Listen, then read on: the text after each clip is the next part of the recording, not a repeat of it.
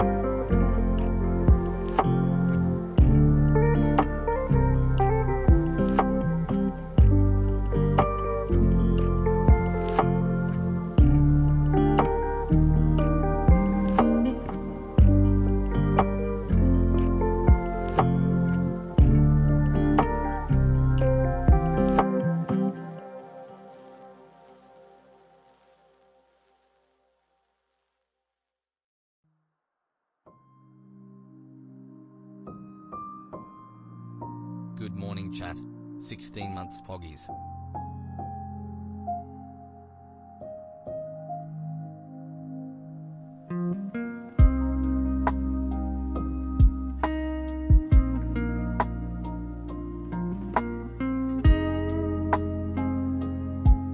Months of this sussy.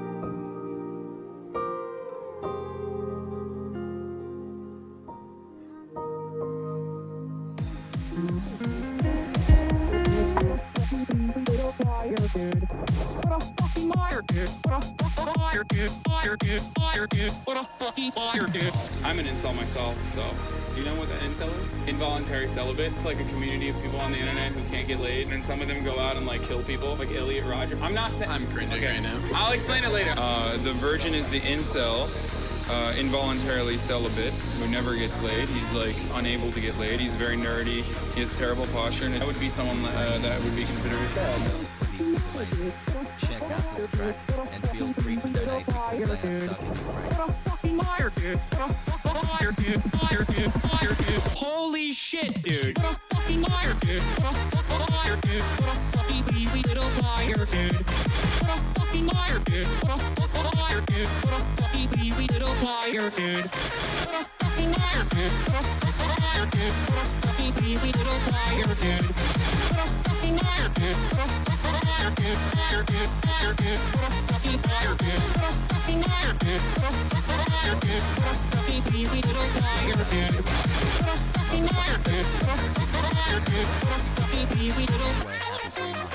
This is a short ad break by Hasan Piker. I want you to redistribute the wealth to Mall Brawl by order of Communist Turkey. Follow his Twitch streams at Mall Brawl.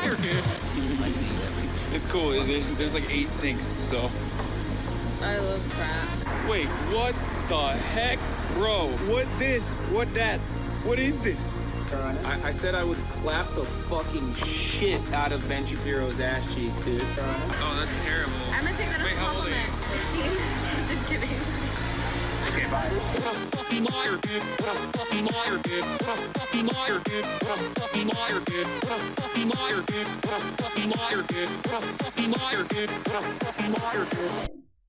People have. Holy shit, dude.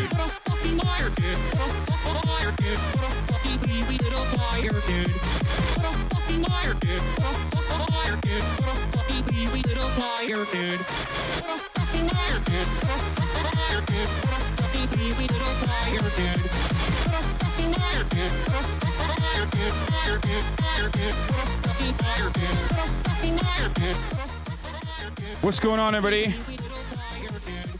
I hope everyone's having a fantastic evening, a fantastic afternoon, a fantastic pre-noon, no matter where you are in the world. I'm Hasan Piker, and this is the HasanAbi broadcast coming to you live from sunny California, Los Angeles, folks. We are live and alive, and I hope all the boys, all the girls, and all the MBs are having a fantastic day.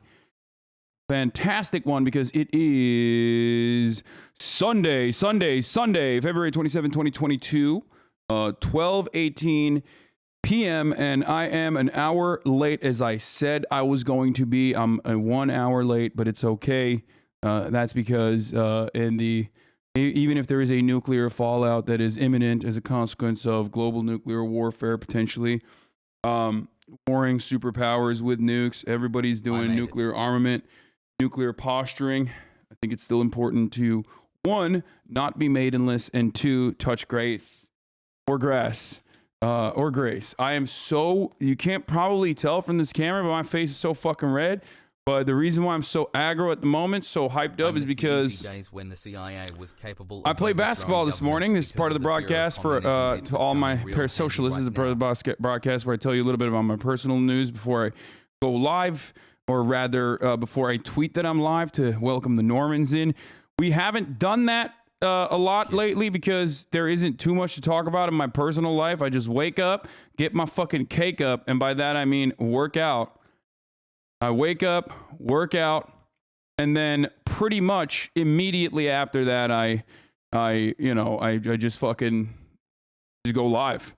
That's what I do. That's what I've been doing, and that's what I will most likely keep doing. So there isn't really too much going on in my personal life, other than actually we're gonna go to the UN in a second. How are you so calm to talk about this? My friend, I've been a political commentator for the past 10 years. I've talked about numerous atrocities every single day for literally the past 10 years. I think after a while, you just grow thicker skin to genocides, war, bombing campaigns, and numerous other atrocities conducted by large imperial superpowers where people just get fucking destroyed. I've talked about white supremacy. I talk about these sorts of things every single day. And after a certain point, you know, while I do, of course, still maintain the severity of the situation and still understand that and do get emotional from time to time, as you know, whenever I am, when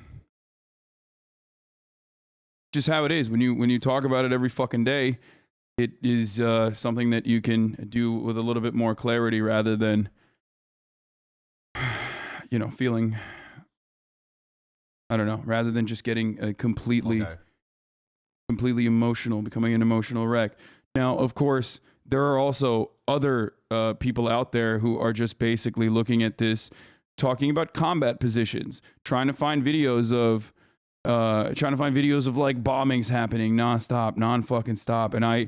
And here's the thing, like, I try to, at the very least, add additional analysis to what the fuck we're talking about, and I don't want to.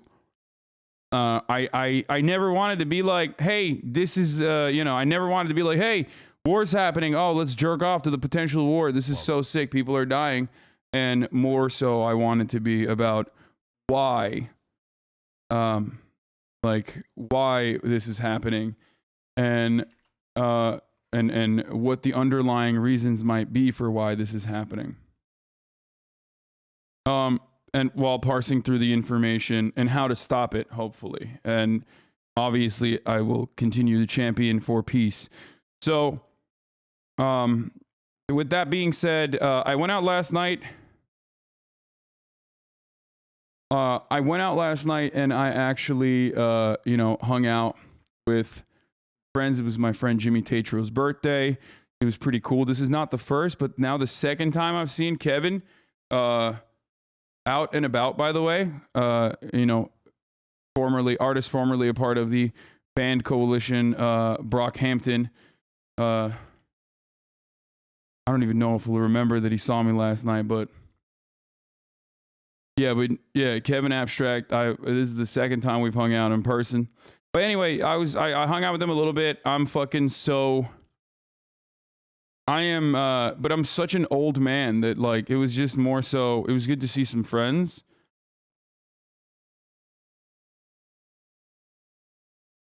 But regardless, without further ado, let's get started. I will blasting off. I'm live. And so is the UNSC. Also, possible ceasefire talks in Minsk. Plus, Russia has escalated nuclear. Russia has escalated nuclear readiness. So some good.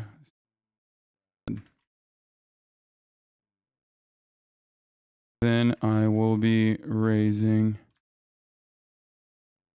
again. Might have to raise the stakes though, because I'm not dying enough on Elden Ring. And now, okay.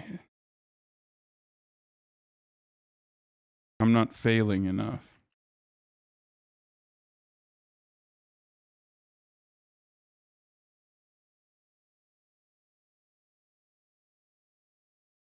Whoa. They will raise the stakes.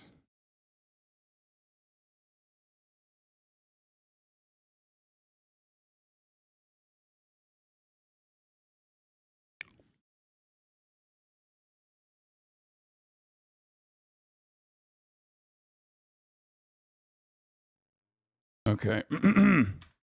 Plus. Raising money again for Ukraine. But will raise the stakes because I'm not failing enough on Elden Ring. Get it now. Okay, does anyone have a meme to blast off with? All right, Bald Bankrupt is in Ukraine today. Just wait until you get to the first boss. I mean, I know. I know. I haven't, like, I've just been killing NPCs and stuff, so it's, like, really easy. So, meme of you and XQ doing the opposite.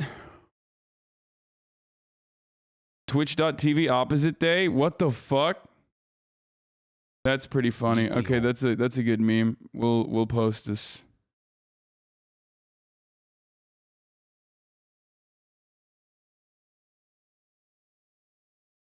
New bald video. It's Fuego. Do you pay your taxes? No, I do tax evasion like all the time. Of course, I pay my taxes. 9-month sub and Putin is celebrating IT with me. My Russian friend from Kyiv said he's gonna stay there with the AK-47 and protect his apartment, even if he's gonna be the only person there.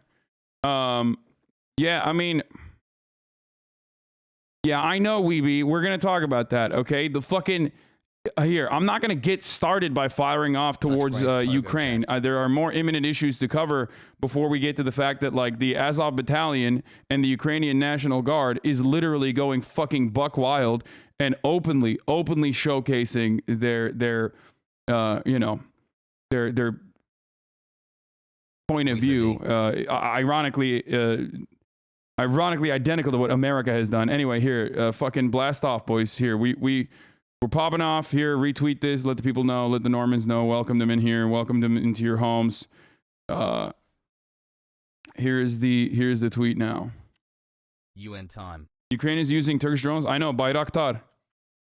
Os bayrakları.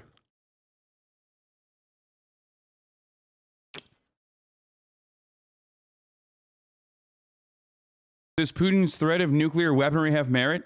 Yes, that's kind of the whole point of why they have a nuclear arsenal. So they can make threats like that and have it be merited.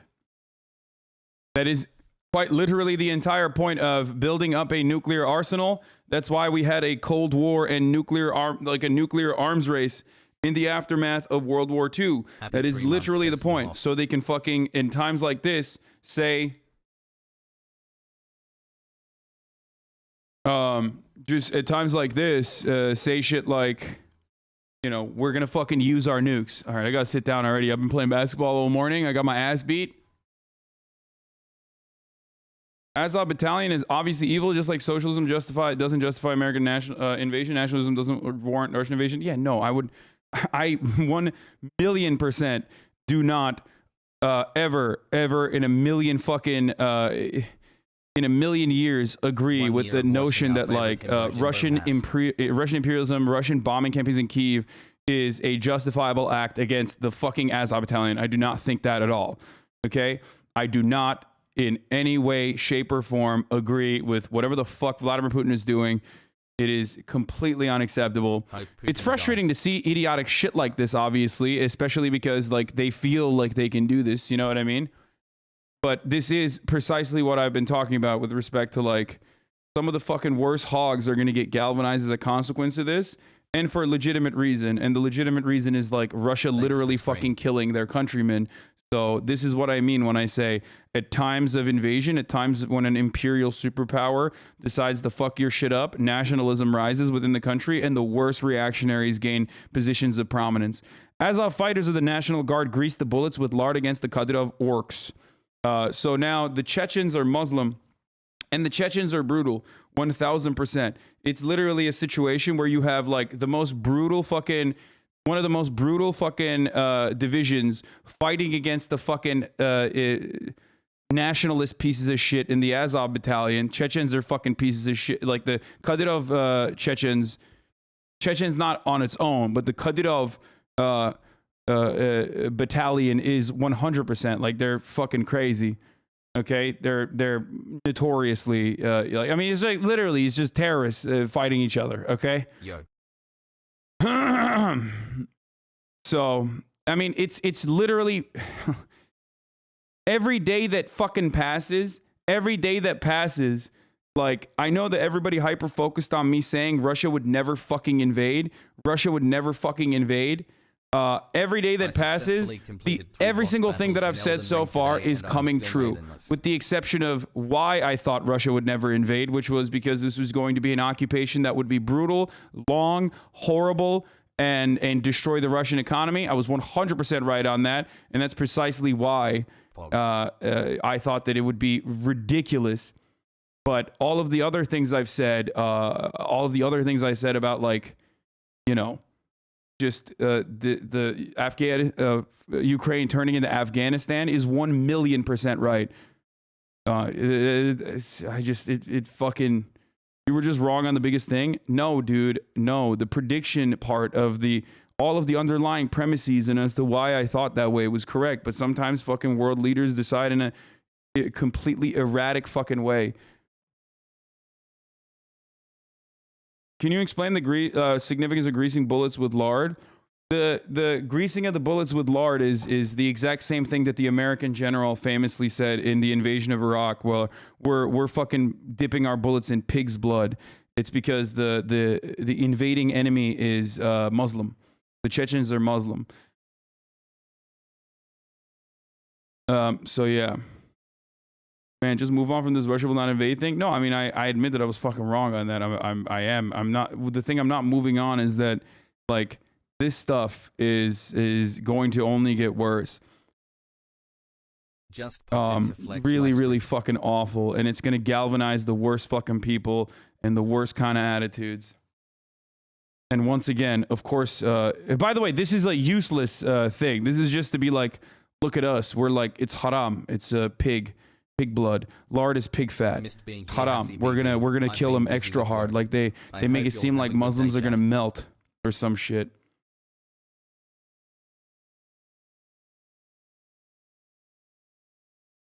Putin's war ushers in crisis for Russia. Yeah, that's what I mean. Of course, like, these are the reasons why I said this would have been a fucking, like, suicide mission almost. Just insane. Also, not only that, but I mean, look, the Azov battalion doing this on its own is one thing. It's the Ukrainian National Guard posting about them and hyping them is one entirely separate problem. What is this? Azov boys think they're fighting vampires. Yeah, I mean, dude. Lard is also one of Ukraine's national foods. They eat lard sandwiches with rye bread. Dog, come on. I'm fucking Muslim. You're really going to tell me what this means? I know what the fuck this is. It's just like really? This is how you're spending your time, brother? You're going to fucking you dip all the bullets in fucking lard? I mean, you're going to get owned if that's what you're worried about. Go worry about fucking defending your homeland, idiot. Anyway. Motherfuckers think this is like Muslim kryptonite or something. It's just like straight up Islamophobia, Islamophobic bullshit. America did it, and now they're doing it too. It's that Muslims can't enter heaven if they've had pork. Yeah, it's bullshit. No one fucking, like, that's not a real thing. What? Muslims when they get hit? Sasuke, no, that bullet is haram. Allah, what is happening to me? Okay. Can you stop spreading misinformation about Finland? You're spreading Russian misinformation about Finland. This whole Ukraine has a bunch of Nazis as a part of that propaganda. You're making the same mistake with Finland. Dude, shut the fuck up. We're literally, I'm showing you the fucking Nazi dude literally doing Nazi shit on the Ukrainian National Guard account. Okay? What the fuck are you talking about? Also, I didn't say Finland is Nazis. I did not say that. You're just making stuff up to get angry at, like, shit that I haven't said. Go fantasize about it on your own. You don't have to do it here. Anyway, it doesn't even fucking matter because all this is still the fault of Russian incursion, okay? If Russia doesn't fucking invade, these guys don't even get the kind of clout that they would get. You would have them in the National Guard and shit, but it doesn't matter. You know what I mean?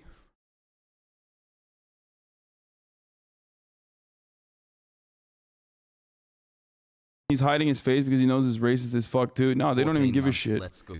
Literally called Finnish soldiers Nazis a few days ago. No, I said the Finnish also collaborated with the Nazis against the USSR, which is historically accurate facts. I don't know what the fuck you want from me. It's literally the truth. Go take it up with your own country's history, you dumb bitch. Okay? I personally didn't even know that the fucking Finnish Navy or the Finnish Air Force literally had swastikas on slapped next to their fucking airplanes since 1918 and continued it until 2018. That's not my fault. That's the fault of fucking Finland deciding to do that and then quietly eliminating it. I never said Finland is a bunch of Nazis or anything like that. Shut the fuck up. Not only do I love Finland, I literally have a Finnish flag here somewhere.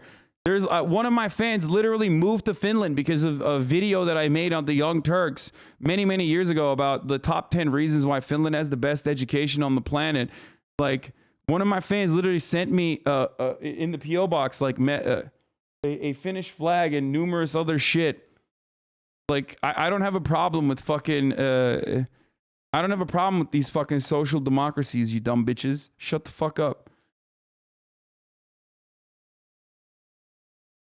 Finland Air Force used the swastika before he was adopted by the Nazis? Yeah, except, you know, the guy who gave them the fucking swastika was literally a head Nazi in Sweden. So you will never win this argument. What's up, XY Chelsea 87? Thank you for the 50 gift to subs. Why are you so controversial all the time? Because I just don't fucking toe the exact same narrative that you want to fucking hear all the goddamn time and make your fifis feel all good on the inside. That's why. And it's like really frustrating, especially because when in times of fucking war, people like to think about things as though it is...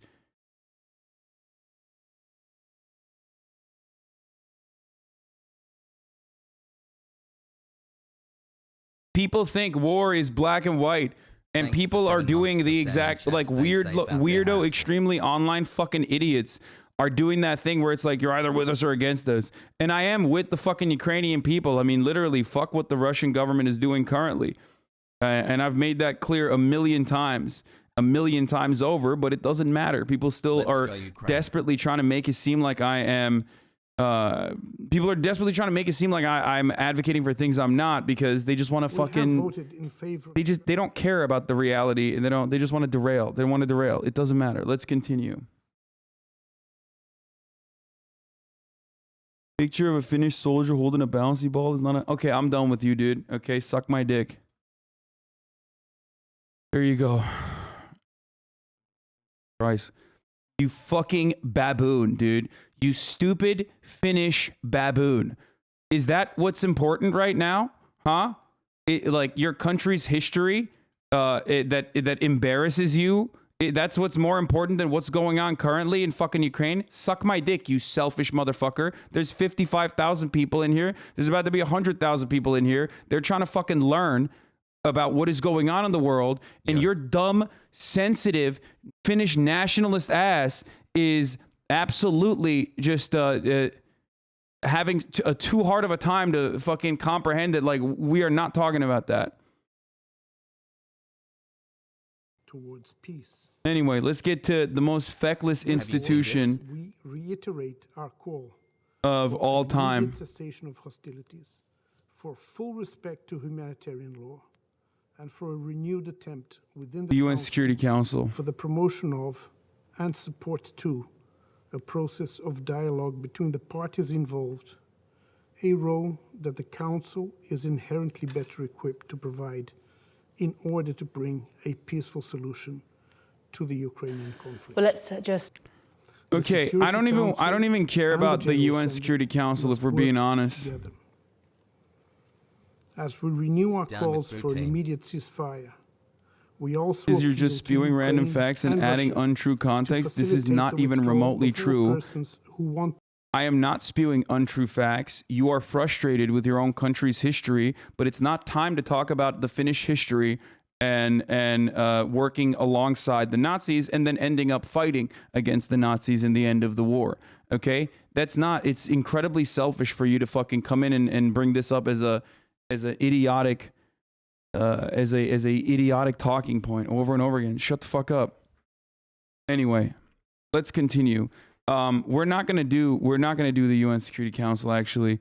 God damn, dude, why people are so fucking fragile every time. Okay. Especially because like none of this is even remotely related to why Russia is still very much at fault for invading Ukraine. Okay? And I'm not spewing random facts. You're the one who brought it up. Anyway, regardless. Okay, so some good news, bad news. Okay, good news, bad news time. Good news. Good news. Ukraine is ready to hold peace talks with Russia. Okay, as a scramble for the second largest city is still ongoing. There is an envoy from the Russian side that has already been sent into Minsk. Minsk is being considered neutral ground, neutral territory. Now, I don't know how fucking neutral Belarus is when Belarus is being utilized as a launching platform to go into Ukraine. And also, notoriously, Belarus is 1,000,000%, an ally, a vassal state to Russia. But that's where prior 3 months, baby. neutral Love you, Hasan. neutralization agreements or prior ceasefire agreements in the form of Minsk have Minsk and Minsk 2 have been held. So that's what they're going to be doing. Russia and Ukraine are accusing each other of using white phosphorus, and there's reason to believe both are correct. What the fuck? I did not see that part. Holy shit. That is 2 not months, good. woo-woo. But yeah, they are going to meet on the Belarusian-Polish border, apparently. Okay, that's good. That's good. Not at Minsk. Okay, that makes a little bit more sense. Anyway, regardless. So that's the good news, okay? Because that is the one way to get out of this situation. Is perhaps the only way to get out of the situation. But I will talk about the numerous different opportunities. I will talk about the different... that was me that sent you the finished stuff. It was the video you made that made... Oh, that's it. Artex damage. That was me that sent you the finished stuff. It was the video you made that sent me there. Always appreciate it, my dude. Yeah, I literally have a fucking long-term community member who used to be a fan of mine even back in TYT that literally uprooted his life and moved to Finland because of a video that I made about Finland. Anyway, it's totally random, but regardless. So there's a lot to talk about with respect to what has happened over the past week, okay? There's a lot to talk about with respect to what has happened in Ukraine over the past week. But the good news, bad news is, good news is, like I said, peace talks. They're moving towards peace talks, potentially. Zelensky has agreed. America has said no before, which is, of course, the main entity here that matters. I'm sorry. Zelensky's point of view is completely irrelevant in this conversation. If America decides, no, we don't want the peace talks to continue. So we'll see what happens there. But there's also obviously reasonable fear from Zelensky's side that they might get fucking assassinated, just like there is reasonable fear on Putin's side that Putin might get assassinated or some shit. Obviously, the Zelensky fears are a little bit more significant, even though it's being held at the border apparently. So.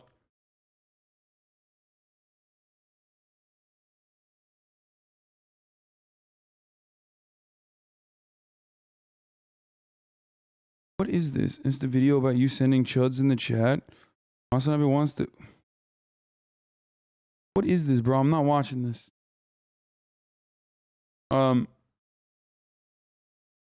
Wait, is this old news? They said no already? Oh, Zelensky's not going, but a delegation is. Okay, that's good.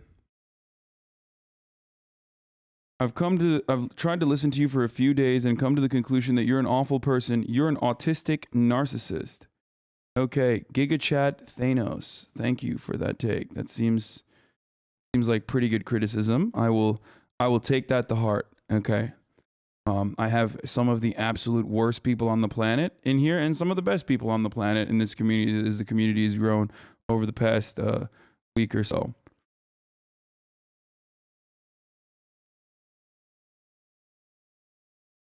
Anyway, most normal hate watcher, exactly. Oof. Okay, so here, I'll show you what I mean when I said America had previously said no to the peace conversations. They used the bombing and shelling as a reason as to why you can't have peaceful negotiations or you can't have a ceasefire. You can't even come to the table to agree with a ceasefire without like a ceasefire actually happening. So that's what they said. Blood Match, thank you for the 10 gifted subs. Thank you, Hasan, for being here talking about the situation, but also making me think about something Putin's reps in the presser didn't say they wouldn't kill Zelensky. Yeah. Yeah, obviously, dude. Why the fuck would they say that?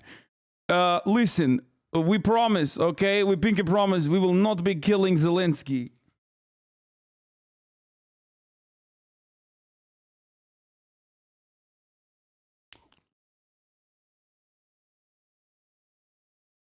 No. Listen. We will never kill Zelensky. You are crazy. Love you, Hasan chat hassle. By the way, here's the reality of the situation. If Zelensky died, this would be the worst possible outcome. It would be the worst possible outcome for Ukraine.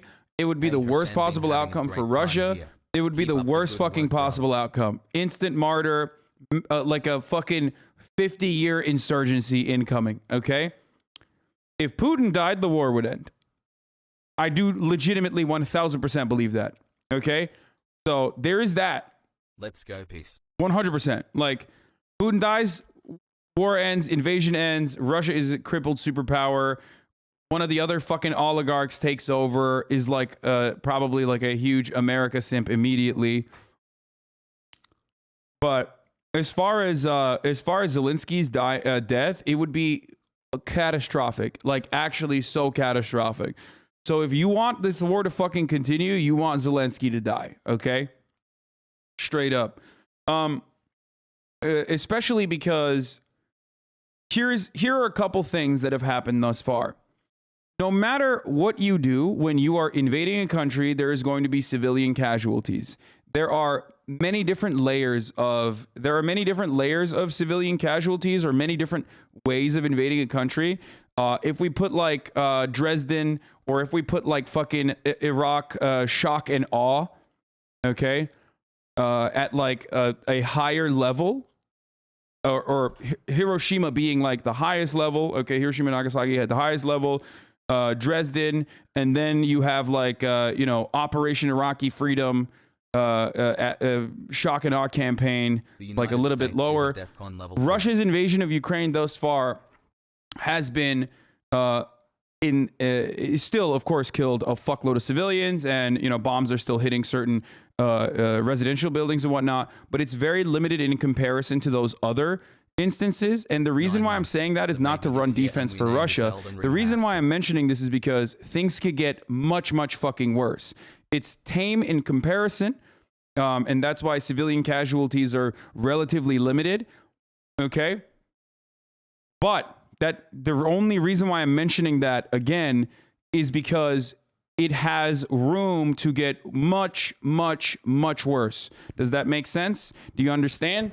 And my fears are that coming on Monday, when the fucking ruble dips, when the ruble dips completely, and Putin's forces are met with attrition. They're having a hard time. They're having a hard time resupplying. They're having a hard time overtaking Ukraine. Ukrainian jets are still fucking flying, which is like you know, a big misstep, a big tactical misstep on behalf of Vladimir Putin. So much so that I think, like, obviously overtaking an entire country with 44 million people is always going to take a long fucking time. But given you know, the Russian army's striking capabilities and overwhelming firepower, they a lot of people thought that they would at least move on to Kyiv pretty fast. So I have reason to believe that that is part of the reason why they're being more tame. They're not doing like a full scale, you know, dumb missile strikes everywhere, indiscriminately bombing shit. But I do worry that they might start if some kind of ceasefire is not met immediately. So there's still a long ways to go if they do not, if this does not stop. So a lot of people who say like, oh, Russia is losing, like Ukraine is winning, Ukraine is winning. Ukraine is doing a really fucking good job defending itself, much better than people thought it would. So shouts out to the fucking NATO firepower. I mean, goddamn, those javelins, they do work. Those fucking anti-tank missiles, they do work. You know, they straight up, they've gotten a lot of fucking training and they've gotten a fuckload of guns. And you know, they're doing a much better job of pushing back against Russia and not even allowing Russia to command their airspace in its entirety than I'm pretty sure the Russian military suspected. So that's a tactical misstep on behalf of the Russian forces, and that is attributed directly to what Ukraine has been able to accomplish in terms of defense. But that doesn't mean this fucking war is over, and I do fear a little bit that everyone's saying like, oh, dude, Ukraine is winning. Like, what if they fucking destroy Russia and, you know, cripple Russia in its entirety? I think those people are a little bit too fucking hopeful and a little bit too excited, and they're eating up the propaganda a little bit. Like, I don't think the 3,500 Russian Russian military members have died so far. Those estimations are always going to be wrong in war, but I don't believe that those estimations are even in any way, shape, or form remotely correct. I think hope is good in a situation like this. It galvanizes the defense against this oppressive, invasive imperialist force. But I don't think Russia said 4,300 people have died. That's fucking insane. They already confirmed it. Holy fuck. That's insane. That makes me even, oh no, that is incredibly scary. Incredibly fucking scary to consider. The conscripts that are dying as cannon fodder is one thing, right? Because they're like 18-year-old kids. No, this is the Ukrainian Defense Ministry's estimations is 4,300 troops. Are you guys sure that Russia said that? I don't think that Russia admitted that.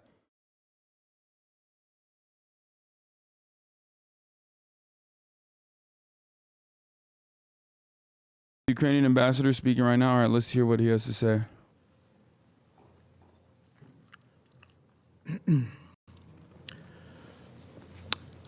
Distinguished members of the Security Council,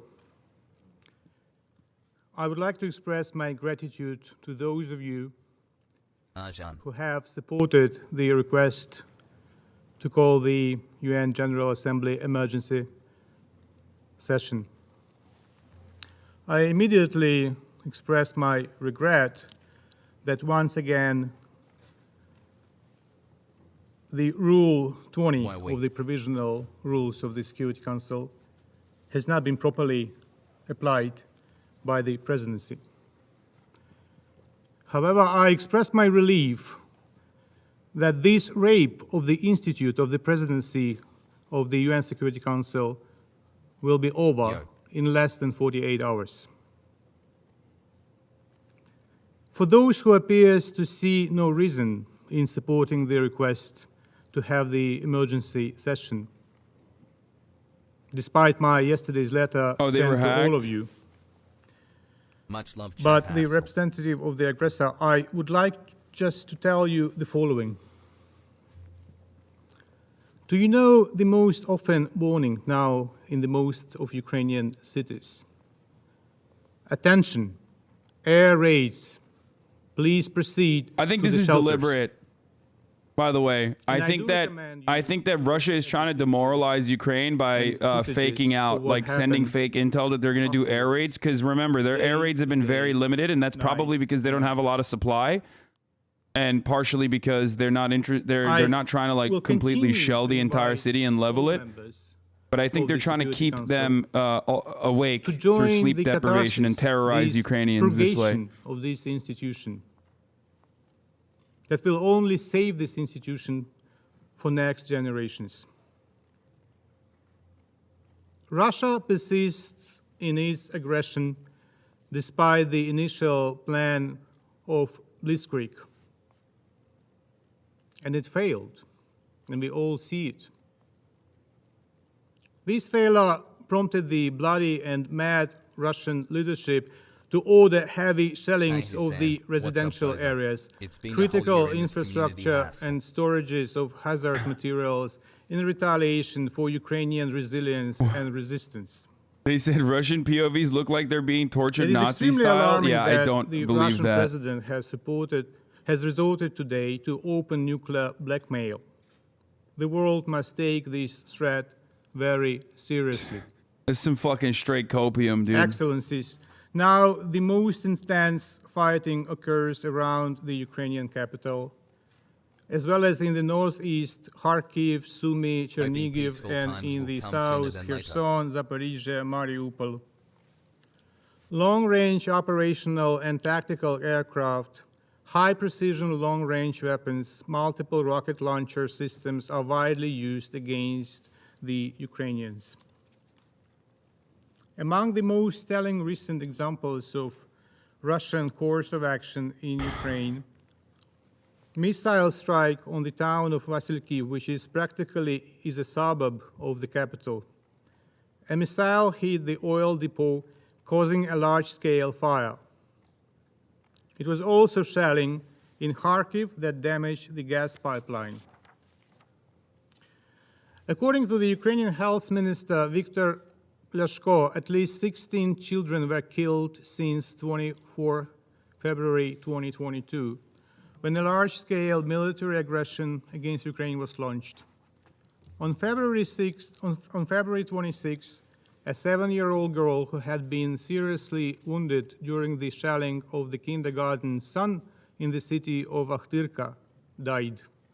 On the same day, due to the shelling and gunshots, one child was killed and 2 wounded in the National Children's Hospital Ahmadit in Kyiv.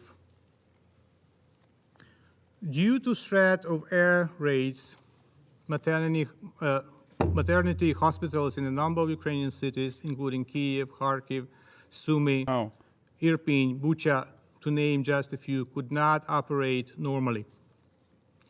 Ukrainian children are born in bomb shelters.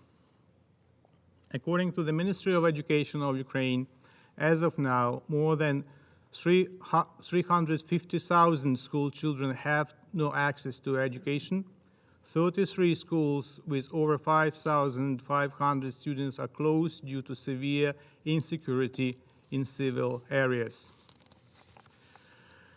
Today I have brought these appalling facts to the attention of the UNICEF, asking to respond immediately to the situation, give proper qualification to the actions of the Russian Federation, and take all possible measures to stop further deaths and violence against children in Ukraine due to the blatant Russian aggression.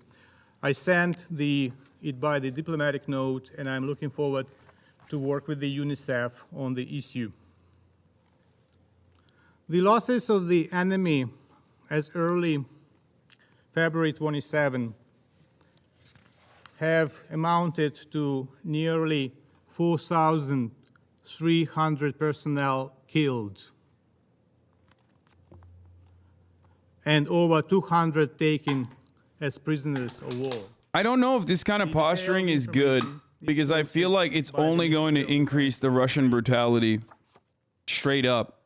Like, Distinguished members of the what Security everyone Council, should be focusing on as in this always, moment, instead of fucking being like 4,300 Russian troops died, which I don't denies believe is a real that number for the record. its It's probably a soldiers lot have because they have prisoners supposedly taken down some planes. that taken prisoners But instead of fucking egging on, this all the obviously soldiers that are violent killed, nuclear superpower recognized. further, guys, let's stop In this boosting regard, morale. Ukraine has You opened- only boost morale if you legitimately think Ukraine has the capacity to destroy Russia. Yo. If you do, and if you legitimately do believe that Ukraine has the capacity to get with the weapons that it gets, with like the potential, black ops and like mercenaries and whatnot that come and join the fucking international call to arms, if you legitimately think that they have the capacity to purge the Russian invaders, Families involved. and without like Russia then just ramping up the fucking brutality, the senseless brutality that they will subject the Ukrainian civilians to, okay? Then yeah, you're right. Slava Ukraine, right? Just fucking more power to the Ukrainians, right? Except, once again, the most important, the most immediate thing that everyone should be focusing on currently. Donation goal to fund Blackwater. That's not my donation goal at all. Shut the fuck up, idiot.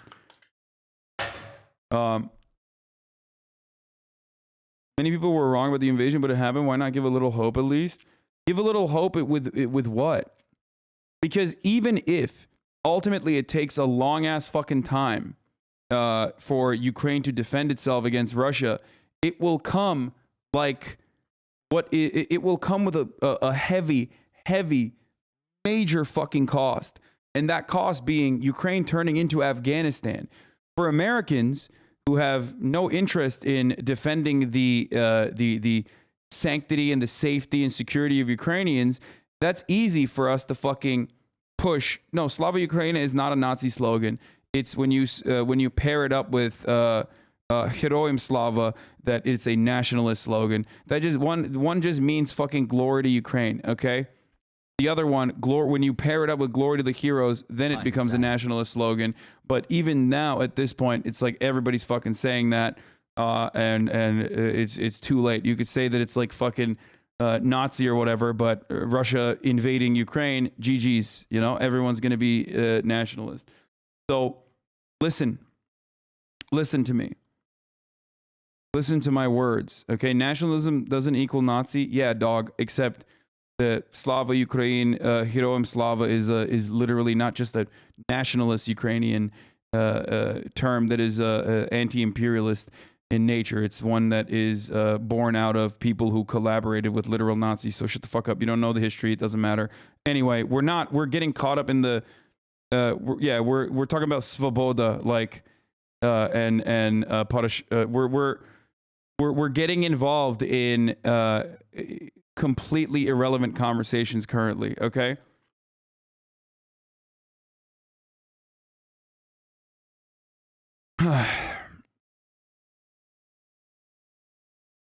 Russia's limit isn't the extent of its capabilities, it's the extent of political will within Russia to keep Putin in position of unilateral decision-making power.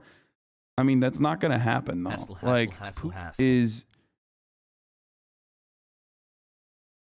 Putin is, this is exactly what Putin said would cause another country to be targeted.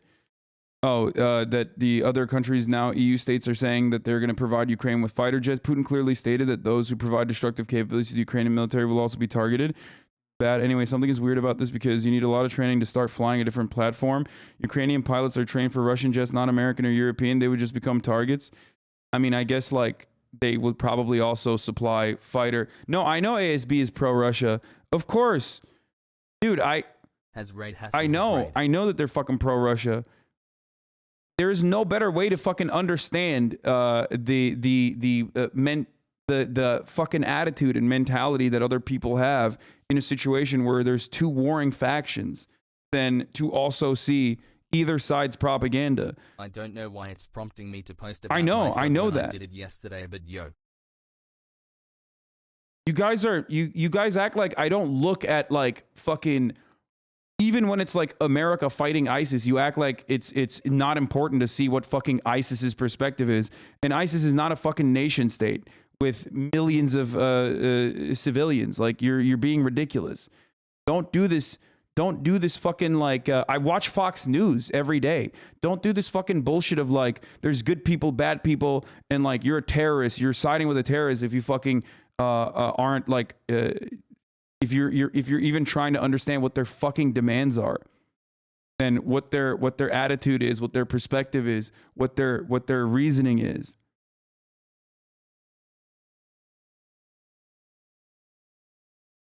Anyway, it's just like it's so frustrating that everybody keeps trying to also like a lot of people keep trying to like fit me into this comfortable narrative like where there's just like, yo dude, you're siding with Putin when it like I don't know how many times I have to say that it's completely unacceptable. I qualify it 1,000,000 times every day. Anyway,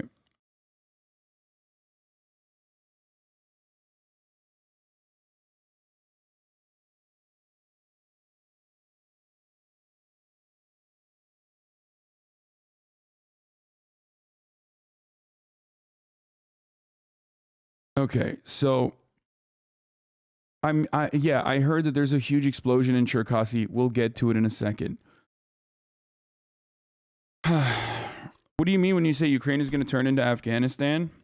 What I mean is, first of all, a lot of you who were probably here for the 20th anniversary of 9/11 already know this, but you know a fun little thing called Operation Cyclone, where we in the United States armed the Mujahideen against the communist Afghan state that was demanding help from the USSR, which then ultimately turned into a problem for the USSR against the Afghan communist state that was truly being incredibly brutal and trying to de-Islam, like, what's the term for it? Like, delete Islam from Afghanistan, okay?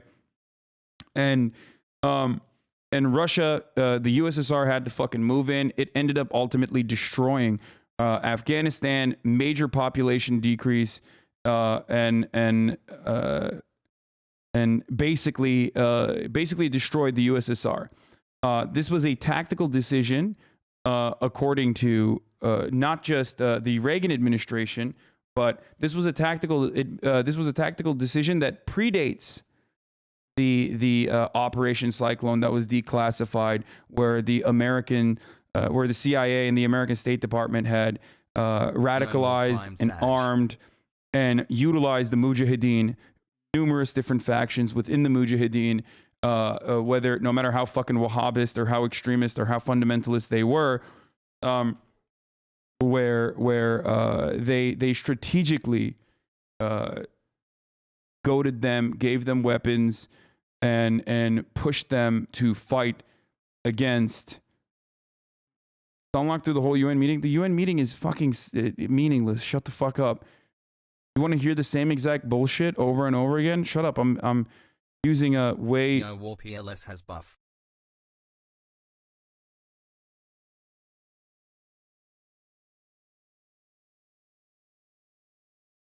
I think this is a way more interesting thing to talk about, other than hearing the same fucking delegates posture for the 11th time about how Russia is bad. Like, we all agree, dude. You can't do anything. You're fucking powerless.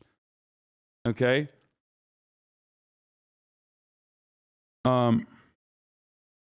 So America did this. America did this with the express purpose of pushing the USSR into a long battle in Afghanistan that would end up destroying the USSR, right? And that was true. That happened, okay? And on.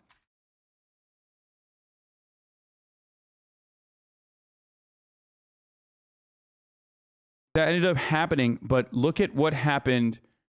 Look at what happened to Afghanistan as a consequence of that.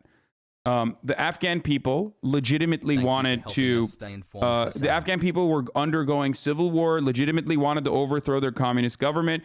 The USSR, as a superpower, came in to defend the government's interests and even overthrow the government themselves when they realized the government was like fucking psychotic. Poggers, let's go. Okay. And that ultimately successfully turned into the USSR's own Vietnam, right? It turned into the USSR's own Vietnam. But nobody ever thinks about what happened to Afghanistan in the process. Afghanistan became Taliban territory. All the most reactionary forces overtook the country. They were seen as like the heroic figures that were able to win, or at the very least, they were the ones who had the most guns and the most training, because they got the most guns and the training from the CIA. Hey. And ultimately, a country that was, and I'll use like Western-centric terms for this, for you to understand, a country that looked like a European cosmopolitan turned into the bombed out, desolate crater that it now is. Okay? And I am afraid that America, that has very easily utilized other countries in the past against their foreign adversaries, will do this exact same thing in Ukraine right now.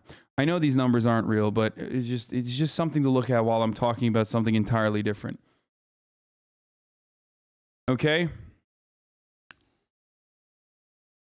Here. And what I'm referencing here, for those of you who don't know... No war but class war. Okay, here. Brzezinski, who was Jimmy Carter's security advisor at the time, famously gloated, okay, about turning, like utilizing the Mujahideen and the reactionary forces within Afghanistan to create a genuine, legitimate uprising to ultimately get the USSR involved in an effort to turn USSR into, or in an effort to turn Afghanistan into USSR's own Vietnam. Okay? That was the stated goal. Now, that might be gloating. It might not even be like, it might not even be what the fuck the U.S. security advisor Brzezinski's like original goal was. But it's something that the United States has done in the past. Here, I'll just show you what I mean by this. Here's the interview that he gave.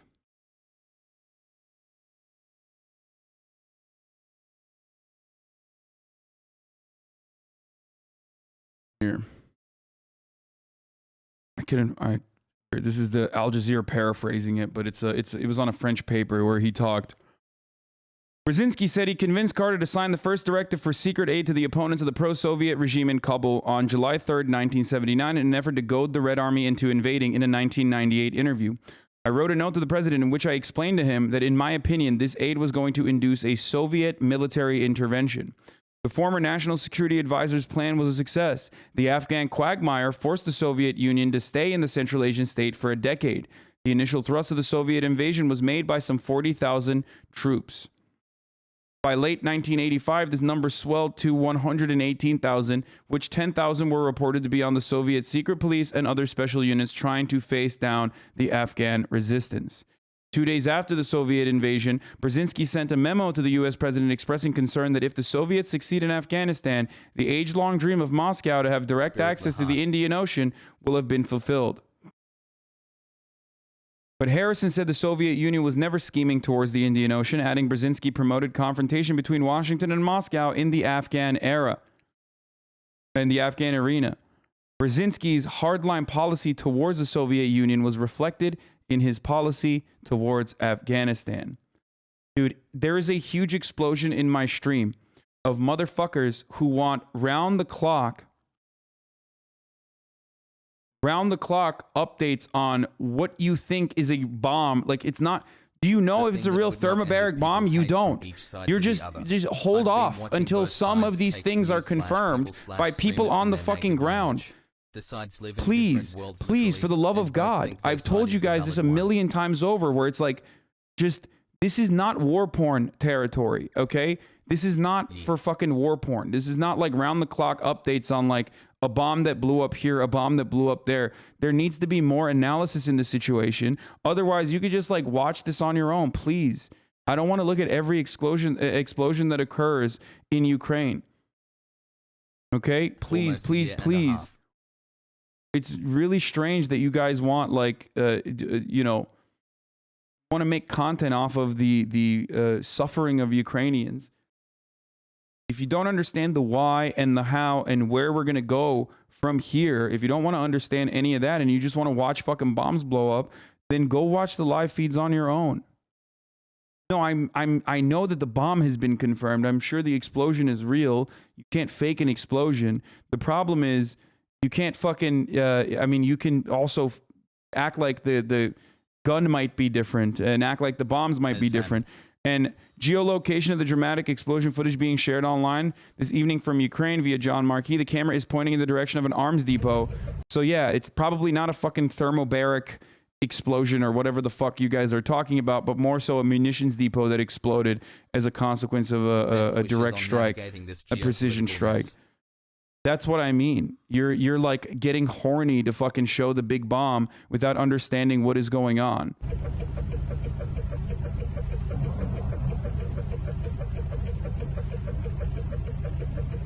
Ох, ёб твою мать, нахуй. Давай, давай, давай. Anyway.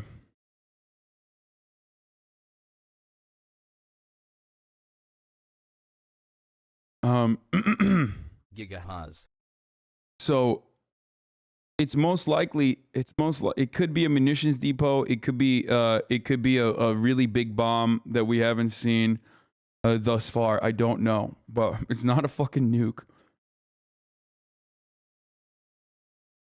People think history equals glorification and analysis equals condoning, and y'all are that deep into anti-intellectualism. No, I get it. Tensions are high. Tensions are fucking high. It could be a fucking gas pipeline. It could be an oil depot. It could be a refinery. It could be a munitions depot. It could be a million different fucking things. Definitely not a nuke. So calm the fuck down. Okay, that's not how a nuke works. If it was a nuke, this dude wouldn't be filming right now. His phone would have died. We would have never gotten the fucking footage. Okay? So chill out. Also, why would... Russia is never going to nuke Ukraine, guys. That would kill Russia. The proximity of Ukraine to Moscow is part of the reason why they're invading Ukraine right now and want it to remain a buffer state. Why would they fucking nuke their own like backyard and then end up killing themselves? Please think about that for a brief moment. If Russia is nuking anywhere, they're nuking Western Europe, okay? They're never nuking Ukraine. Oh, just like how Russia was never going to invade in the first place? Oh my God, I am so sorry, dude. You're right. Vladimir Putin actually is going to nuke itself. You caught it. You caught it right.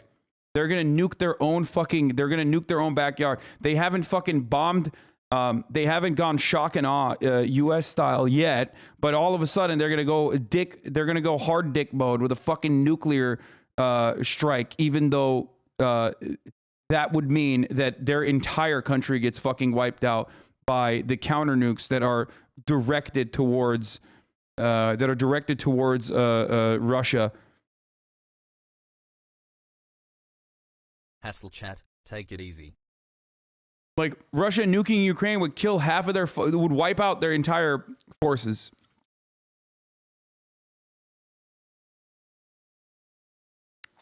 The hate watch is strong in some of these. Yeah, people are just like, what the hell's up with chat today? I think. Smile, any smilers?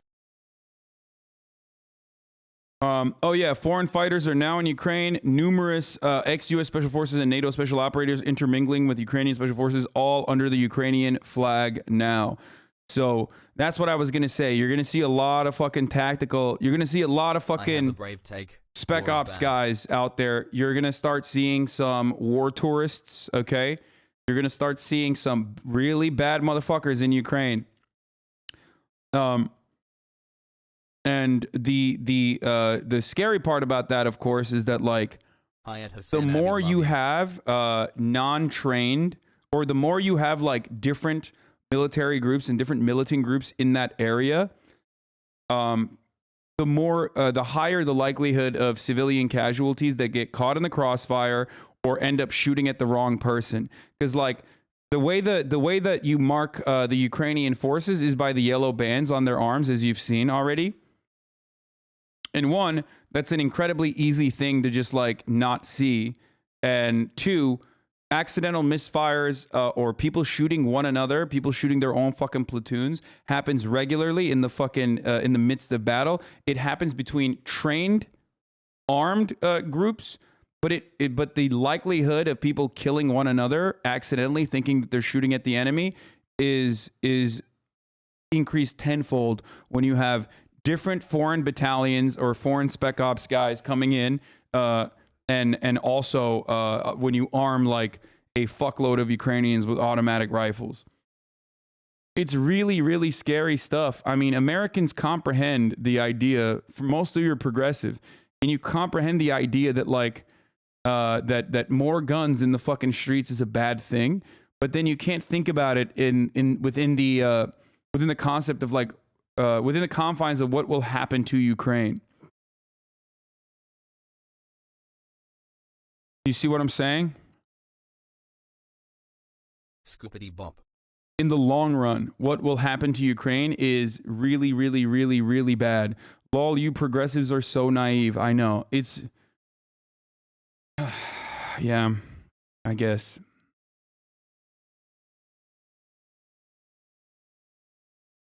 Pog.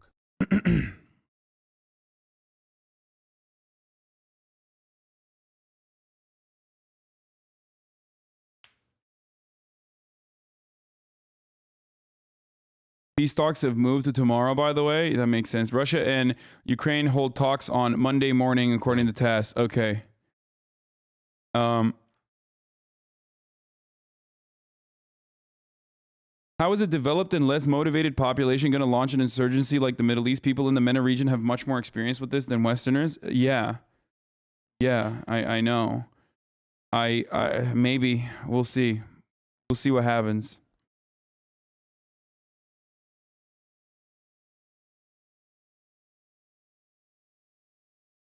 Aren't the countries that send forces in Ukraine in danger now after Putin's threats? No, they're not officially there as like standing military. None of those guys that are coming in are like, I'm officially an American. Notice how none of them have patches or anything that resembles like that they are American. That is deliberate. That they are, you know, special operations from different countries or whatever, or even if they do have patches, they're like they're hiding their identifiers. It's proxy war. It's what Russia did in Donbass, for example. Confused on Russia's next move. Pretty sure They're Daddy mercs. has plans for Georgia too. They're not going to officially be affiliated with any of the states. When they are inside of Ukrainian borders and fighting alongside the Ukrainian defense, they are no longer affiliated with their own personal state. They will that would mean all-out war for NATO superpowers. They're just there as random people, okay? They're just there as random people. A lot of them are retired military. A lot of them are defense contractors. That's the reason why they're there. And then there's also like war tourists and shit too.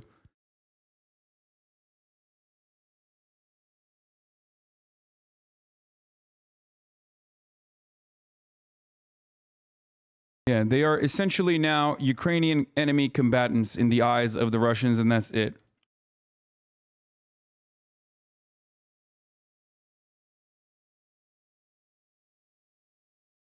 And it's not just Americans either. You'll see like Germans, you'll see British forces, you're gonna see a lot of people go to the international call of arms whenever stuff like this happens. I mean, one of my good friends, friend of the show, Brace Belden, literally did this in Rojava, where he fought alongside the YPG and ironically got training both from the Turks and also from the CIA.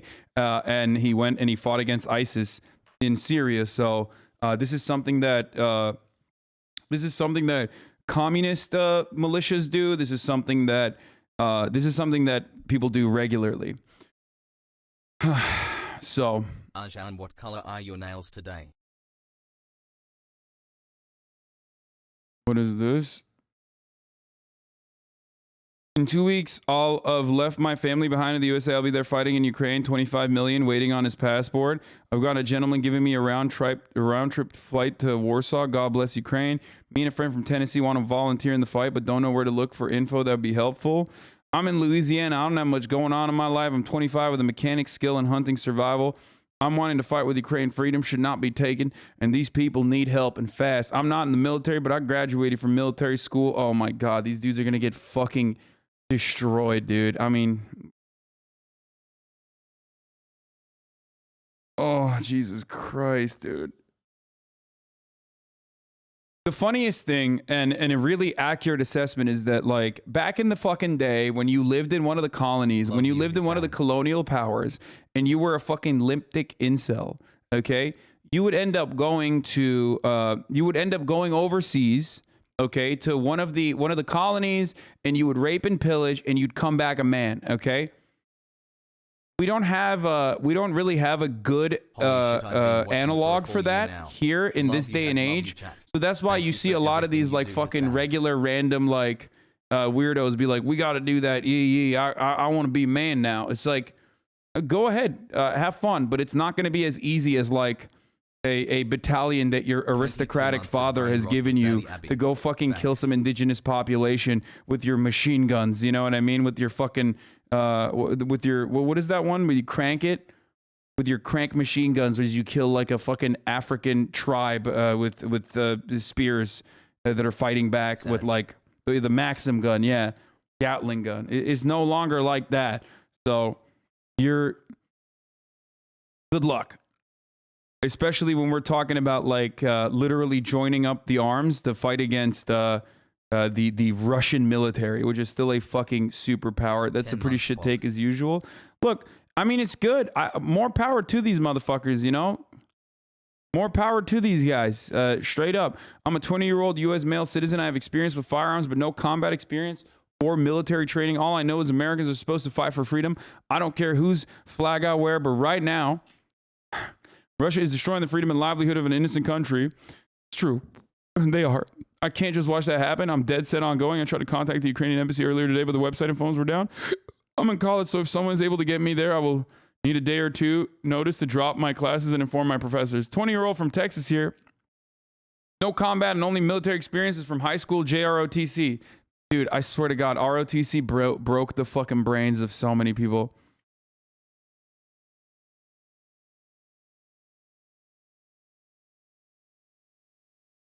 Like, I'm out here literally, listen, I'm fully on board with this.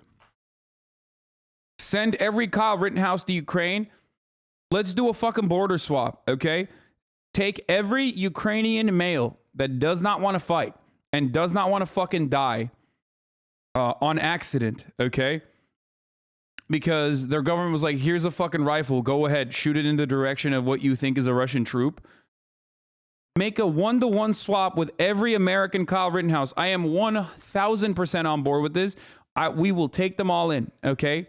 We'll take all the Ukrainians in and that don't want to fucking fight, and we'll send in our Kyle Rittenhouses. Why don't we export some of our fucking, not just the brain disease, but why don't we export our fucking, yee boys out there? They want to do some damage. Hoorah. Do some fucking damage. You know? Straight up.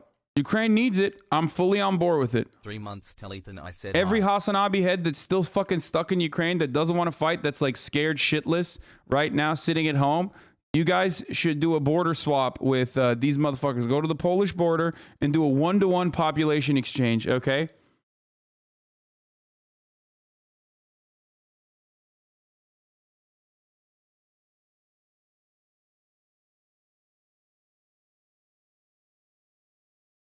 Are you encouraging sending mentally disabled people to war? I mean, these guys want to go. I can't stop them. It's America. Yeet 2 alive. Kyle Rittenhouse about to sue you like he is, TYT and CNN. God, conservatives that love freedom of speech are such fucking pathetic little babies. They go, oh my God, he's going to sue you. Why? What did I say? I said, let's send all of our Kyle Rittenhouses. You are the one who made up in your mind that there's something wrong with that. I never even implied that it was bad. Maybe they just, maybe I mean like, you know, send all of our brave, incredible tactical shooters out there.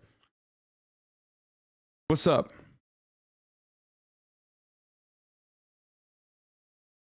There's a documentary about this that called Hunting ISIS, mostly ex-military that volunteer, but some civilians with no experience. Spoiler alert, the civilians with no experience do not fare well. Yeah, unless they're the lion of Syria, the real lion of Syria, aka Piss Pig Granddad, aka Braze Belden. Okay? A civilian that did fare well in battle against ISIS. Right.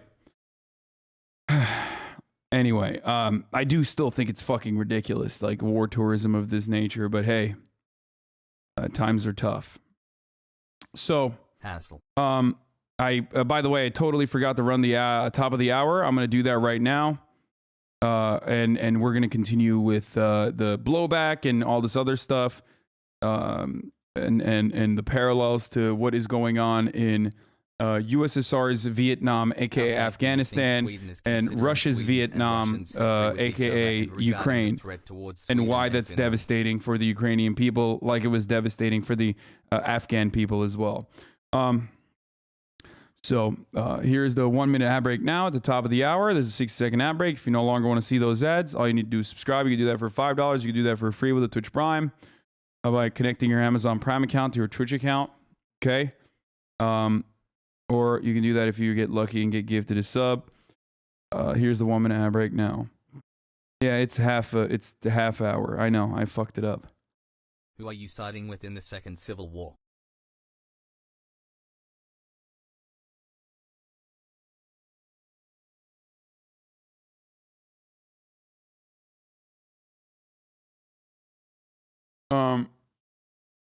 We going to review the Reddit sometime soon? What Reddit? Drink your water. Okay, buddy.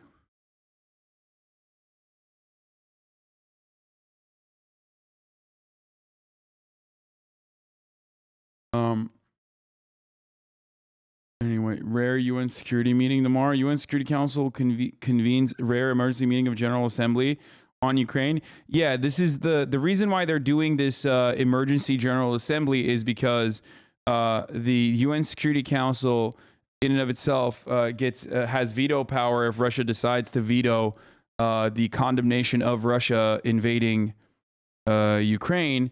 So that's precisely why they have to hold a General Assembly so they can redo that. It is literally just ultimately fucking meaningless. It is ultimately meaningless. They just want to condemn Russia for invading Ukraine, a concept that pretty much everyone fucking agrees with. I mean, I guess that there's like some additional bureaucratic opportunities as a consequence of that full-blown condemnation, but that's it. That's the reason. So,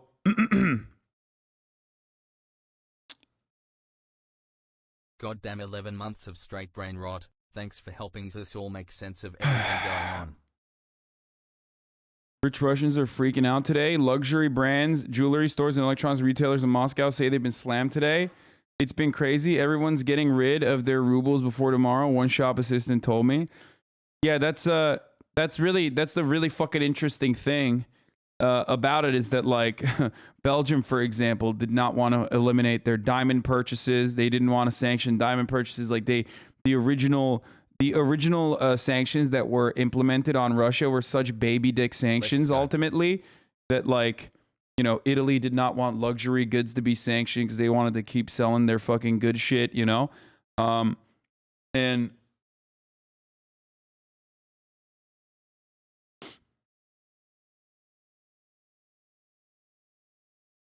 Russia can afford major losses, Ukraine can't. More losses does not equal. Many Indians are stuck in the Ukrainian border with Poland. Indian students alleged Ukraine officials have turned them back, saying, when your Indian government has not cooperated with us, why should we cooperate with you? Check Ukrainian guard assaulting students on YouTube.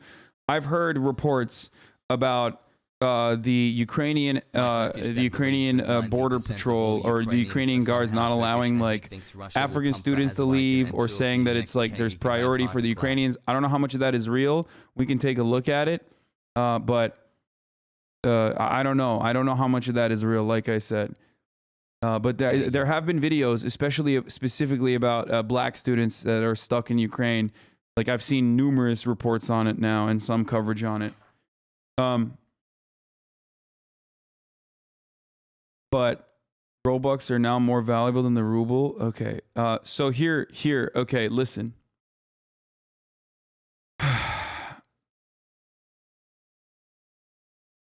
Wait, what? Belarus is officially declaring war on Ukraine? What? The fuck is this? I don't know what this is. 8 months. Where is this coming from? I mean, technically they already have.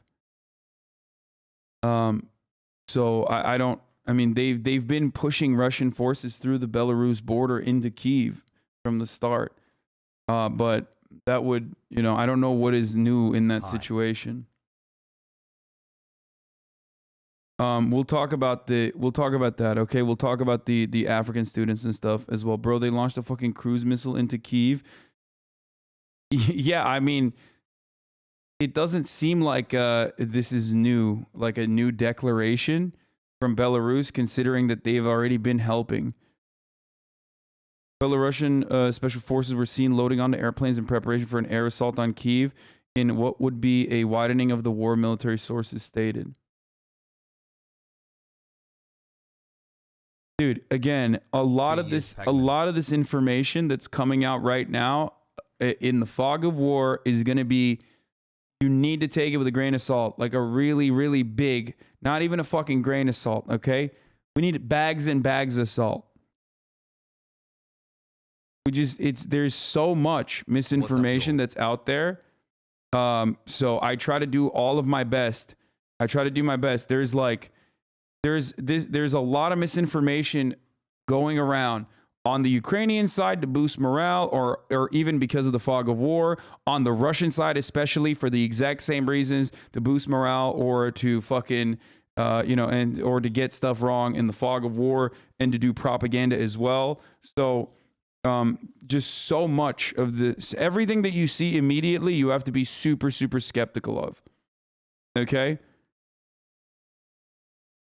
So Carl Nation has flex has Kona.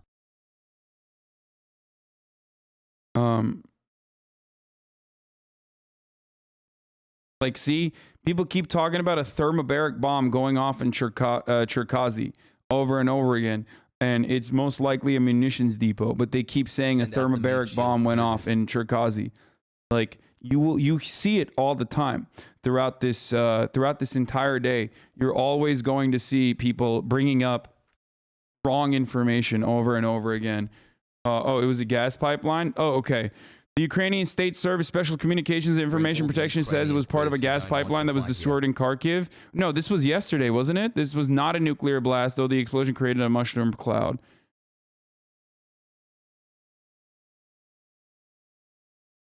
No, this is from yesterday. This guy is getting it wrong. I'm pretty sure this is from yesterday. That's it. That's Kharkiv. We're talking about a different area. Another bomb that exploded today. I think this guy got it wrong. I know that this was from yesterday. Oh yeah, that tweet is literally from yesterday. Anyway, no. That guy didn't get it wrong. I just didn't realize that he was tweeting the correct information yesterday. Yeah, sorry. Anyway, so is Belarus going to get out of this without any repercussions or sanctions towards them at all? Haven't read much on them. I mean, Belarus is a fucking puppet state. It's a vassal state for Russia anyway. So, do you think the West has no actions resulting in this humanitarian issue and it's all Putin's fault? All I see on Reddit and news is one-sided coverage. From my experience, is hardly ever true. No, I do think that the West has Putin bears the overwhelming majority of the blame for behaving in an erratic, insane, violent, bloodthirsty capacity. But of course, there is blame on the Western side as well. Ukraine ultimately is a tiny nation in comparison to Russia in Russia's fucking backyard. Okay? It's just like, of course, they're being goaded and getting material support and getting false courage from Western superpowers, in my opinion, that don't give a fuck about the safety and security of Ukrainians, knowing full well that they would never be able to offer NATO membership into Ukraine as a consequence of Russia invading immediately because of the territorial dispute that was going on. They 1000% were just like, here, take some guns, here, take some guns. And ultimately, when Russia did move in this erratic and incredibly violent way, they turned around and they said, hey, you can keep still having guns and we'll put sanctions on Russia. But, you know, continue the fighting, comrades. We're on your side, except we're far away on your side. We're just on your side from afar, okay? Have fun. Have fun with that. It's laughable how such large militaries like the U.S. and Russia always call for support of those other smaller states when going into war. It's a moral play, for the record. That is. I do think it's hilarious when like NATO, when the United States is like, hey, you guys got to come with us to Iraq and be like, and tell Norway that they need to send like 6 troops. You know what I mean? But that's more so like a fucking play on how many allies we have. Like, look, it's legit. Like, we're doing something good here, and that's precisely what Russia's trying to do too, where it's like, what the fuck are you gonna do with the Kazakhstan military? You know what I mean?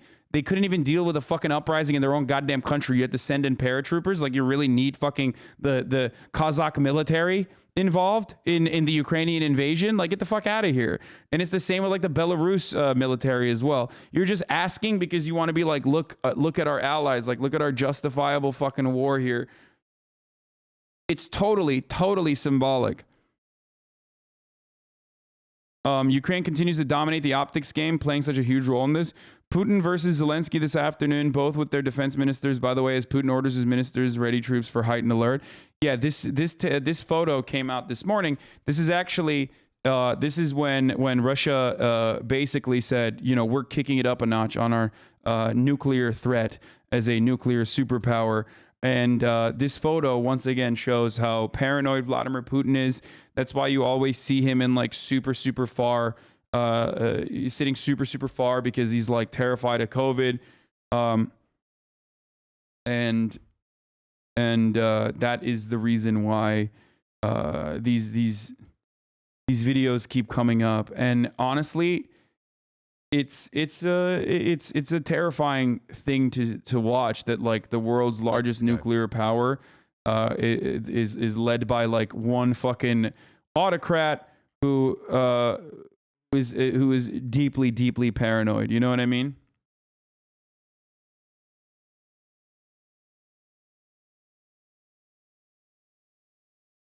Hassle.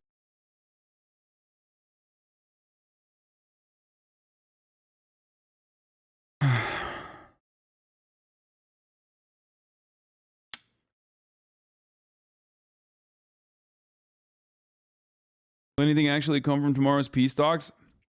We'll see.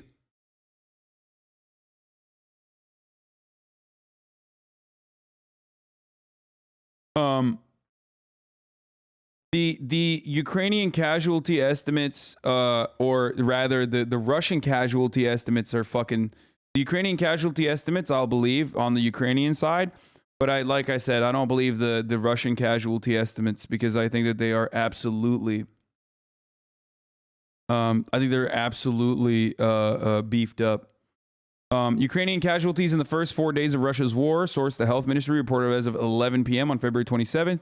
The number combined civilian and military casualties: 352 have been killed, 1,684 have been wounded. 14 of them are children in the killed side. 14 children have been killed so far, and 116 children have been wounded so far. That is the cost of war. That is the cost of invasion. That is why this is a morally abhorrent, completely unacceptable act, and it's just unjustifiable.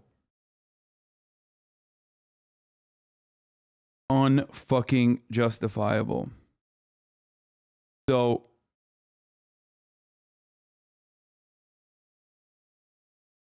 yeah, we actually sent 44 soldiers from Norway. Sorry, I didn't realize it was 44. I'm sorry that I said 6. So,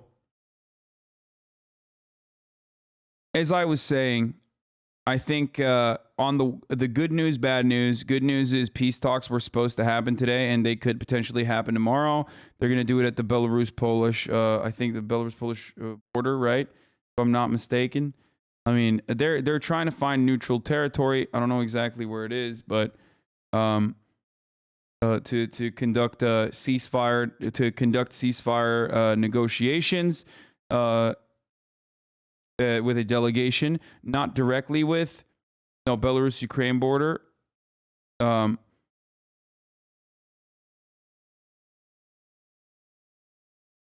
okay, that's the good news. They should hold the peace talks at the HasanAbi mansion. Sure.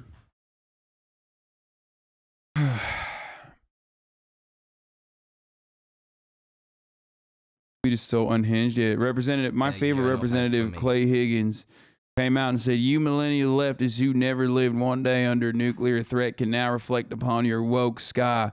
You make quite a non-binary fuss to save the world from intercontinental ballistic tweets."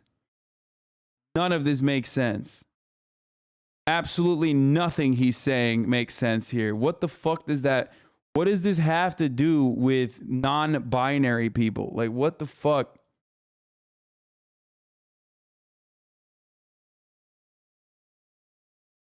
What the absolute fuck is going on?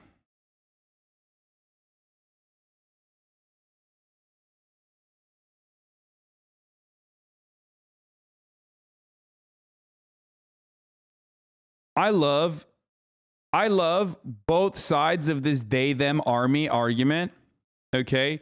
Where like when you look at fucking Russia invading and like murdering Ukrainians, okay? And then your take is like, this is because one side has homosexuals. You know what I mean? Like, it's so funny and it's so awesome, and I need to see more of it, okay? Americans have no fucking way to comprehend anything beyond like these idealistic boundaries that they've set. It has to be culture war. Everything has to be culture war. They're so brain broken about the culture war that like, it's like, yeah, they're doing it because, Russia's the, anti they them army, and the American they them forces are coming in, and that's why they're fighting. And it's fucking hilarious. And the inverse of this is like these like weirdo left adjacent accounts that claim that they're leftist, but they're like super fucking pro Putin or whatever, that turn around and say like, they're the Ukrainian they them army, or the NATO they them army is no match for the Russian forces or whatever. And it's like what the fuck are you talking about? First of all, like neither side has like, this is Ukraine versus Russia we're talking about, okay? None of these motherfuckers are operating on like the whole, they them attitude, okay? There is no this is war first and foremost, so no one gives a shit about that. That distinction goes away in its entirety. Yes, it's eyes. Okay? That distinction completely goes away. But also, it's not like the fucking Ukrainians are woke. Like, they don't have to be. I'm not saying like they have to be woke because if we're siding with them, they have to be woke in this situation. Like, no, they're fighting against an oppressive imperialist power, encroaching upon their borders, killing their citizens, yada, yada, right? For sure. But like, they're also literally fucking, the Ukrainian National Guard is posting like about how they're dipping their bullets with fucking pig lard because they're gonna fight against the Muslim Chechen Kadyrov orcs. Okay, like, you think this is the they them army, dog? You think these guys are fucking woke?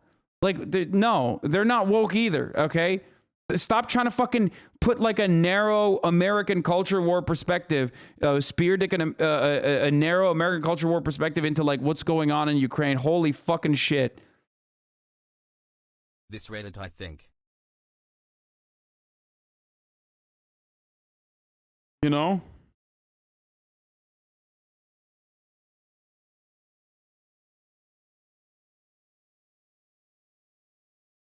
It's just like pretty funny that they're fucking doing this though. Like, it's pretty funny that everybody's trying to like add their own spin to it,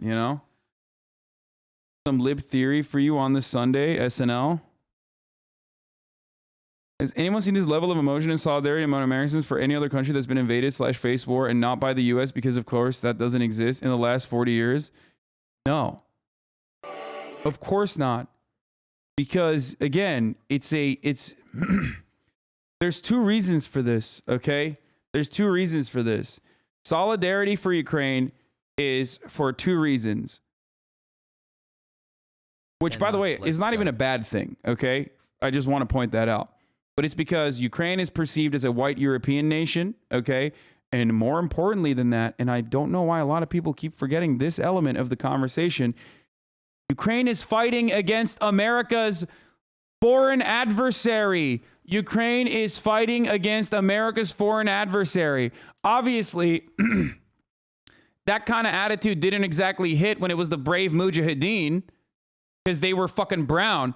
But of course, when they're white people in a European country that's fighting against America's big, bad foreign adversary, this is the level of fucking advocacy you're going to see from the media, okay? That's why you don't see that for the Kurds. That's why you don't see that for any of the other factions that America has utilized time and time again against their foreign adversaries on foreign soil. But that's the reason. Combined together, paired up together, when it's a white Christian European country fighting against Russia, America's adversary, it's a wrap. That's it. Of course they're going to do this. That's the reason why there's so much hyper focus on it. It doesn't even mean that it's a bad thing, for the record, okay? It's not, this is not a bad, this is proof you're not white.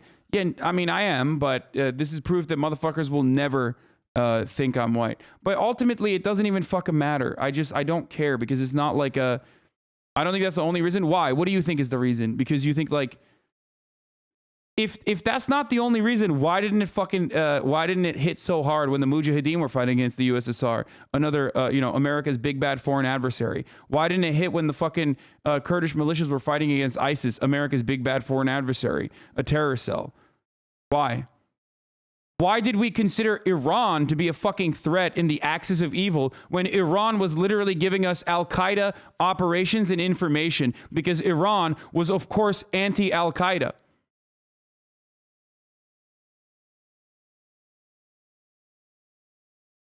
Why? Did you ever see this level of support for anyone else? No, because they're fucking white and they're in Europe. That's it. Like, they're a European white city. They're Christian. That's it. Come on. But it doesn't matter, because ultimately it's not even a bad thing. Like, solidarity with Ukraine in this circumstance is good. Like, I mean, they need all the fucking help they can get. Okay?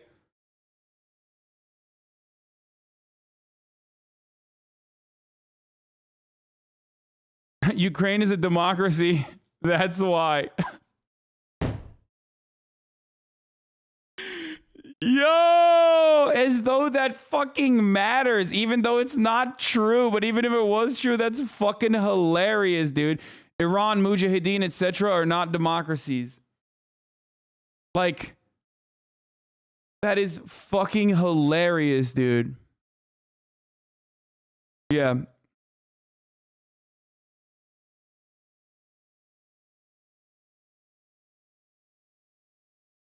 Look, at the end of the day, acting like the West's aggression is what led the war in Ukraine. I don't care what you got your preds wrong. Just admit that saying it's the West's fault to some TYT jank levels of dog shit. Dude, I don't care about your fucking personal fifis in this matter. If you think that the world's largest imperial power is not directly related in some incredibly meaningful capacity in everything that happens around the world, you're like a baby, okay? You're a baby with baby opinions. I'm sorry. It's just the truth. Like, of course, America is involved in literally everything that happens on the planet. We are the global hegemonic power. No shit. Of course we are involved in it. Even if we weren't directly involved in it, in which case we are directly involved in it. But even if we weren't directly involved in it, we would be involved in it somehow. Nothing happens on this planet without America's go-ahead or direct or indirect involvement. Okay? You're crazy. You're crazy. You're crazy.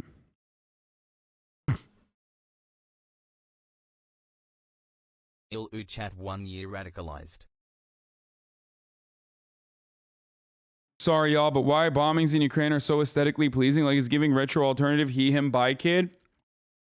Thank you, Russia, for helping me find my new aesthetic.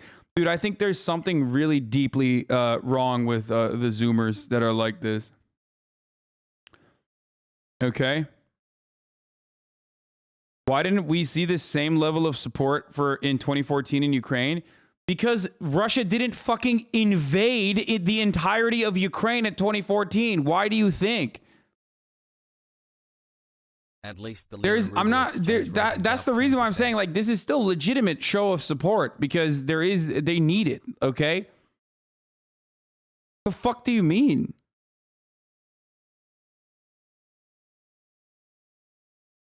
As a troll, why are you taking that seriously? Yeah, probably.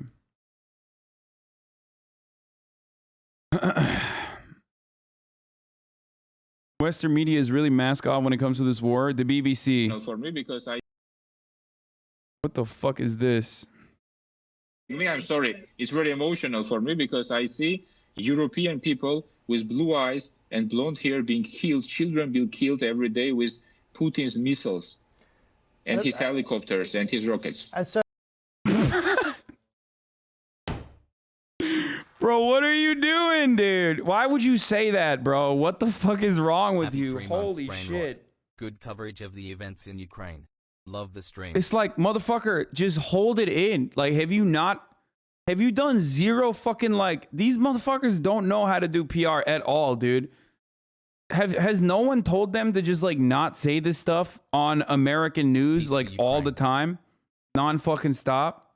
So, of course, I understand and respect the emotion. What you are outlining there is this tension between longer-term efforts to apply pressure to Vladimir Putin. So, I'm sorry. It's very emotional for me because I see European people with blue eyes and blonde hair being killed, children being killed every day with Putin's missiles and his helicopters and his rockets. And so, of course, I understand and respect the emotion. What you are outlining there is this tension between longer-term efforts to apply pressure to Vladimir Putin, such as financial sanctions, and the very immediate military threat which you're experiencing.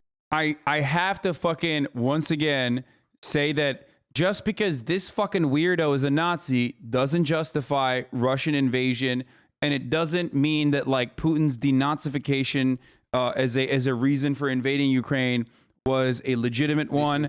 I need to repeat that, even though this man right here is 100%, of course. I mean, I don't need to say anything else. Okay, you got it. You got what he's saying. Okay.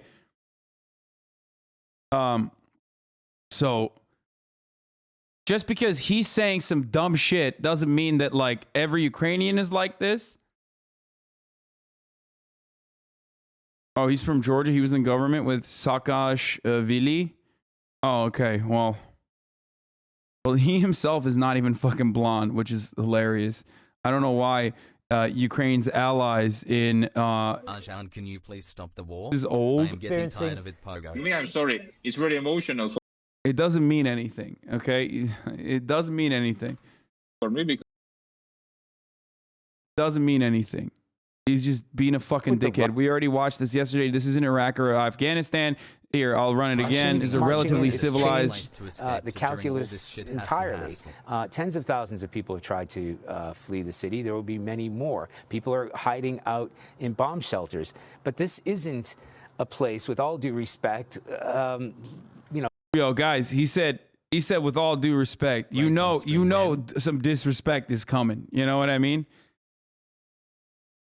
Lord, forgive me, but I'm about to say some disrespectful ass bullshit right now. Like Iraq or Afghanistan that has seen conflict raging for decades. You know, this is a relatively civilized, relatively European, I have to choose those words carefully too, city where you wouldn't expect that or hope that it's going to happen. So it's partly human nature, but they are not in denial.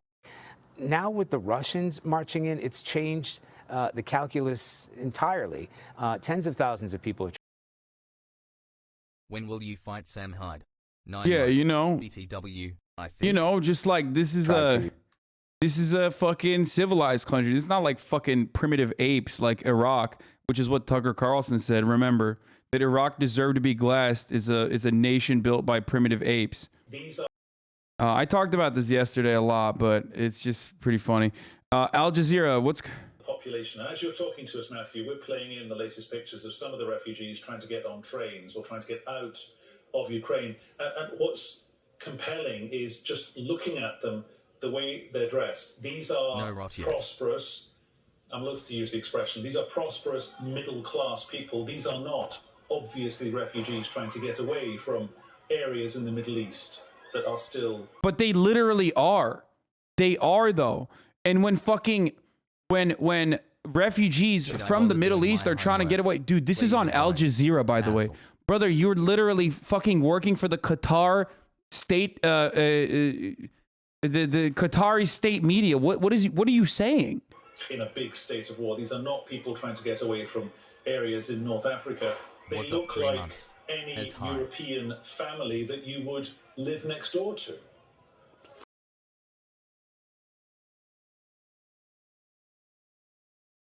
Yo, this has got to fucking break the brains of all of my, like, I mean, I'm not very brown, so like I do benefit a lot from being white passing enough and like having white privilege, you know, even though if you ask a German, they can identify that I'm Turkish from a mile away. Apparently that's what the Turks in Germany say.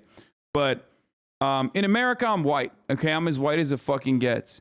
And the thing is, like, this has got to fucking hurt deeply. It's got to be a deep fucking cut if you're like a black dude living in Africa, watching for an African nation. If you're like if you're a MENA boy, and you're seeing like the way that they're covering this, you know, all of the heroes that are pushing back against the imperial power, that are taking up arms, being celebrated, people blowing themselves up and blowing bridges up, when like you have seen, especially if you're like Palestinian, you've seen that. You've seen other people forced to a call to arms because your logistics are blown up, your infrastructure is gone, you have no fucking future prospects, and the only thing that you can do is push back against an imperialist invasion, an imperialist invading power. Obviously, it's not surprising at all if you are just living in that universe, but it's still incredibly fucking sad to just see that this will never happen. Like, you will never get this kind of coverage. You will never get this kind of attention. They will never see your humanity. They will never see your humanity in the same way that they do of white people in Ukraine. Now, this doesn't take away from the plight of the Ukrainians. I need to mention that over and over again. Obviously, my heart goes out for them. And it is like, you really hate white people, Jesus? Dude, I am white. I am white. I'm white. Okay? I'm fucking whiter than you, most likely. It's just really, really sad to see how people treat, like, this is not a bad thing. The way that people are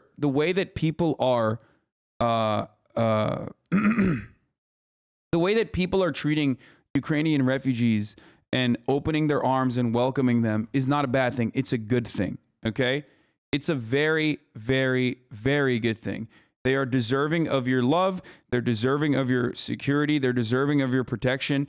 They do not deserve to be victim in a fucking senseless war. Okay? All I'm simply stating is that the double standard is so fucking flagrant, especially because there are people in this chat that have family members that are still caught up in ongoing war at this moment. Okay? Like, and there are still family members that are under near identical fucking occupations that the Ukrainians are going through, and they never ever fucking see this level of support, and it's kind of sad it's probably a sad realization. It's just reinforcing that thing that you kind of know, you know? Just sad. Don't support Ukraine too hard. No, that's not what I'm saying at all. No, I am not saying that in any way, shape, or form. Of course, I don't know why people fucking can't comprehend what I mean. It's so strange. It's such a strange thing. You are? No, I'm not. What part of my heart goes out to the Ukrainians and like fuck, dude. Sometimes I really do want to fucking video game myself because there are just too many people that will refuse. They are so insanely fucking distorted. Their worldview is so broken, so fundamentally flawed.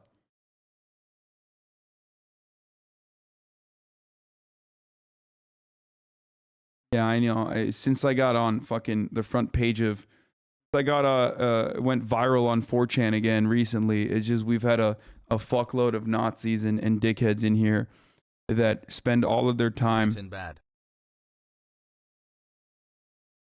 That spend all of their goddamn time in here trying to fucking get one on me, so they can clip it and then post it somewhere else and be like, "Look how we got him. We got him so mad."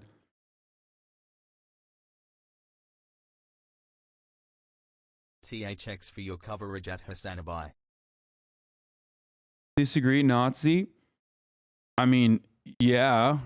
If you're disagreeing with me on like some of the grossest, most like openly white supremacist things that have happened, they're purposely misrepresenting you because that's what you get most upset about, which is fair. I'd be pissed too. Yeah, it's just like I should have never admitted that my the thing that makes me so angry is like having to repeat myself over and over again 1,000,000 times over to bad faith idiots who will still 1,000,000% clip me out of context regardless and like blast it off and act like I totally mean something entirely different than what I actually mean. And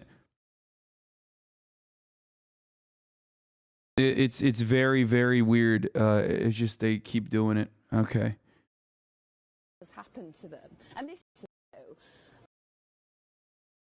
now the unthinkable has happened to them, and this is not a developing third world nation. This is Europe. It's Robert Moore here in the studio. Yeah, dude, it's nice, bro. Fucking nice. Du régime syrien soutenu par He's saying it's an important question. We're not talking about Syrians fleeing. We're talking about Europeans. On parle d'Européens qui partent dans leur voiture, qui ressemblent à nos voitures, qui prennent la route et qui essayent juste de sauver leur vie, quoi. Et ça, it's like fucking insane to see, dude. Question de dire est-ce que vous êtes vraiment 50 nuances de racisme. To put bluntly, dude, like no one is saying don't open up your fucking arms to the Ukrainians, okay? That's great. But like, can you just not do it while being fucking racist as shit? While simultaneously just like literally openly admitting how you have a double standard?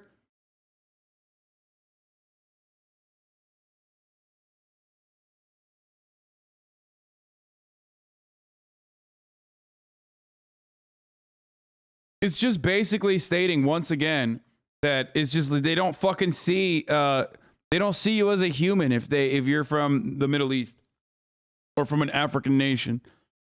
You're just not.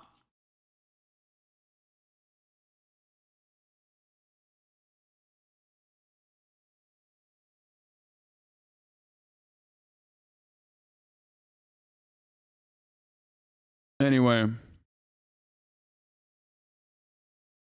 there are no double standard. People are different. They aren't all immigrants. Now that's fucking racist. What? I always forget that I just have like some of the most deranged motherfuckers in here that just like say the stupidest shit too. They're all refugees, you fucking idiot. If you are fleeing Ukraine, you're a refugee, okay? The only difference, if you're fleeing Syria, you're a refugee. The only difference is that oh my God, what the fuck is this? Oh, Jesus, stop.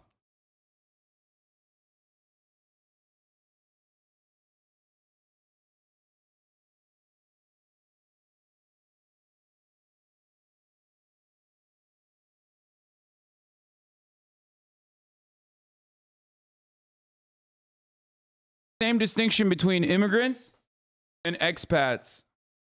Well,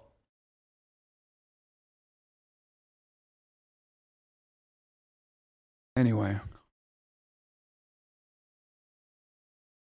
Bazinga. By the way. How the Avengers would react to the Russian invasion of Ukraine, a thread. Captain America, don't worry, guys. I've seen these Russians before. I've seen Stalin. Putin doesn't stand a chance. Throws shield at a Russian soldier, snapping his spine. Black Widow enters NATO headquarters. Head of NATO, please save us, Black Widow. We can give anything you need. Black Widow, I only need one thing. NATO, what is it? Black Widow, courage. Oh, and a couple guns if you can spare some, she wisecracks. Black Panther, I know what it's like to avoid the world for all these years like you've avoided Russian President Zelensky. This is followed by a thunderous Bombay chant. as tens of thousands of Wakandans converge on the Ukrainian border. There's no way this is real. This has to be a troll. I refuse to believe that someone has like a real brain and is thinking in a real way that like this is good. Hassle to you all. Okay. The real thing you need to avoid is the top of the hour ad break. And you can do that by subscribing for $5 or for free with a Twitch Prime. That's right. Yeah, there you go. Boom, bitch. Thanks for the solid takes. There's no fucking way that that was a serious threat. It's probably a sarcastic or something. I don't want to believe it.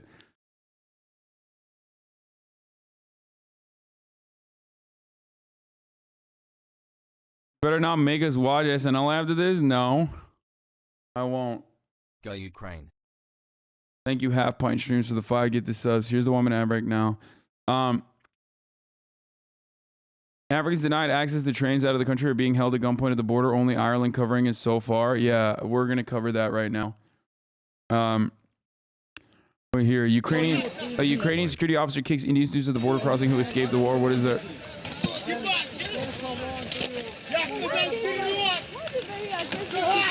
I don't know if this is a new video. I don't know if this is an old video. I don't know what this is from. There's not enough context there. There's not enough context there for me to say real what the fuck's happening. Okay. Locals steal Russian BMP from invaders. What? Bro, there's no way this is a new video. Okay. I don't, maybe it is, but I don't think it is. It's funny, but I don't think this is a new video.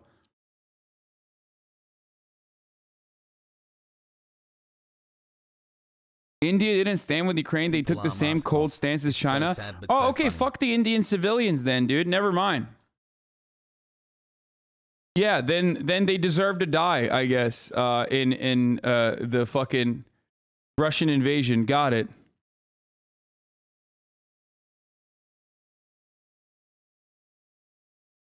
Oh, is there a Z painted on its side? Okay, that makes sense then.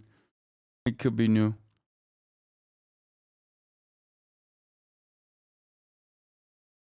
What kind of fucking dumb take is this? Oh, dude, the Indian government decided not to fucking...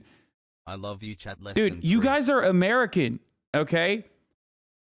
Like, with that exact same logic, justifiably, many other nations could just murder you, okay? For the crimes that our government has committed against so many other nations. Like, first of all, every South American country, every South American country's national has the God-given right to come up to you and fucking kill your entire family then, okay?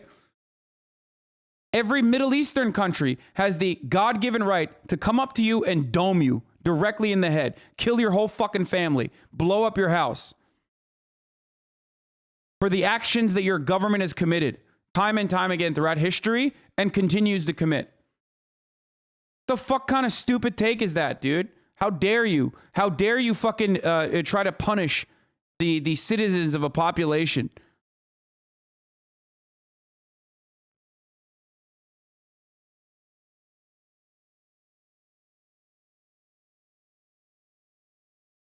That's insane.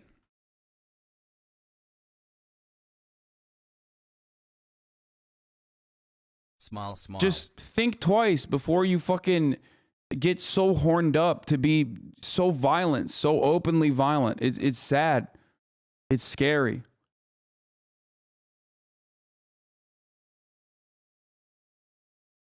Better close VODs. Rats are smirking in the chat. I mean, who cares, dude?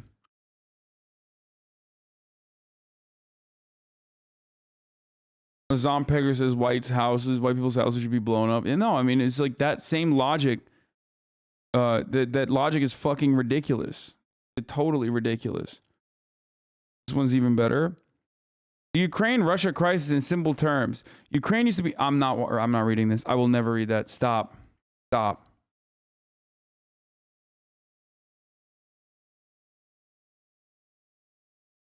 Dublin, the Irish Times, Africans trying to flee Ukraine complain of being blocked and racist treatment. Where's the video? There's a video of this. Society. Right?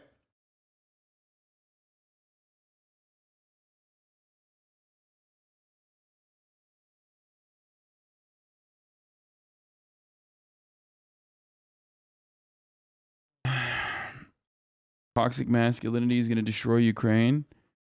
Toxic masculinity is going to kill us all, isn't it? I don't even have the words. I'm beyond heartsick for the people of Ukraine. Good night, Twitter. Yeah, that's what's going to do it. Only red-haired shanks can end the war. Watch out, they're threatening to shoot us. We're currently at the Ukraine-Poland border. Their police and army refuse to let Africans cross. They only allow Ukrainians. Some have slept here for 2 days under the scorching cold weather, while many have gone back to Lviv.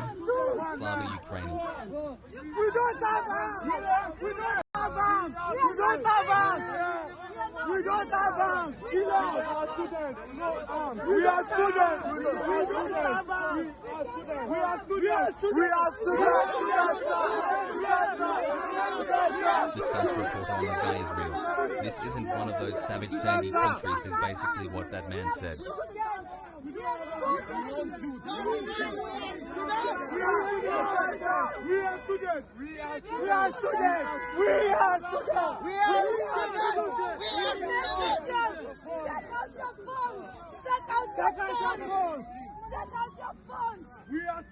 I love that people are being like, well, the decree means 18 to 60 can't pass. First of all, that's for Ukrainian nationals.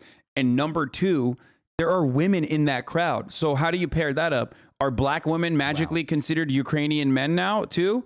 Just like the African students, the African male students are now Ukrainians trying to escape?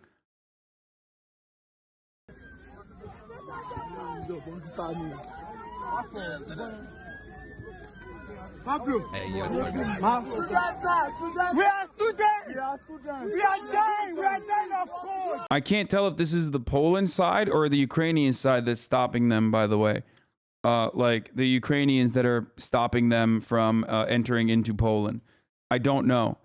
But I don't think that's the Polish, I don't think that's a Polish guard. Because I'm pretty sure, despite what their takes in other circumstances have been historically, despite what Poland's point of view has been historically about, you know, immigration from non-white countries, I do believe that they have an open border policy at this moment. Also, the other side of this is that, like, bro, Polish people historically fucking despise Ukrainians. Okay? They fought. Like, there were massive battles fought. So, like, them opening up their fucking borders in this situation is also of historic significance, for the record. You know? It's a big deal.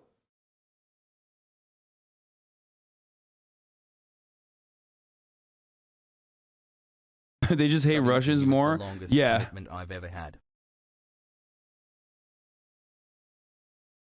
Everybody go down! I'm Polish and half black and bet my life they would throw me back into Ukraine in a heartbeat. I mean, listen. This instance, like this time around, I think this is on the Ukrainian side that are stopping them. Everybody go down! We are dying of cold! We've been here for 3 days, we died of cold!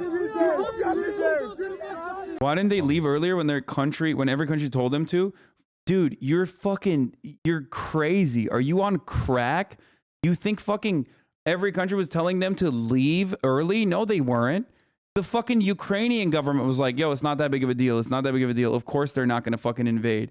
People love to come in here and be like, dude, I heard from you, and that's why I'm stuck in Ukraine now. My friend is stuck in Ukraine because he's a big fan of you. But like, no, you fucking idiot. They literally they weren't told to leave or evacuate for at all. The only people that were like, the invasion is imminent, leave now, the invasion is imminent, was the American authorities. The Ukrainian authorities were like, no, that's not happening. This is unfair. This is unfair.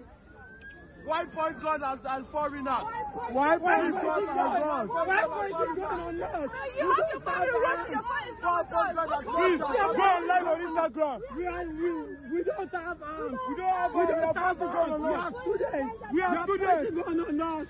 Crazy. What the fuck is happening? What? We don't run. We don't have arms. We got nothing. We don't have arms.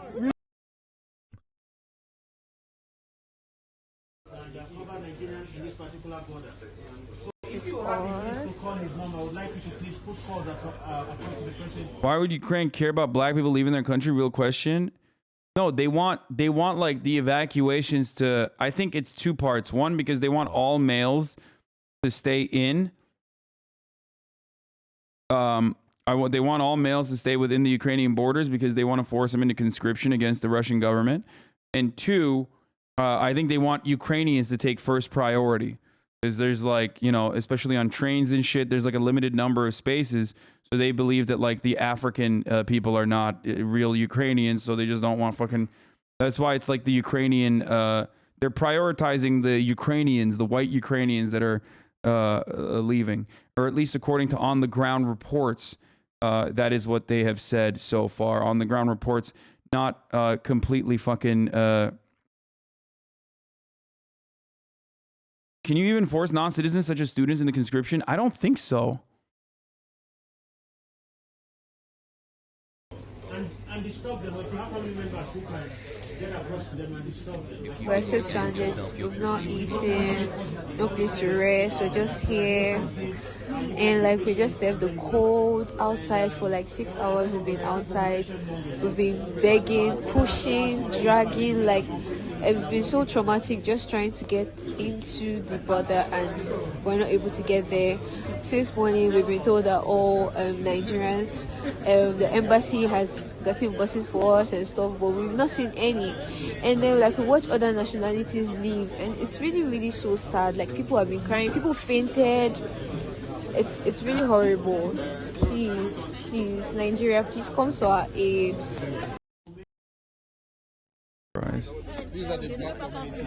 The community of Africans in Ukraine stranded at the border, much of them women and children. This is happening now. The lady in the video is holding a 2-month-old, and it's 3 degrees Celsius outside. We are in search of aid in hostels. Enter inside the gate. It's like 35 degrees. It's only Ukrainians that they are allowing in. Even the ones with kids, they're not allowing them in. Really happy here for days, and nobody's asking any questions. Only Ukrainian women and kids they are allowing into this gate. Nice, all bro. the places blocked, and all are full of blacks from different communities, from different countries. Nobody's talking to us. Don't say this is okay, please. What? Why in the ever-loving fuck would I ever say this is okay? Why are people fantasizing about like the diametrically opposite take that I would take on a particular situation? When have I ever made you feel like I would ever in a million fucking years think that something like this is completely fine? Dude, I have the worst schizo posters, dude. I just like, it's gotten way too much. It's gotten way out of fucking hand, dude. It's too much. It's too much. I'm losing my fucking mind a little bit. I'm like I think I'm going crazy. People just like they literally just like fantasize about a take that not only would I not have, but would be the exact opposite of my take during my actual fucking take. These are the black community. We are not allowing any black people to enter inside the gates. We are all here. It's only Ukrainians that they are allowing in. Even the ones with kids. Suddenly I can't distinguish old chatters from the new ones. Monkball. For days, and nobody's asking any questions. Only Ukrainian women and kids they are allowing into this gate. All the places blocked, and all are full of blacks from different communities, from different countries. White people happy look at this Modajan. You're covering an aspect of news and not mainstream news is not covering, and we get rated from 4chan. That is probably what the reason is. A little bit. Africans denied entry onto a train taking people from Ukraine to Poland by Ukrainian soldiers and police. Africans were forced to wait until all Ukrainians had boarded the trains before they'd be allowed to get into one.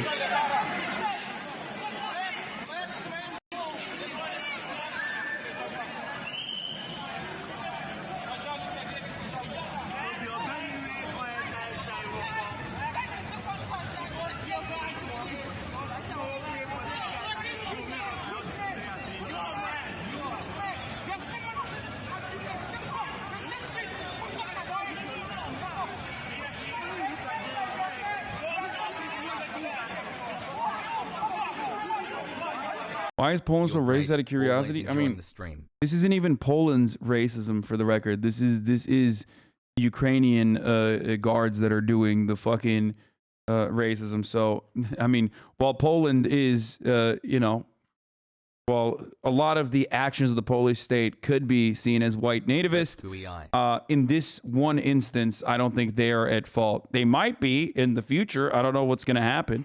But right now, they are not at fault. Still not as bad as Russians. Dog, this is nothing. I mean, the only thing that the Russians have to do with this is that they are the reason why there's people trying to escape the country because they're bombing it. But that's a ridiculous thing to bring up in this situation. This is in Ukraine, though.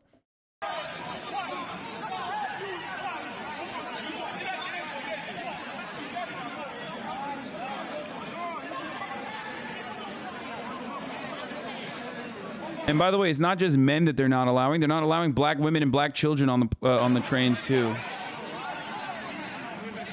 So that whole like, oh, it's just the men attitude kind of falls apart too.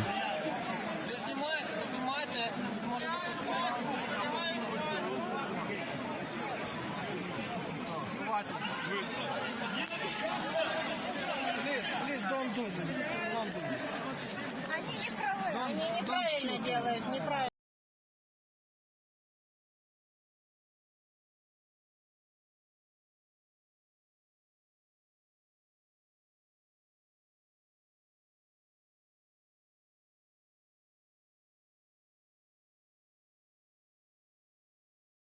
Poland's advocating for Ukraine's path to EU membership.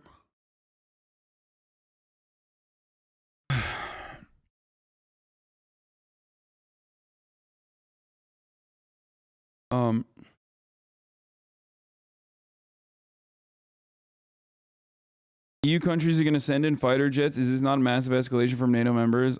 Yes.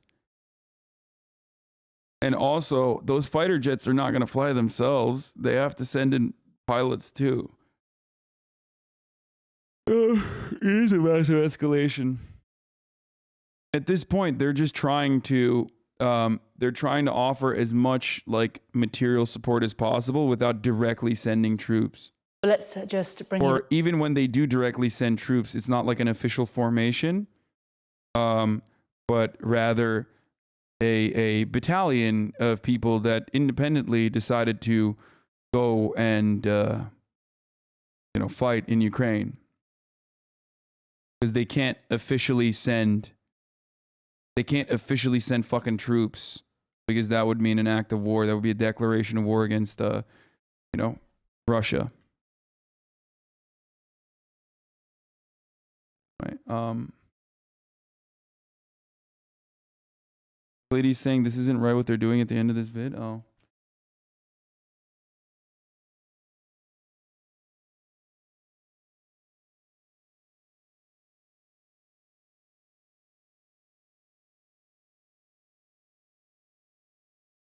Need for denazification is totally fake, right? Dude, if you want to denazify a country, you don't fucking go and like, there. No, that's bullshit.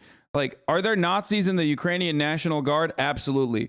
Are there like neo-Nazis? Are there a lot of nationalist forces that are growing? Sure. Does that justify full-scale invasion and bombing fucking Kyiv? No, absolutely not. Not up to. It's just ridiculous. It's completely fucking ridiculous. It's just like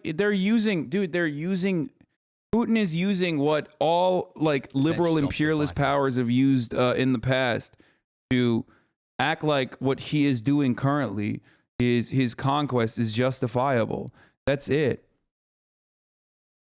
That's it. That's the whole point. Like, you're never gonna hear me say like, oh, it's not like the Azov battalion is not a big deal, or like that nationalism is not like a fucking, you're being crazy, like you're doing Russian propaganda. Like, I'm not one of those people that says shit like that. It is true. There are straight up fucking there are straight up Nazis, or neo-Nazis rather, and those affiliated with them even in the government, not like a lot, but certainly in the government, despite the fact that their party, Svoboda, is not nationally popular at all. I think they got like 3%.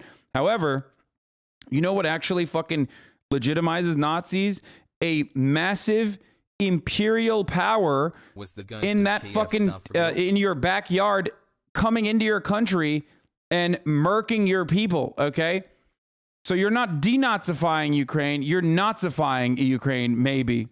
Okay, you're making it harder for leftist Ukrainians, anarchist Ukrainians who have fought historically with the fucking Azov battalion and other like violent hooligans who have now gained prominence as a consequence of the 8 years in fucking Donbass to gain even further prominence and have a strategic foothold within the Ukrainian government in the future.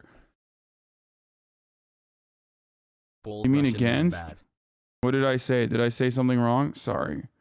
I meant like the anarchists that are fighting against the Ukrainian anarchists and Ukrainian leftists and trade unionists that are fighting against the football hooligan turned paramilitary Nazis and neo-Nazis.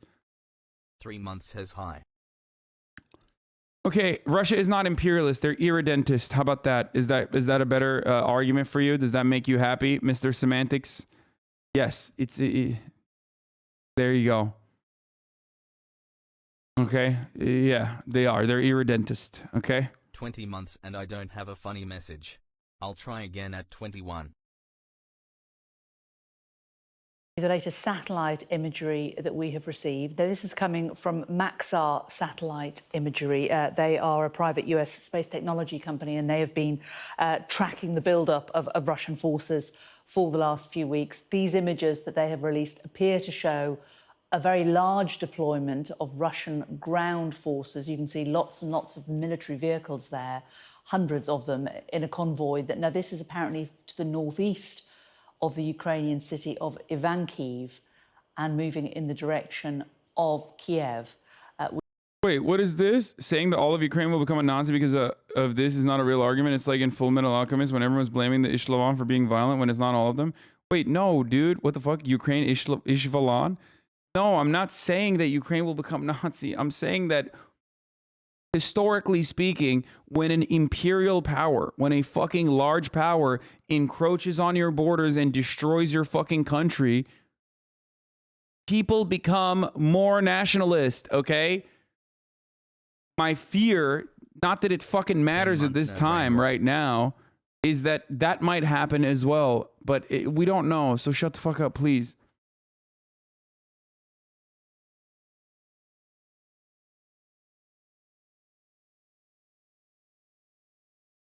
Anarchists are literally fighting alongside Nazis in Ukraine, or at least they tried to. Yeah, you know why, dude? You know why the anarchist battalions that used to fucking fight the Azov battalion are now turning in and joining forces with them?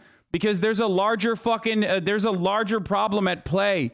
That's what I've been saying. This is literally proof of what I am saying. I don't know if you're showing this as a fucking dunk or whatever, but this is exactly what I'm literally saying. This is historically exactly what happens. What do I always talk about with like respect to the Middle East? People are like, "Oh, Middle East, they're so conservative. They're so conservative." Yeah, dumbass. Who do you think ISIS is throwing off fucking buildings when they're throwing off gay people off of buildings? When ISIS is throwing off gay people off buildings. Who are they throwing off? They're throwing off not gay Americans. They're throwing off other gay Muslims, dumbass. Okay? And the whole point is they would be able to fight back against reactionary forces internally. I've learned a lot from you over the years. Consequently, some of people have converted to the right-wing politics. Exactly. That's what I mean.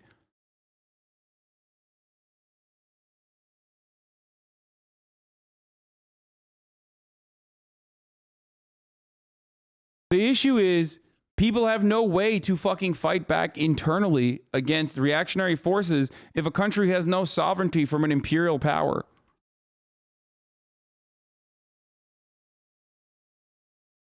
The argument makes no sense because there aren't Nazis in Afghanistan and that country got devastated. Dude, I'm banning this fucking idiotic weeb, dude. Just because you're a fucking stupid weeb who keeps saying, this is just like Full Metal Alchemist. You do not deserve to speak in this chat, you stupid fucking weeb. Holy shit.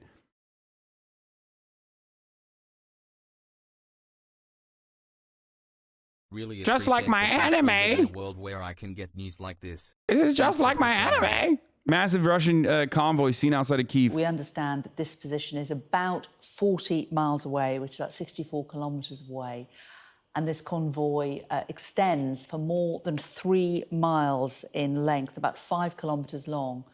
And from the images, it's believed that it has contained fuel, logistics. Damn, is a solid argument. You just invaded his privacy.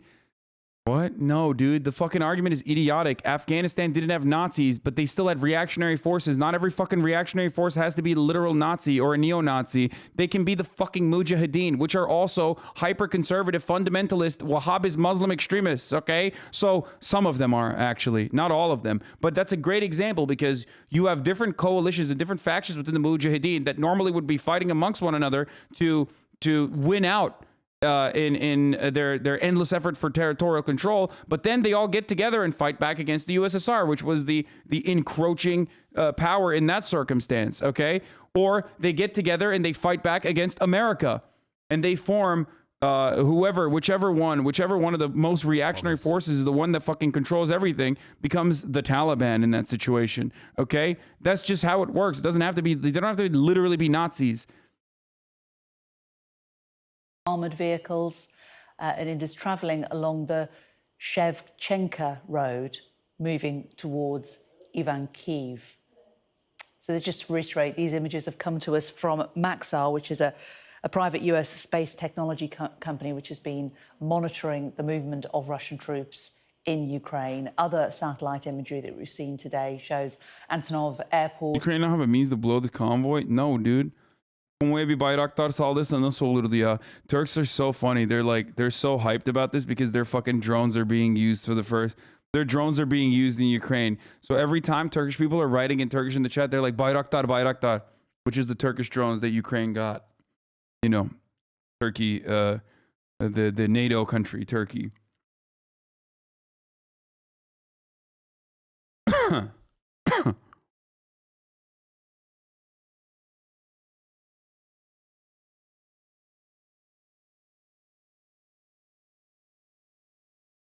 So here, we haven't talked about the Russian side of this equation yet. Russian state TV says, our submarines alone can launch more than 500 nuclear warheads, which guarantees the destruction of the US and NATO for good measure. The principle is, why do we need the world if Russia won't be in it? Yeah, that's right. Today, Russia decided to, one, simultaneously push for peace talks, okay, in a neutral territory with a delegation of Zelensky's choosing. But then two, special mode of combat duty of the deterrence forces, how to tell with certainty. But then two, decided to ramp up its nuclear armament and nuclear preparedness, nuclear readiness.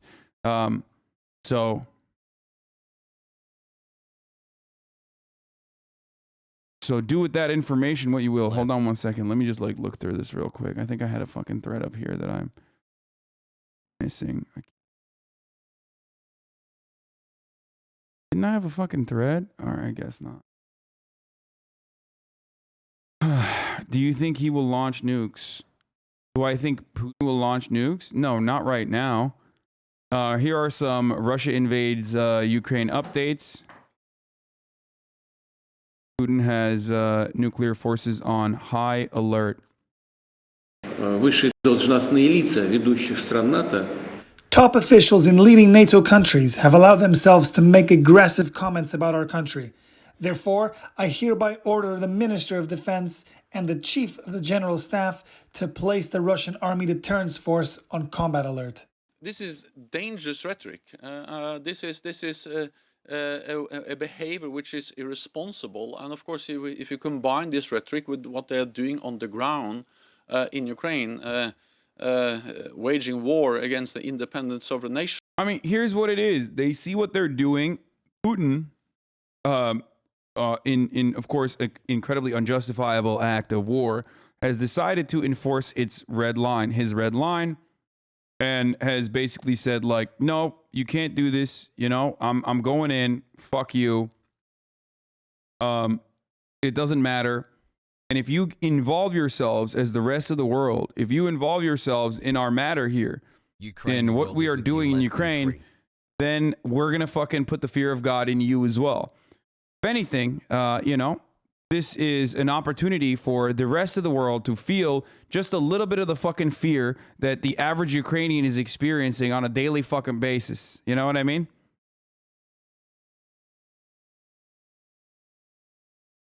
But of course, because we are deeply selfish individuals on the rest of the fucking planet, because we are deeply selfish individuals, we like to watch Ukrainians suffer from afar and keep goading them and tell them like, oh yeah, you can use a water balloon to take down a tank on your own. Like, come on, go ahead. Okay, it's just the truth. It's just the fucking truth. Russia is behaving in this insane capacity, but they're destroying Ukraine currently. They're fucking killing Ukrainians, okay? You don't get to live in your fucking little bubble, in your safe little bubble, especially, I say this as like the American delegation. You don't get to selfishly get horned up about Ukrainian lives getting destroyed at the hands of the fucking Russian invading forces without feeling a little bit of the fucking pain, you know? And if you don't want that to happen, then urge your government to push for peace talks immediately. 11 months of brain rot.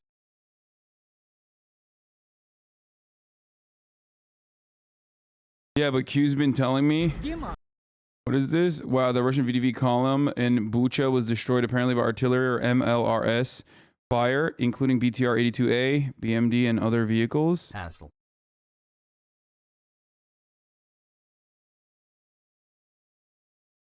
Yeah.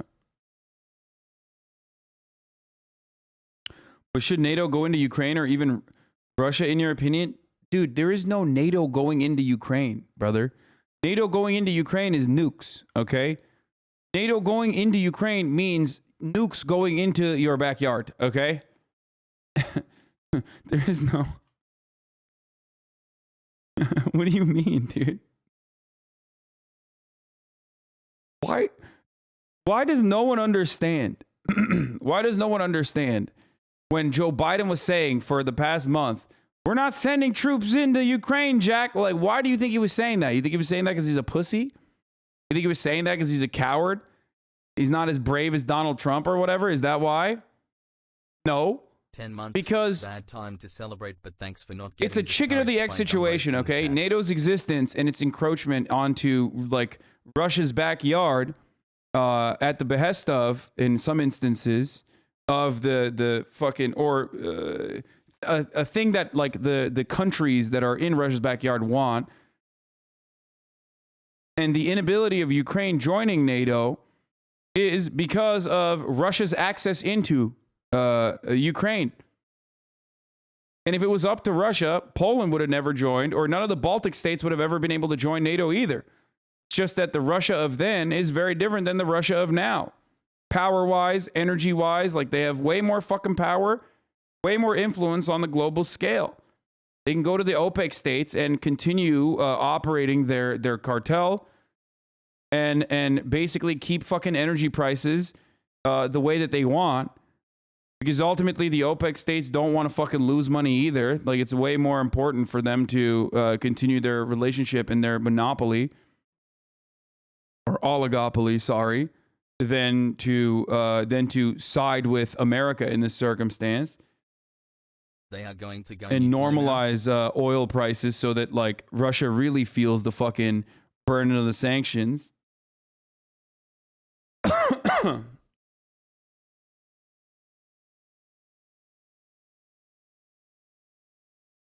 Don't justify Putin's action with nothing has since 2014 when Russia invaded Ukraine and took Ukraine off the table. Wait, what?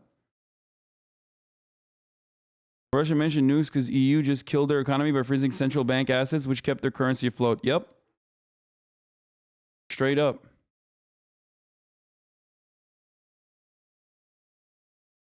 Conducting full-fledged invasion of Ukraine. This adds to the seriousness of the situation, and that's the reason why we both provide support to Ukraine, but also why we over the Let's last denazify weeks and months Ukraine by doing a have blitzkrieg on them. significantly increased the presence of NATO in the eastern part of the alliance. US, but also European allies are now stepping up with more troops, more ships, more planes. And why we also have to realize that we are now faced with a new normal for our security. There will be some long-term consequences, and this is just the beginning of the adaptation that we need to do as response to a much more aggressive Russia. I think people who keep saying that, like, if Trump were president, like, okay, Republicans keep saying if Trump was president, Russia wouldn't invade Ukraine, right? And then liberals say, well, that's because, Trump didn't want to give guns to Ukraine. Well, okay, then you're literally telling on yourself, and you're admitting that, like, the stated goal of Russia is to fucking stop Ukraine from ever joining NATO. So I don't know what you're trying to say in that situation. So both of the parties there are making, like, very weird arguments.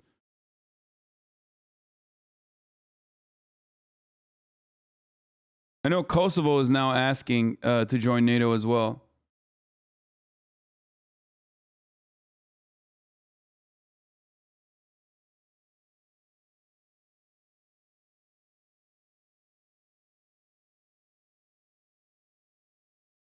Thanks for the coverage. What's your opinion on the Ukrainian president saying things like, I don't need a ride, I need ammunition? Good. I mean, he's like, he has demonstrated strength in a time when his country is being invaded. I think it's honorable. I think it's the honorable thing to do. But also, I personally think that it is, I think that the number one way to end this conflict is through ceasefire and immediate negotiations, like immediately. And not that this in any way, shape, or form justifies what Russia has done thus far, but leading up to this last military exercise and the invasion, there were numerous instances where France and Germany were like, hey, let's get back at the table and let's do fucking Minsk 2 again. Let's have a conversation about Minsk 2. Let's have a conversation about Minsk 2, which could, depending on the negotiations, lead to the recognition of LPR and DPR as, at the very least, like autonomous regions. Okay? And the Ukrainians and the Americans said, the Ukrainian Defense Ministry and the Americans said time and time again, that is absolutely not going to happen. Get the fuck out of here. Keep giving us guns. The Atlantic Council kept saying that Minsk 2 was completely unacceptable. What an absolutely insane take. Minsk.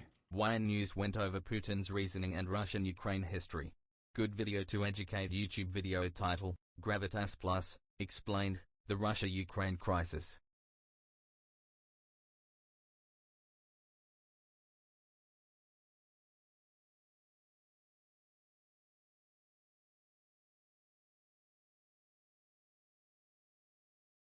Okay, here. Let's start with this one. Ukraine-Russia crisis. What's the Minsk agreement? Francis Macron says the 2015 ceasefire deal between Kyiv and Moscow offers a path to peace. French President Emmanuel Macron pointed to the 2015 Minsk agreement between Kyiv and Moscow as the blueprint for a breakthrough in the Ukraine crisis. Following talks with the Russian and Ukrainian counterparts, Macron said on Tuesday that the Minsk II agreement, which was aimed at ending the war in eastern Ukraine, is the only path on which peace can be built. But the deal, named after the Belarusian capital where it was settled, was never fully implemented. It never did. It came on the back of Minsk I, an earlier failed attempt at a ceasefire agreement.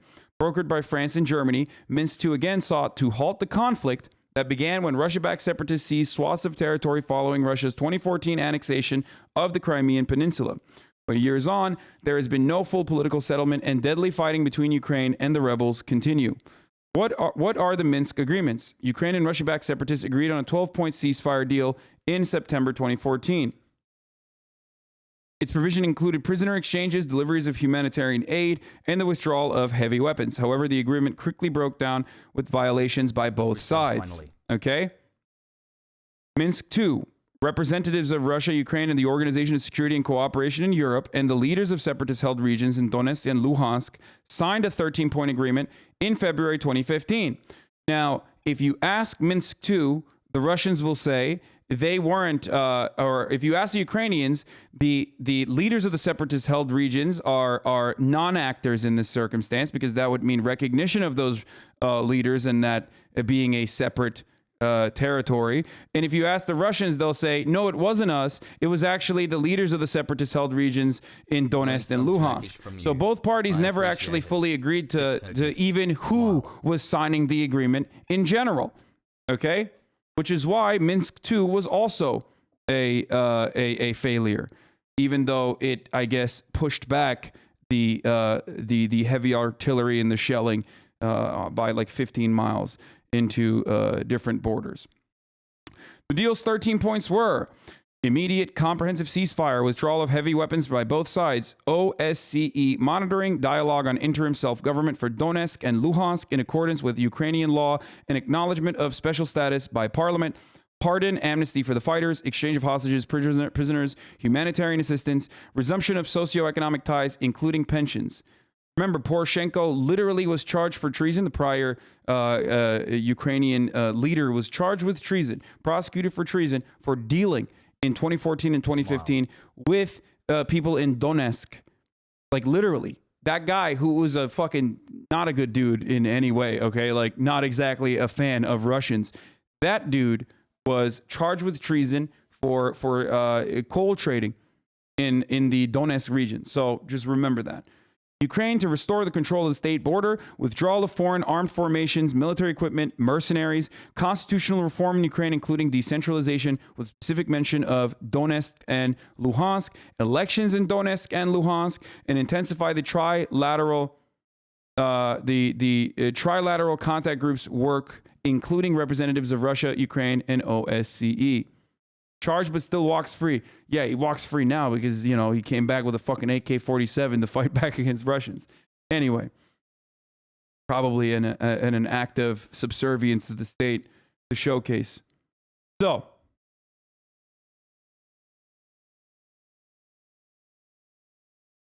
why has the 2015 agreement failed to end fighting in eastern Ukraine? Because the Minsk II deal set out military and political steps that remain unimplemented.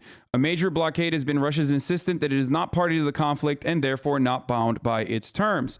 In general, Moscow and Kyiv interpreted the pact very differently, leading to what has been dubbed by some observers as the Minsk conundrum. What is the Minsk conundrum? Ukraine sees the 2015 agreements as an instrument to reestablish control over the rebel territories. It wants a ceasefire, control of the Russia-Ukraine border, elections in the Donbass, and a limited devolution of power to the separatists in that order. Russia views the deal as obliging Ukraine to grant rebel authorities in Donbass comprehensive autonomy and representation in the central government, effectively giving Moscow the power to veto Kyiv's foreign policy choices. Only then would Russia return to the Russia-Ukraine border control to Kyiv's control. Okay? Now, this is not good for Ukraine. It's not, or at least in the eyes of the Ukrainian authorities, who feel as though the best possible way out of this deal is by, continuing to fight against, Russian separatist forces that are absolutely being materially supported by the Russian government in a proxy war against Ukraine. That the best way to do this, possibly because they feel way more confident, as a consequence of the American state making it seem like they would offer them NATO entry, okay, and telling them that they're going to offer them NATO entry, has I'm disgusted by this fucking chat and this fucking community. It is like, you are worse than the fucking neo-Nazis that come in here to just like say, I am being, I love Putin or something like that. When in one singular educational moment, all of you fucking dumb bitches are so bored because I'm not directly talking to you that you start literally copy-pasting like what Austin is writing in the fucking chat. Jesus Christ, dude, I feel like I'm in a class with like 84,000 little babies who can't just fucking learn something and be a little bit more productive in this conversation in a back and forth situation. You have to start spamming shit to try to get my attention. It's so fucking annoying. Jesus Christ. It is no different than the fucking Nazi dude that comes in here to be like, you're a fucking fan of Putin. You know, Turkish piece of shit. You're not white, whatever the fuck that people are saying. Or the neoliberals that come in here to be like, you're again, you're a fan of Putin. GGWP no winners. Just like learn a little bit, okay? Learn a little bit. Like this is an opportunity for you to learn something new. Because I've talked about this time and time again, but never this much. Never this much coverage. Okay.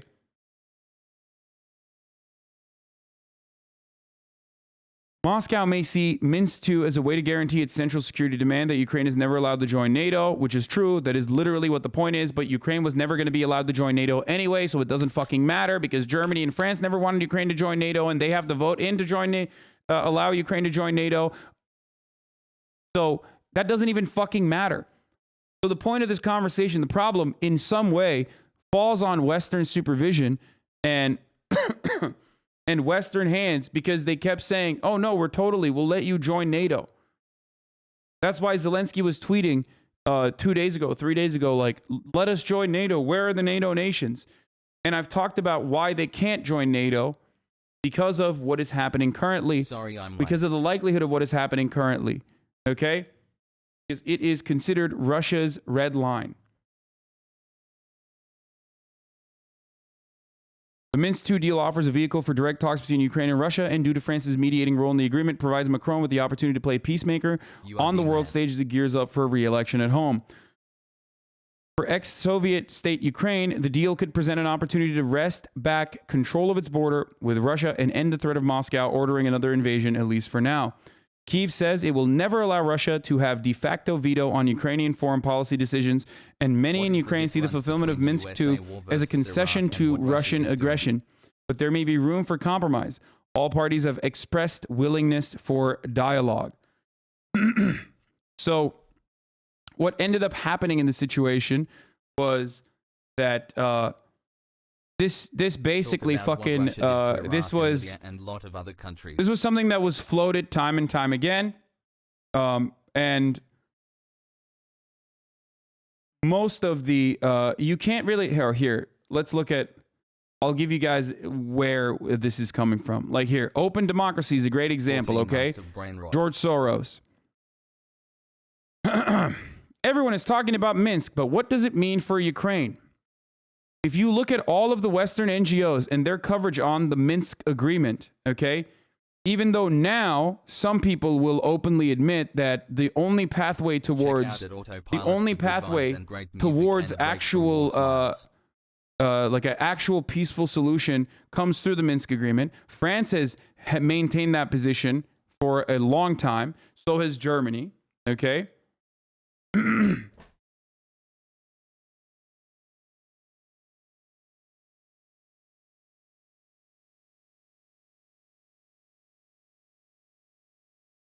They believe that this is the best way to engage in a ceasefire. They believe that this is the best possible way because, like, they don't want this that's happening currently to happen. Okay? But the issue at hand, and I can't believe I'm like handing it to fucking Macron in a situation like this, or Germany in general, but the situation at hand is this. I made it. America doesn't want it. These NGOs don't want it. The Atlantic Council doesn't want it. And they are willing to act like they would allow Ukraine into NATO when they and everyone else knew from the jump that Ukraine was never going to be able to get into NATO. Wow. Okay? That's it. Everyone's talking about Minsk, but what does it mean for Ukraine? If Ukraine accepts Russia's interpretation of the Minsk agreements, it could face indefinite Russian influence in its affairs and an internal backlash. Here. I think it was like January 21st, where like the defense minister of Ukraine literally said, where is it?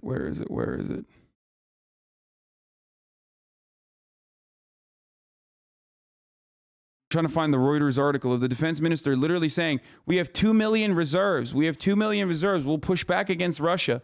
before Russia's invasion. Like, we don't want to do Minsk. We don't want to do Minsk. We have 2 million reserves. Like, we have guns. We have firepower to push back. And at this point, if this is going to happen regardless, okay? If Russia is going to behave in this fucking erratic, violent superpower, then why not try every fucking option you can, every diplomatic option you can, and then continue to pump Ukraine full of guns and you know, tell them sweet nothings at night that you are actually with them when you are not, and you never will be, because you don't care about their fucking safety and security, and you don't mind that they are being used basically as a weapon to cripple a foreign adversary, and all of the lives lost in that process are going to be in vain. Someone tell this Putin guy to knock it off.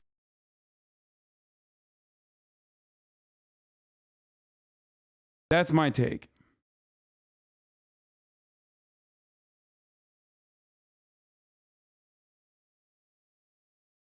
And I don't even know. I'm not even 100% certain that like Putin will stop now, because what the fuck? Once you've invaded, it's over. You have to continuously keep troops there. Like, once he did this, like, I don't know if Ukrainians will ever fucking forgive this. I don't know if they ever will forgive what Putin did here. They shouldn't. How the fuck would you forgive that if you're being bombed in the shit? And I don't know how this will end. I don't. 20 months. Because once you invaded and once you started bombing, like, you know, territories, and you didn't even do like as good of a job as you thought you would do, and you ended up like ceding a lot of ground, and you know, Ukrainian airplanes continued fighting and flying, and you didn't get all of their anti-air positions, and your troops are fucking, you sent in the conscripts, then your surgical strikes were not as surgical, okay? When all is said and done, you created a hero. If your goal was to undermine Zelensky, and if your goal was to undermine the West, all you ended up doing was make Zelensky, who was otherwise a relatively unpopular figure that people used to make fun of, he's like a comedian, you know, yada yada, into a legend, into a heroic figure of Ukrainian sovereignty. You made all of the other countries in that region, that haven't joined NATO yet, definitely 1000% want to join NATO. You gave them reason to join NATO and justification to join NATO. And also, you are now engaging in a fucking war of attrition and an endless occupation in your backyard. Keep up the work, courtesy. Where the rest of the world has shut you off effectively, and there is no adequate end in sight.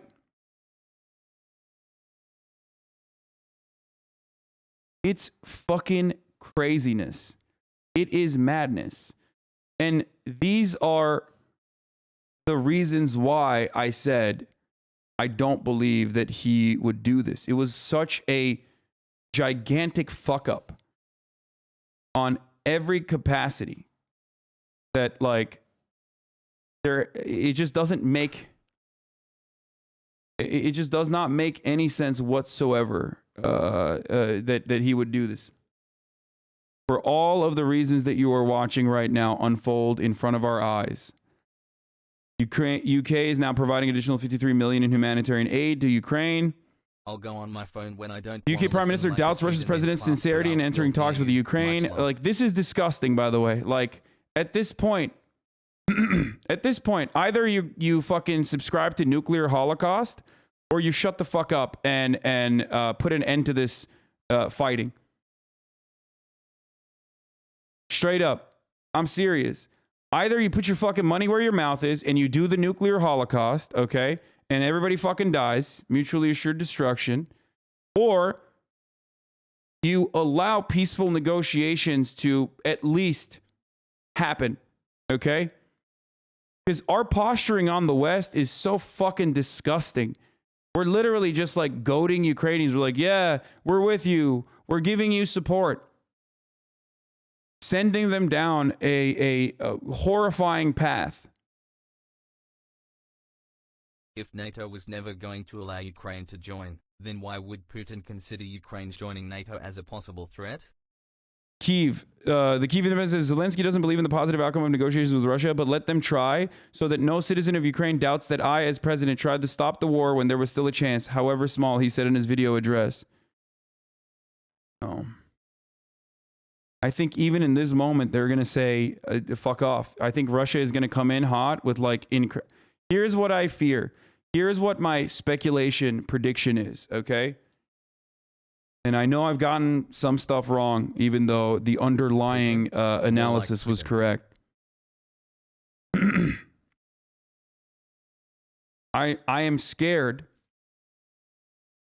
I am scared that Putin is going to come in to this negotiation with incredible, with like all of his fucking strong arm, with his, he's going to put his dick on the table with his generals, not with like actual fucking diplomats, not with a delegation that is there to have a conversation where concessions will be made.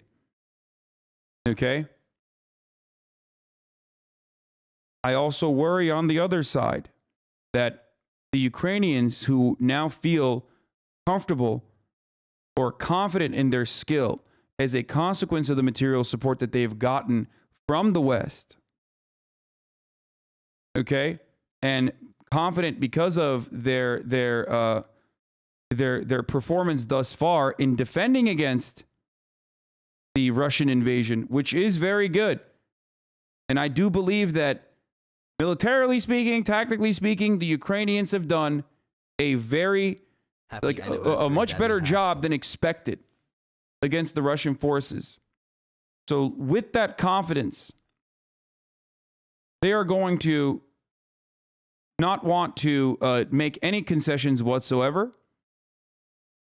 against the brutal bully that is Vladimir Putin. Okay? And then after that, what's going to end up happening is, I fear, a much worse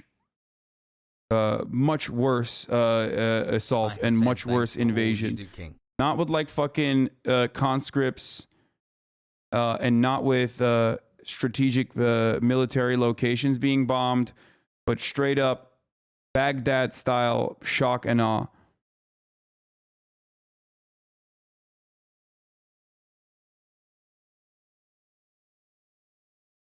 Take on the invasion was like looking at 2 + 2 and going, yeah, that's going to be 4, and then it ending up being 92 somehow. The underlying conditions somehow don't add up to the decision.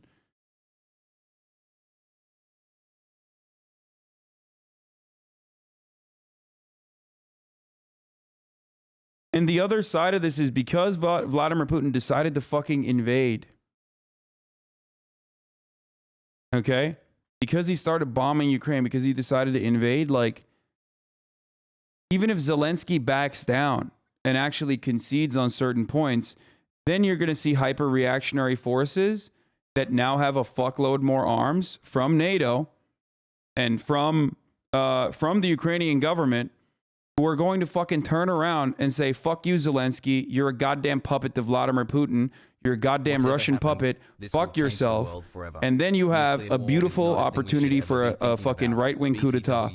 Boom. Portugal. OW8, it doesn't exist, never mind. I hope that doesn't happen. But these are what I am. This is what I see. None of the paths to for Ukraine's future look good.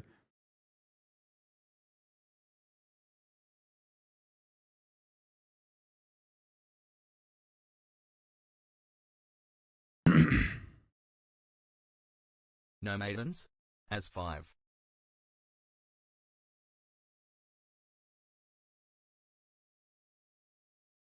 What if Zelensky doesn't approve Putin's negotiation? Do you think Russia will put an end to this? No, I think when Zelensky doesn't approve of Putin's negotiations and doesn't cave to any sort of concessions, is not willing to make any sort of concessions, that then they're going to escalate. Because what you've seen thus far, obviously all invasions have human casualties no matter what. No matter how precise your targeting is, right? But this is limited. And I'm not saying that to defend Russia. What is happening thus far is limited. It's still brutal, it's still violent, it's still horrible, but it's limited. When I say limited, it's not to defend Russia, but it's to get you to understand that Russia has a fuckload of weapons that they haven't used yet. Like you're seeing only the edge of what they are capable of doing if they go balls to the fucking wall. The Russian people will revolt and dethrone Putin. Please. Okay.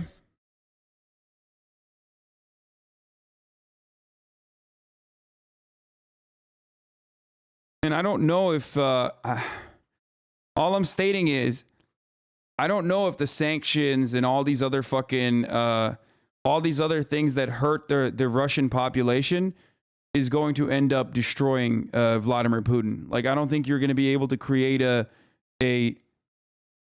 I like how you always have to say, I'm not defending Russia. Yes, because most normal people know I'm not defending Russia, but I'm not dealing with normal people. I'm dealing with people that come in here to be like, oh, dude, you defend Russia. And when they realize that, no, I don't defend Russia or don't defend Vladimir Putin, they have to literally find a fucking way to clip me out of context. So I always have to qualify it every single time I say it. It's really stupid, but it's just the reality. I think the reason why Putin so recklessly invaded Ukraine is because he thought Zelensky was weak, because he never dared to meet with Putin, but he might have changed his mind about him now. No, I don't think so. I mean, I don't know.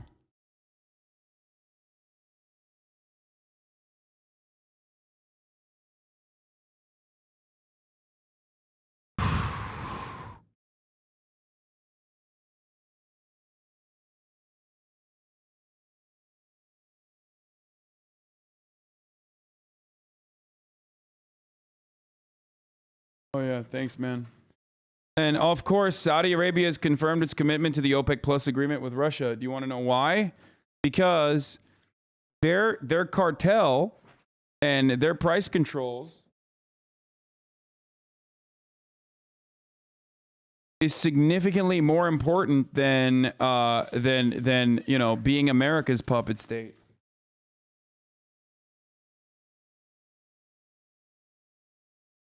Being America's puppet is not as important as maintaining the price controls on your main commodity that you sell to the rest of the world. Thoughts on everything happening with Ukraine. That's our ally, baby. While I don't agree with all your opinions, I appreciate your. That's our ally. There's such a good ally that like we turned the other cheek when they're doing fucking artificial famines in Yemen. And literally they're using our targeting systems, our weapons, our everything but our, I mean everything. They're using our fucking lasers, our targeting systems, our weapons, our bombs, all of it to destroy a country right now and do genocide there. Okay? But they won't even change the fucking the energy prices in order to harm Russia into conceding. So whenever people have a black and white approach to these incredibly complex geopolitical, you know, these geopolitical circumstances, these dealings, these developments, I laugh at all of you for taking like such a weird like liberal approach to it, like storytelling. Like there's no Marvel Cinematic Universe here. There's no like clear good guy, clear bad guy. There's a profit motive, Hassel, thank you for and that's what takes precedent over everything else.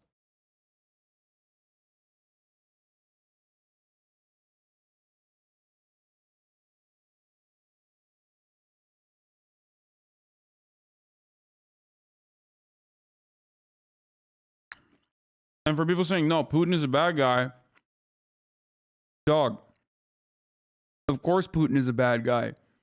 I'm saying everyone's a bad guy. The only people who aren't bad guys are the fucking random citizens, the civilians, the workers, the working class. No shit, they're all fucking bad guys. I'm a leftist, goddammit. Why the fuck would I ever say that the oligarchs are good guys? Of course they're all bad guys. That's why. Why do you think people say no war but class war? Some of you motherfuckers, you know, just thought that like being a baby leftist was just putting a fucking hammer and sickle in your bio and not really understanding what any of that means at all. And it shows whenever there's like real active conflict going on.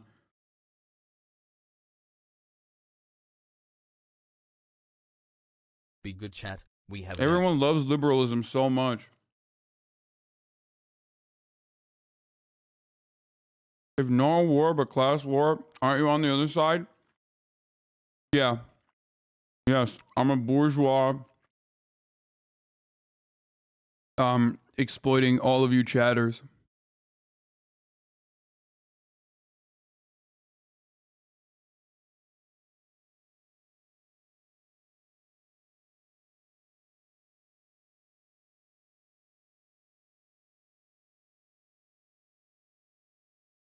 Hi. Let's watch DW News. See what the Europeans are defence saying. spending to Parliament on Sunday, which of course is another step in the unfolding transformation of Germany's foreign policy in response to the war. There's more on our website, dw.com. You can follow us on Twitter and Instagram too at DW News. I'm Jared Reid. Stay with us. God damn it, never mind. What are the chances that Russian people will revolt and dethrone Putin? Very slim. None. Like, whatsoever, almost. Vladimir Putin is like super, super well guarded, super protected. You would have to like literally do some like crazy espionage shit to a guy who invented crazy espionage shit. To like kill him somehow. You know what I mean? Other than that, good luck. It's not happening. At least it seems like the bombing and the fighting has like gotten it's been diminished a little bit. What is this? Yesterday, multiple Russian state media published an extremely shocking, even for criminal standards, essay. It presumed Putin solved the Ukrainian question forever, i.e., it presumed Russia took over Ukraine and essentially annexed it in a forever new old union. But this essay was apparently written in a scenario where Russia armed forces had taken over Kyiv and subjugated the country, which didn't actually happen. So what did the state news agency do? They deleted the article as if the plan had never been published in the first place. You click on the article on Skazal, on the link, you will get a non-existent page, but here's the original archived. Okay, one can assume this was just an editorial mistake that was caught early, and the essay did not reflect the state view, except the same essay was carried out by the other state-run channels too, like Sputnik.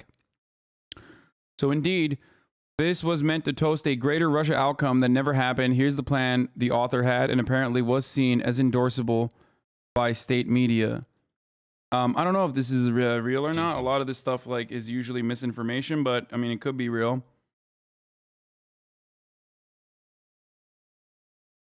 Maybe.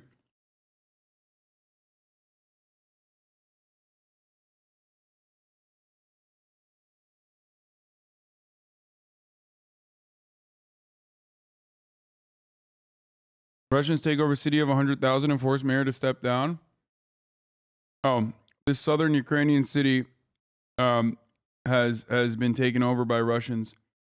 Alexander Svidlo, the acting mayor of the city of Berdyansk on Ukraine's southern coast, said that the Russians have taken control of the city. Svidlo posted a message to city residents on Facebook, on his Facebook page on Sunday that read, oh, they're fucking slapping Belarus too now, including a ban on imports of products ranging from the mineral fuels to tobacco, wood and timber, cement, iron, steel.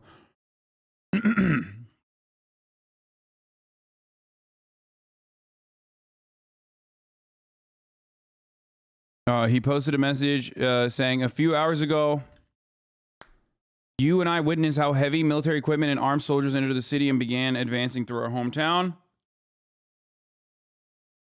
I try to inform all the residents of the city so that you have the opportunity to hide in the shelters. Touch Grace.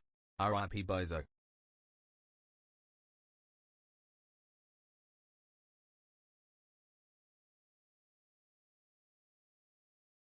Oh, Touch Grace. L, no maidens. 2 broke for flasks. Touch Grace. R.I.P. Bozo. All right, let's go to CNN. Thanks for being with us. Appreciate it very much. You know, what is your read, your initial read of Putin making this comment today that he's putting his bald and bankrupt forces, his nuclear forces on high alert?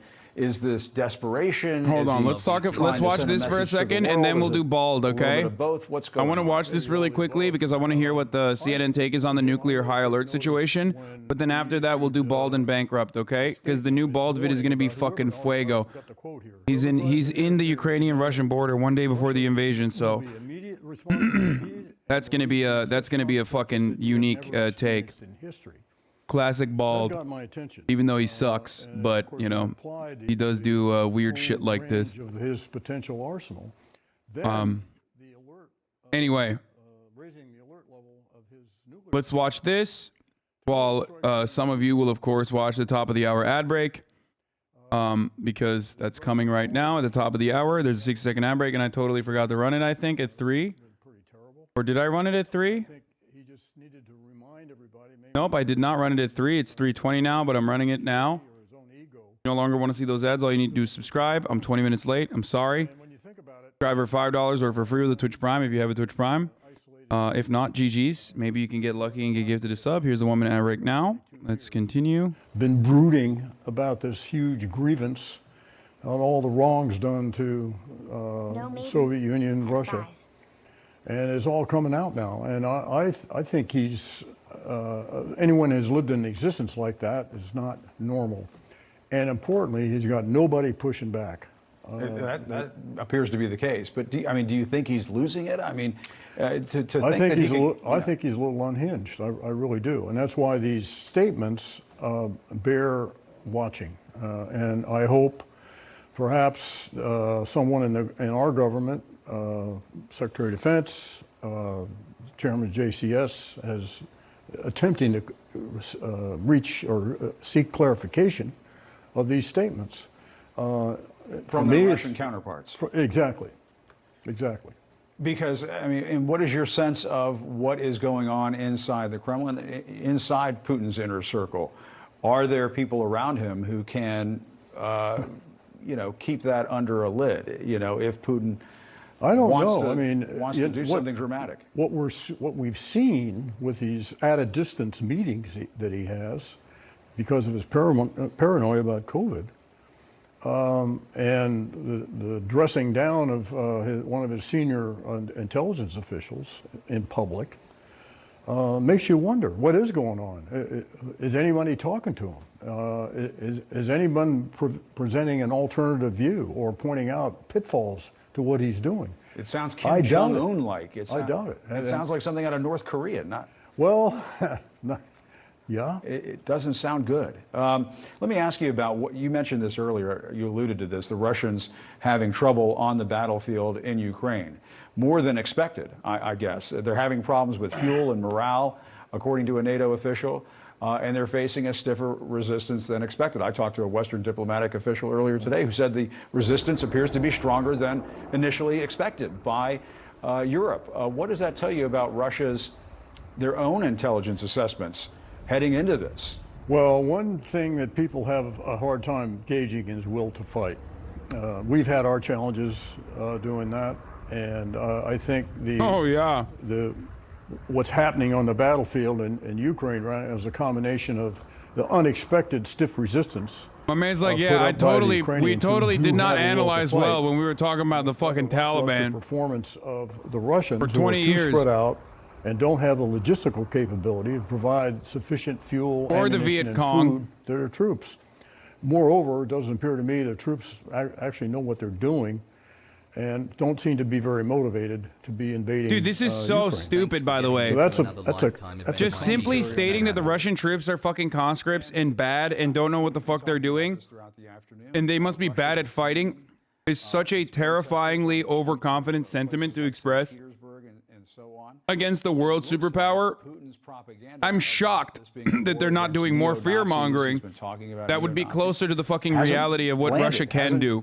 Well, I mean, it's not getting, maybe it's getting through to a segment of the population for sure, people who just watch state media and that's it. Right. But if there are people on the streets of Russia in that, you know, in that kind of quantity, in those numbers, that suggests that there are people who are saying, I don't believe Putin anymore. That's right. And I think this is, to the extent it does You're appeal to forgetting what I anybody else, it's always mention. Younger people. I talk about how Russia underestimated Ukraine's defenses, but you're forgetting what I've also followed up with, which is that Russia is also limiting its striking capabilities at this moment.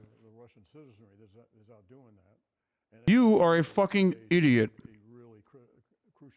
That is not simping for Russia.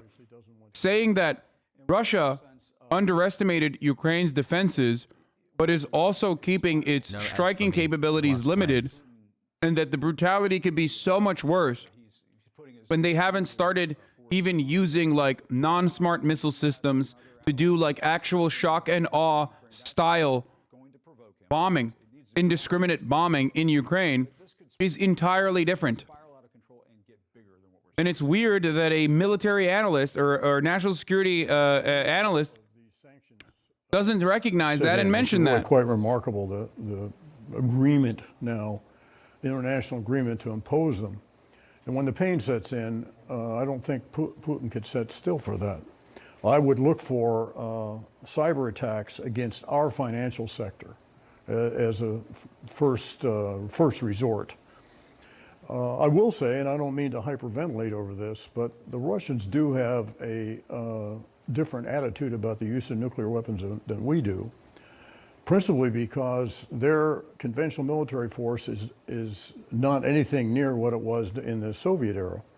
So they are quicker to, at least doctrinally, to resort to the use of tactical nuclear weapons. Dog, we're the only country on the planet that's ever used nukes, by the way. Coupled with these statements, I think bears watching. I'll put it that way. All right. James Clapper. We are literally the only country on the planet that's ever used them. We will be watching, as I know you will as well. Thank you very much. And I want to take a moment to show you some images from around the world, a truly global show of support for you. We are the only country that has ever used them. What a laughable fucking sentiment. I mean, he's not wrong. Like, Russia does threaten to use their nukes. But like, we use them. He's like, oh, Russia is really, they're really aggressive. Until we're not, though, you can kind of stop. What do you mean? That's that used on combat, not the only one that tests them? Yeah, no shit. I'm talking about... Yeah, I'm talking about fucking against civilians, dude, okay? Yes, against civilians. We are the only country that has used nuclear weapons against civilians, a foreign nation's civilians. Set her passport on fire. We did that twice. Not once, but twice. The fate of Ukraine is being decided right now. We used it on major population centers. Not once, twice. So it's, again, kind of funny whenever people say, man, these other guys, they're fucking, these other guys, they're crazy. You got to watch out for them, you know?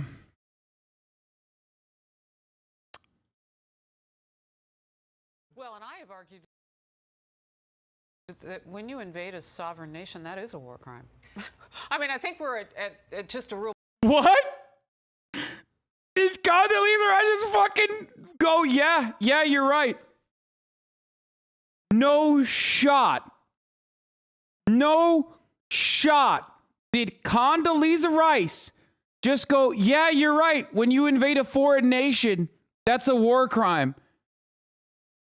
She just said, yeah, I'm a war criminal. That's a good point you're making, actually. Well, and I have argued that when you invade a sovereign nation... I love anti-American sentiment days after Russia invades. I don't give a fuck, dumbass. America's still bad. It doesn't matter that Russia is fucking horrible in this circumstance.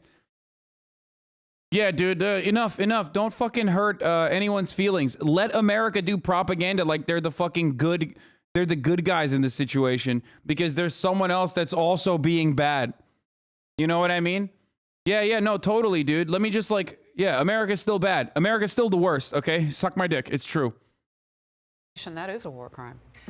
I mean, I think we're at just a real basic point there. Well, I'd agree. It is certainly against every principle of international law and international order, and that's why throwing the book at them now in terms of economic sanctions and punishments is also a part of it. And I think the world is there.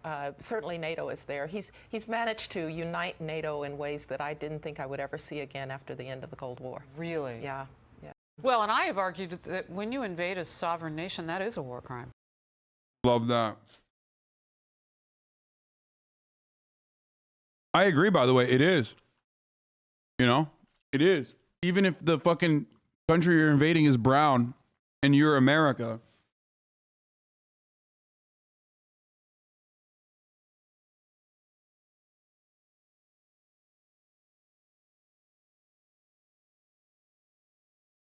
And you are giving a war criminal, an actual honest to God war criminal, a platform on your fucking, on your broadcast, so.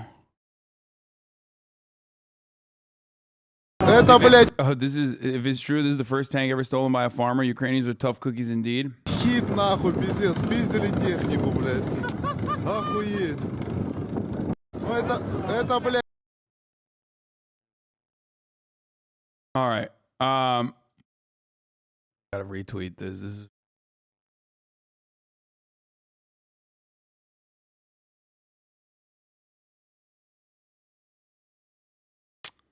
Bench people are shamelessly profiting off the war.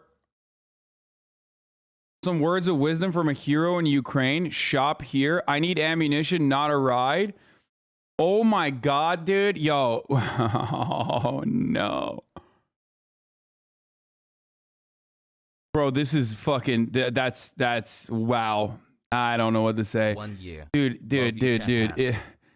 You know, at the end of this, at the end of all this, like Ukrainians won't, the UN Security Council members, by the way, must keep Russia accountable for invading Ukraine. U.S. ambassador to UN says. Yeah, good luck with that. But at the end of all this, I wonder if Ukrainians will turn around and just be like, yeah, these people, you people are disgusting for doing this shit.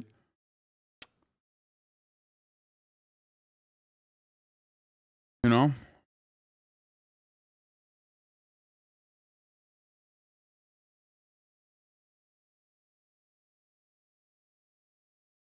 Great. What? Van with captions, people wake up, this is war, Putin is a scum, crashed into the fence at the Pukinskaya Square in Moscow and caught fire. Great threat on the Russian military. Why Russia will lose this war? Much of this realist discourse is about accepting Putin's victory because it's guaranteed. But how do we know it is? I'll argue that analysts, 1, overrate Russian army, 2, underrate Ukrainian one, and 3, misunderstand Russian strategy and policy goals. From the fellow at the Woodrow Wilson Center. I will take that with a grain of salt. Thank you very much. Consider a timely paper on Russian army by Bismarck analysis. It's good and informative. It's correct on its land-based artillery-centric character. It's also correct that the Minister of Defense, Serdyukov, greatly increased the Army's efficiency in 2007-2012, but it's still misleading. Yes, Minister Serdyukov indeed reformed the Army. He increased efficiency, fought with corrupt and crony armaments producers, improving Army supplies. As a result, he became extremely unpopular, made tons of powerful enemies, and was ousted in 2012, losing his power and status. His successor, Shoygu, knew better than that.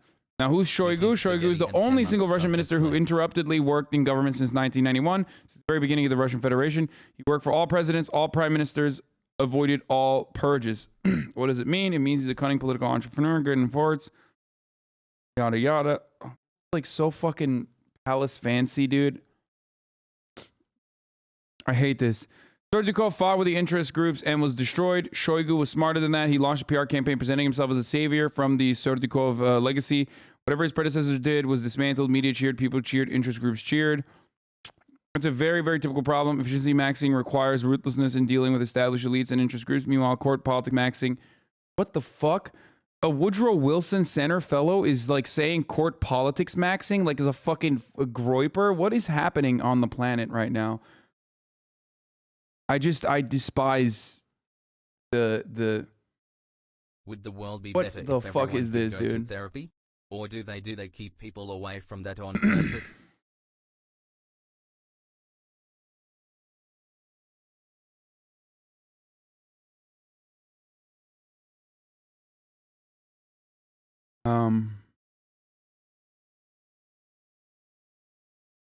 There's another issue. Shoygu is ethnic Tuan. In such a country as Russia, a minority member can hardly become the supreme leader. People don't perceive him as ethnic Russians. He is palace. It means he's not dangerous for the leader. And you can safely delegate him in the army. Damn, that's a sick-ass house. Shoygu not only purges Serdikov's appointees, pondered old military... Army and Navy have been traditional dilemmas for Europeans. Oh, God, this is... I can't read this. I don't care. This sucks. Sorry. Let's watch Bald.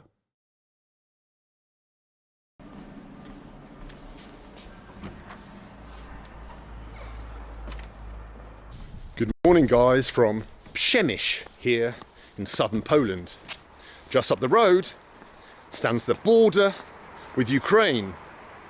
Ukrainian nation which, well, if Joe Biden and the British press are to be believed, stands on the cusp of a devastating invasion by none other than Vladimir Putin. I'm now gonna head into Ukraine and cross that vast land. I guess Bald was watching me that week. Hello chat has high. Just like...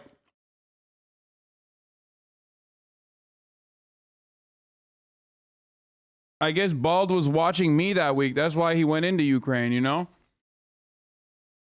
He was probably like, HasanAbi said that no invasion would occur.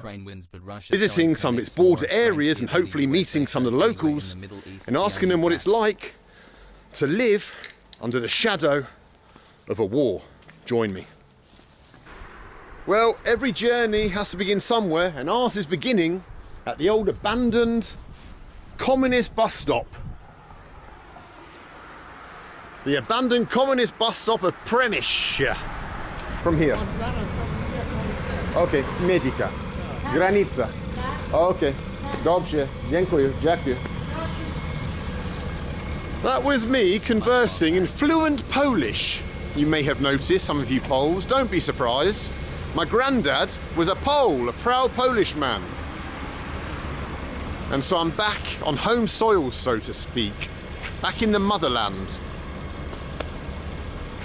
Anyway, we're waiting for a bus, a number 9, that's going to take us to the village of Medica, and from there we're going to walk across the border into Ukraine. And there they are. The lovely Polish people. Could be related to these two people, you never know. Okay, I'm going, bye-bye. Do widzenia. Wow. Dobry dzień, pan. Enough? O. Bardzo dobrze.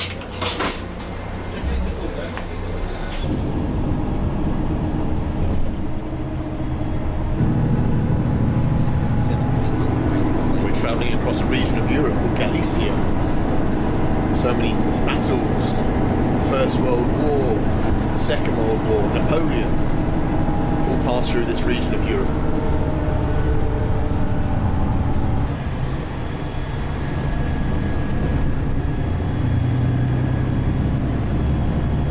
Kim burada? Dziękuję pan. Wait 1 second, guys. I don't know what's going on.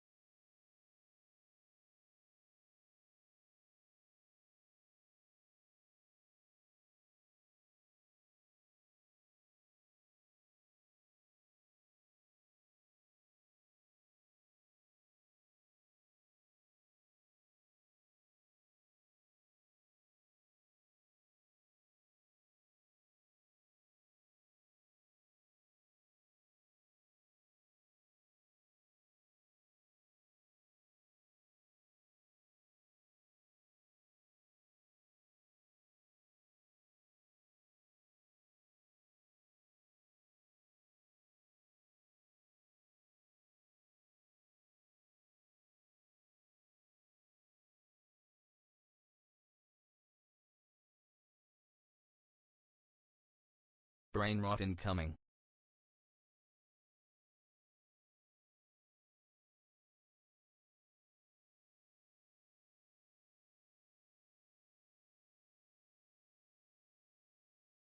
I have an unexpected visitor that that came out of nowhere. Chelsea Manning is here.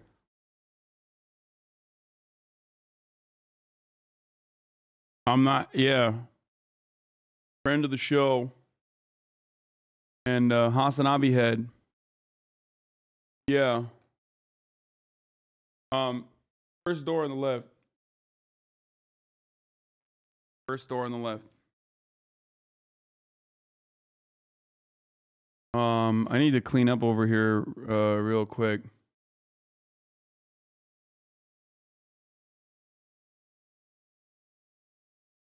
No, I'm not going to play Mario Kart, guys. Well,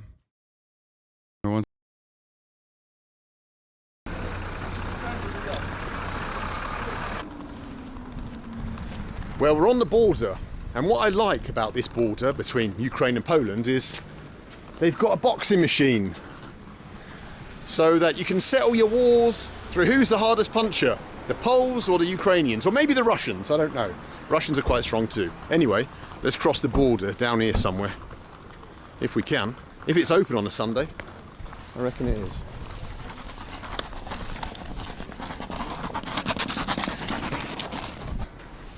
Do widzenia Polska, ojczyzna moja.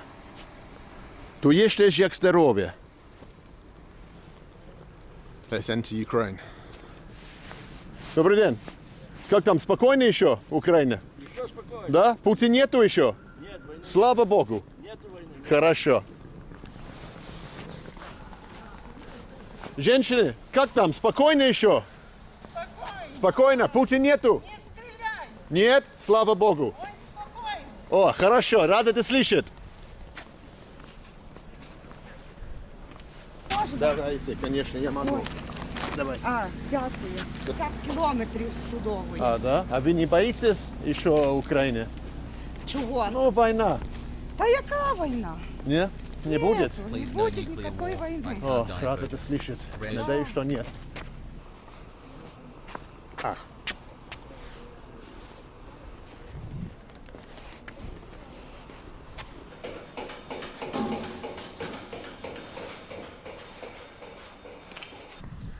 Well, I was just majorly cross-examined. My bag's thoroughly.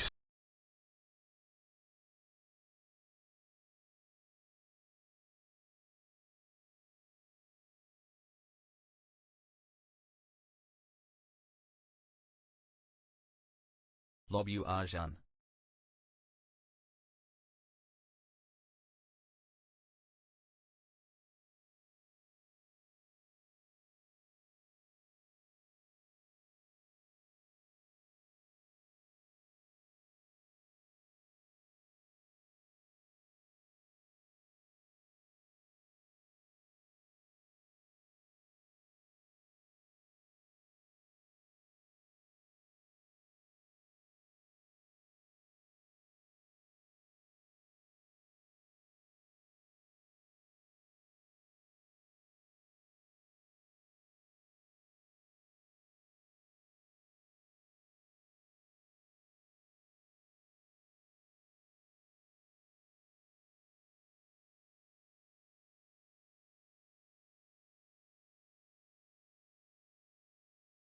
I'm scared.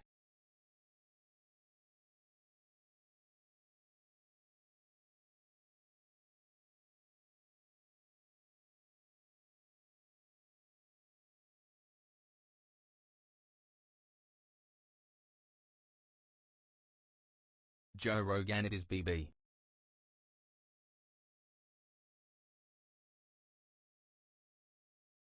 Oh yeah, it was muted. I didn't even realize. I just unmuted the second microphone so you guys could hear her, but I totally forgot that I muted the main thing because I was talking. Okay. Hasan, please send me some authentic Let me just baklava. like clear Throwing up. you off, I know. I'm sorry. Yeah, no, I mean, this was truly unexpected. I wish I would knew that you were coming. I Here, you can literally come a little bit closer. Chat knew that I was coming because chat chat's known for like the last 3 hours at least. Wait, were you? I was literally screaming at you like when I gave the dono. Like a microphone, you got to get closer to it. Yeah. So let's. 1 second. Okay. Folks, ladies and gentlemen. Hello, hello, hello. You're speaking to the mic real quick? Hey, how's it going? Okay, they can hear you perfectly. Okay, cool. 1 second. Sorry. You need to get closer here. I'm just trying to see what's back here. That like, I haven't used the second camera in a while. Yeah. To make sure that it's not like. There it is. Okay, you need to come closer. Oh yeah. Okay. Can I move this? There it is. All right, ladies and gentlemen. Hello, hello. Which camera is that? There. That one up there, yeah. Chelsea Manning's here. Hey. A hero. And American hero. I don't know what do you live in LA? No, I live in New York. But I've been traveling for work for the last. I've been traveling the last month, and I'm traveling for the next month after that. How would you introduce yourself to people that don't know anything about I like you? pizza. I play video games. Okay, but like what? But more than that. What have you done? Oh yeah, so I got in trouble a couple years ago. I got in trouble like 2020, like 10. I got in trouble. I was. She got tortured by the American military for revealing information about their war crimes. Yeah. It was. Yeah. I don't use the T word myself. Sad. But, sorry. No, it's fine. I don't. I just say that I was, incarcerated under very extraordinary circumstances. Yeah. Oh my gosh. Like yes, papela. Yeah. And but more importantly than that, obviously, Chelsea is a HasanAbi head. Thanks for everything. And watches me play video games as well as everything else. Yeah. Playing for Chelsea has. I've been playing Elden Ring. That's what I've been doing too. Yeah, you were in the military. I was, yes. What was your position in the military? I was an intelligence analyst. So I did charts, maps, graphs, and did data science essentially. So. Kind of like Pete Buttigieg or no? I mean, allegedly, like I was kind of a lib in those days. So Did you have a mineral map of Afghanistan? Actually, yes. A mineral map of Afghanistan was available to me. Yes. There you go. But yeah. I wonder why. Anyway, okay. So, but obviously, since then, Chelsea's point of view has changed, right? About American military, American imperialism in general. Yes. I may have changed my political positions quite a bit over the last 14 years, I'd say. Yeah. I wasn't like super educated. Like my politics in 2007 when I enlisted were basically like leave Brittany alone. So. Chelsea Hassel. Makes sense. Yeah. No, this was like, I get that. I was in Turkey back then, so it was a little different for me. For me, my politics have always been around like, fuck America, obviously being on the other side of the planet. But I definitely, when I came to America, was like, yeah, I love Obama, I think. I don't know. Yeah. That sort pretty of much thing. Everyone here. Yeah, this is sick. Yeah. Anyway, but we are obviously talking about what is going on in Ukraine. Yeah, there might be a major regional, conventional, strategic force-on-force conflict ongoing that may have some significant impacts. You might have heard about it. That might have some significance on the entire European continent. So I take it you've heard that Russia is invading. Yeah, I've been Ukraine. paying attention. I've been monitoring it. Not that it's like kind of a big deal, but I just wanted to make sure. I've been doing my job on my own. So my old job, the thing about being an analyst is that it never really stop. You never really stop being an analyst. So I got all my charts, maps, and graphs. I got like active.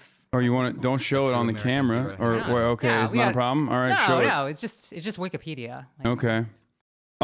So you were talking about potentially offering like militarily. Why? Yeah. You were talking about how militarily why Russia was failing disastrously, and I feel like even your experience.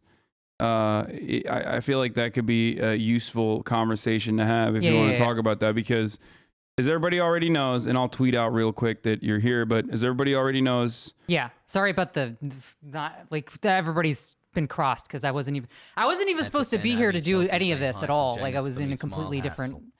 My schedule's changed like several times over in the last like 6 days, I'd say. Yeah. What do you like? I'm supposed to be in Europe like next week. Like, Mm-hmm. I'm flying to, I think. Let's go. I think I'm flying. I don't even know which country I'm flying to in Europe right now. Probably either Germany or Switzerland or France. What are you doing? What am I doing? I mean, that's why I have an assistant. What do you do? What I do? I mean, I do security. I do consulting. I do advice on machine learning, intelligence, or data science, information, things like that. I also work for I sort of do security consulting for a privacy oriented company right now, almost full time now. So I'm going to be doing a lot of that. So a lot of stuff involves travel to Europe and doing stuff. So yeah, it's just like day work. It's just day job work. Like obviously I'm still on Twitter. I actually haven't been. I kind of like expected. I kind of knew that Russia was going to pop off in Ukraine. So I kind of shut up because everybody had their opinions about like it's not going to happen. So you were yeah. I was like I don't know. This seems to be about to go down. I was not doubtful. Interesting. Yeah. So you didn't doubt the U.S. intelligence. You know, I think I doubt the intention. The sort of like the intentionality of putting out that information in terms of like trying to like build up the defense industry and things like that, like to do that. But I was under the impression that they would not put out this information unless they had their ducks in a row. So I think that they kind of knew. They kind of knew that this was going to happen and that this was a real possibility, and yeah, like that was the sense that I got. So what do you think? I kind of didn't want to guess because. What do you think Putin's intentions are though? Because it's fucking. So look, there's obviously a reason why the Ukrainian administration completely dropped the ball on actually believing the U.S. intelligence, even though they were fucking literally communicating around the clock. There's a reason why the German intelligence security chief was like literally stuck in Kyiv and had to like drive away because he didn't think the invasion was going to happen. Yeah. Ukrainians didn't believe it. It seems like the only people that believed the invasion was going to happen was Vladimir Putin. That's it. Yeah. The Chechens, who he was communicating with, who might be responsible for the leak to begin with. Yeah. And the American intelligence that probably and nobody spied believed on them. and nobody believed the Americans because the Americans have been so haphazard with intelligence. Like they, obviously the whole nuclear or this whole 45 minutes and chemical weapons with Iraq. And sort of like the weapons of mass destruction intelligence that Colin Powell put out there. So they didn't have the credibility that anybody would take it seriously. But the question is, what was the audience, the public, or was it try to educate the public, or was it a message to Vladimir Putin to say, hey, we know everything you're doing. Yeah. We're tracking all of your steps. Yeah. I mean, it was so much. Yeah. It was so much that like it. Well, one of the things that I heard is a bit of an apocryphal story is that people in Eastern, like some of the Russian speakers that were literally like working at a hotel in Eastern Ukraine, not the Donbass, but like a slightly north of there, were in the hotel and they thought it was like they're like, who's shelling us? Like who's attacking us? Like that was how. Even people who were like on the border were just like, who's attacking us? Why are we under attack? Because they thought it was like they thought the whole thing was like a hoax. So.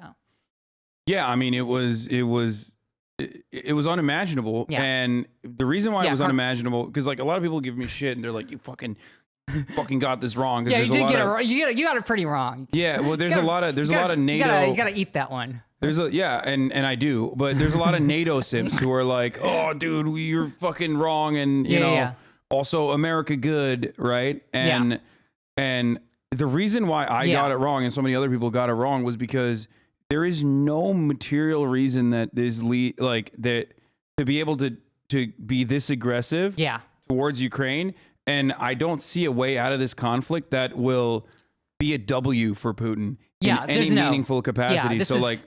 This is absolutely insane. I mean, like it seems erratic. It's erratic. And that's not something you can ever say. You can never be like, this is an insane person when you're doing political analysis. So that's why. But I mean, like even like I mean, certainly even his top advisors are like, what the fuck are we doing? Like, what is our end state? Like, they didn't have you have tanks and APCs like out on the streets that are getting shelled and attacked because they ran out of fuel.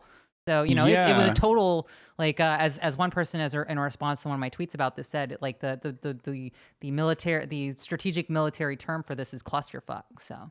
Yeah, I mean, literally. So what's up? Like, I mean, first of all, I doubt the 3,500 numbers. I don't think it's like. Yeah, I mean, I think it's ballpark. I don't think that. You think it's that high? I think it's very high. I don't want to put a number on it because you can't. Like probably not even the Russians know what their actual casualty numbers are. That's insane. But it's at least north of 1,000. I would estimate. Wow. Yeah. I thought it was like it's bad. They've had catastrophic losses. I thought they were like 10xing it. You know what I mean? I didn't. They might be 10. They might be 5xing it, but like I wouldn't put it. But like I would put it like it's not out of the league. Like it's it's bad. Like Russians are really hurting. But I feel like part of it, and maybe I'm wrong about this, but a part of it I think is because one. They trust me, bro. The underestimated. internet's like. I think they underestimated Ukraine's defenses. Yes. And Ukraine has been a lot better at defending itself than Russia thought it was going to. Well, I think Ukraine's defenses were caught with their pants down. I think that they were not prepared for this. I do think that they had their guard down quite a bit, and then the Russians disabled somehow. I don't know how. Their air defenses? Either air defense. Their air defenses seem to be down for at least 12 hours. So from what I understand, or this is whether it's cyber or sabotage is. Well, isn't it also because they have they still are operating on the old USSR bases too, so they knew exactly where to hit. But even with all that information. I go back and forth on this because on the one hand, I think like, you know, obviously they're not going to be able to take Kyiv over in fucking 2 days, right? Well, they tried to. But they did try to because they thought that they would be able to. Yeah, and they almost did. They got to the outskirts of Kyiv, and if they had encircled the city, they would have taken Kyiv within another 12 to 14 hours, like that militarily. I think that their window closed just. The window closed to where the resistance was just enough at just the right time for that door to be slammed in their face. They got close. They got pretty close, I think, in terms of like how they were positioned, how the armor was moving.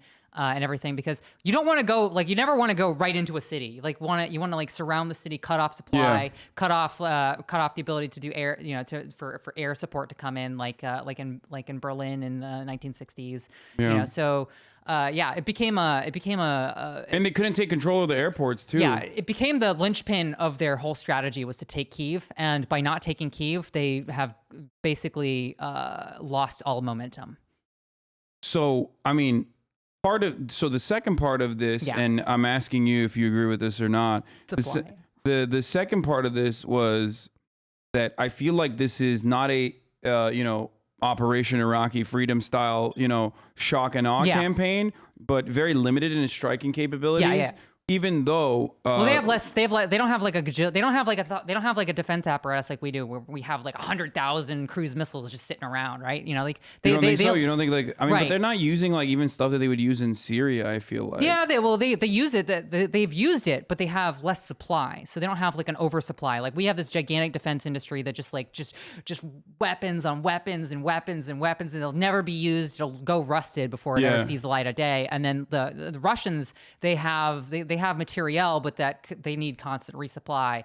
And because they've been involved in other conflicts and they've been doing training exercises and things, they don't have as much ammunition or as advanced equipment as even though they do have advanced equipment, their advanced equipment is less in number. So you don't think that they are limiting their striking capabilities? Because like currently they still have yet to use they're still using precision weapons rather than indiscriminate bombing at this Well, they want to keep moment. the infrastructure. It's not that they care about. It's not that they care about. Exactly. It's not that they care about Ukrainian civilian casualties or anything. They don't give a fuck about that. What they care about is, although like there's the soldiers on the ground and some of their senior officers may be like, I don't know about this, but they certainly want to maintain the infrastructure. They want to keep bridges up. Yeah, because they want to take it over. Yeah, they want to thought run they it. were going. I think that their strategy was to take Kyiv very quickly.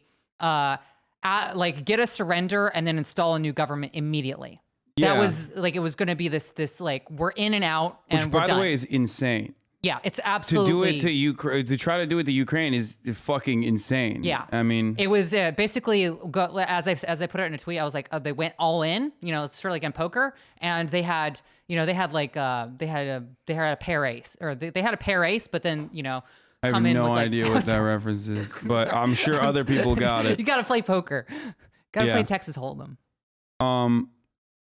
But it was, you got to make sure. cutting in and out because I'm you moving. Got to make sure. You got to make sure you're close to it. I see why you do the. Yeah, exactly. I have to. I just.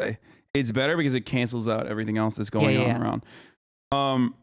So okay, so it's a failure on it's a failure on the strategy part, because what is your perspective? Like, what are you supposed to do? You fucking take over Ukraine and then you reinstitute a puppet state? What do you, I mean, who are you going to bring back? And how would you ever, how do you feel at this point with all the NATO weapons that have already been pumped into Ukraine, even leading up to this invasion? And before that, there was still plenty of NATO weapons there, and CIA trained, battalions and paramilitaries and all that. How did you ever think that you'd be able to control this country without seriously like a violent insurrection?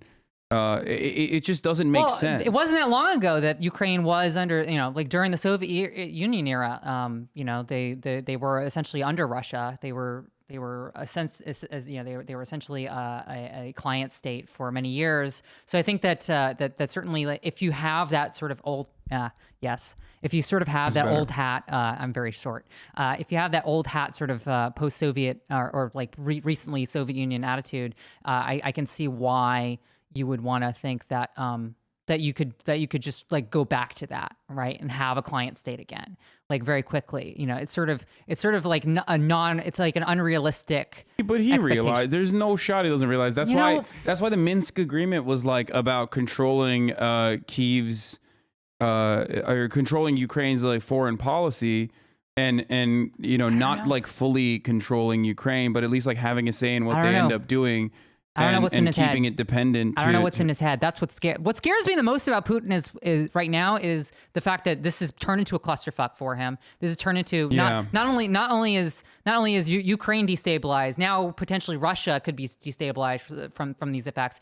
Eastern and potentially Central Europe could be destabilized from this, especially with an ever-growing refugee situation happening in the border countries, and now you have NATO who's posturing, and I don't know what's going on in terms of like one of the reasons why I'm hesitant to speculate at all, especially on the internet, is because nobody knows what the hell is going on. And nobody can guess. And you got this going on, breaking news, but Belarus says constitutional referendum is passed, revoking its non-nuclear status and paving the way for Russian nuclear weapons in the country. All right, there we go. I mean, they're making their moves. They're making their strategic moves. So, I just saw you gotta have I a watched nuke. the UN security. You gotta have a nuke. I mean, it's just everybody has one. You gotta have one. Yeah, so, I mean, like congratulations. Proliferation, yeah. It's a hard word to do that with. So I'm obviously an advocate for disarmament, obviously, but before we do that, I think like if you're a small nation, let's go. I'm just saying it's a rule that I have. It's like if you want to build a nation state, you have to have a nuke. It's just how it is. And so congratulations to Belarus. I mean, there have been situations where, hypothetical situations where you even have you have an organization that has a nuke and just declares itself to be nuclear power. So Like, hey, Yeah, that's what I'm saying. Yeah. And then boom, that's a state now. Yeah. That's a real state. It's a Yeah. viable state. Yeah, the nuclear weapons. They are the highest level of strategic leverage on the geopolitical stage. Yeah. The amendments will also cement Lukashenko's 27-year-old grip on power, allowing the president to stay in power until 2035 and giving him lifetime immunity from prosecution once he leaves office. This seems very legit. Yeah. This seems like a normal way to do it. These are normal. Yes, this is Russia bringing democracy to the world. Well, yeah. Yeah, I mean, I'm a fan. Okay, so breaking news, Socialist says he will buy a nuke. I mean, dude, if I could, I'd probably give it to Iran. Or Yemen, maybe. I'd give it to Yemen. I shouldn't be saying these things. Yeah. I feel like I'm now definitely you're on definitely, I mean, you're on a watch list now. this is a parody to my How secure is this? very secure. Okay. It's very secure, right?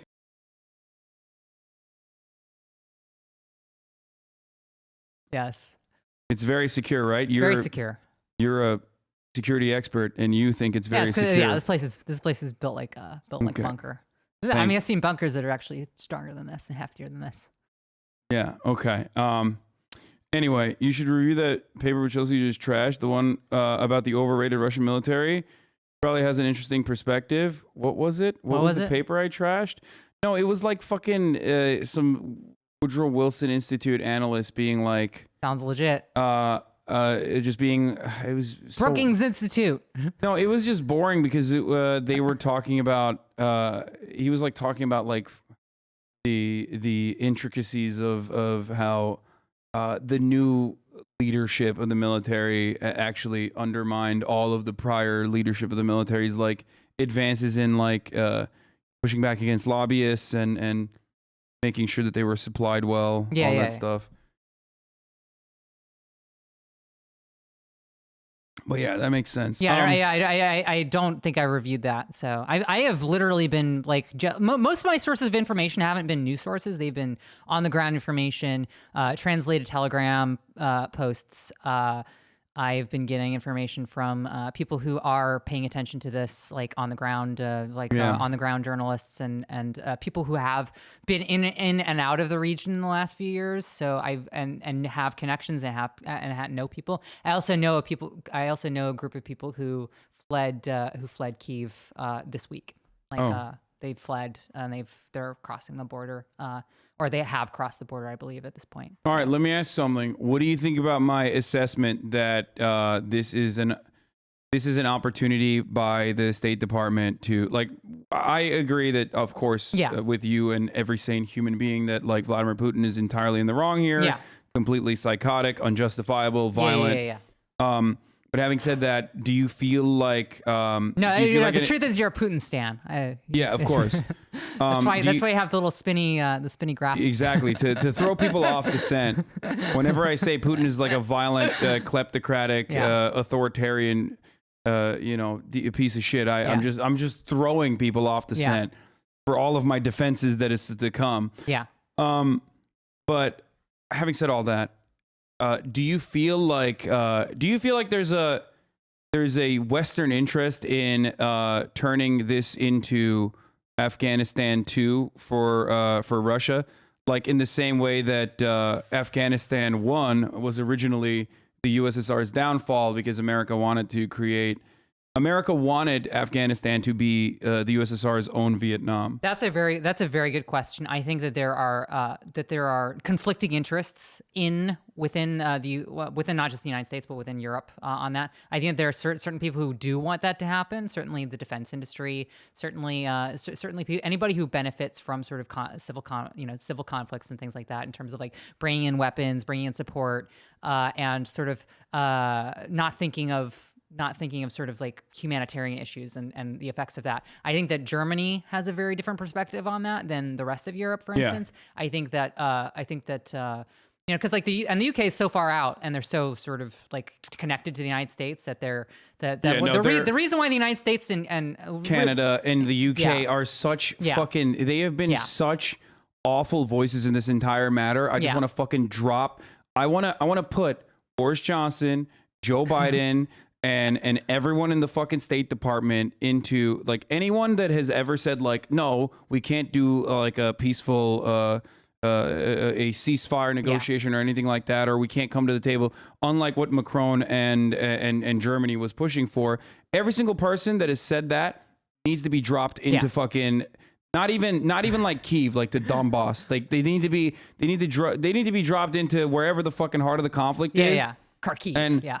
And then they should fight. Yes. Okay, because it's like it's preposterous. Here's a javelin. Go do stuff. Yeah, go ahead. You fire these off, dude. It's just, it's so ridiculous that they are. It's so ridiculous that they're speaking from super far away. Yeah, they don't even have the concerns that like Baltic states have because they're so fucking far. Yeah, they don't have the concern of Eastern Europe. They do not have the same like proximity, so they can so easily and so comfortably goad Ukraine into thinking that like this conflict will not be incredibly violent and incredibly bloody for Ukraine and for Russia as well over an extended period of time with no NATO membership in sight for Ukraine ever.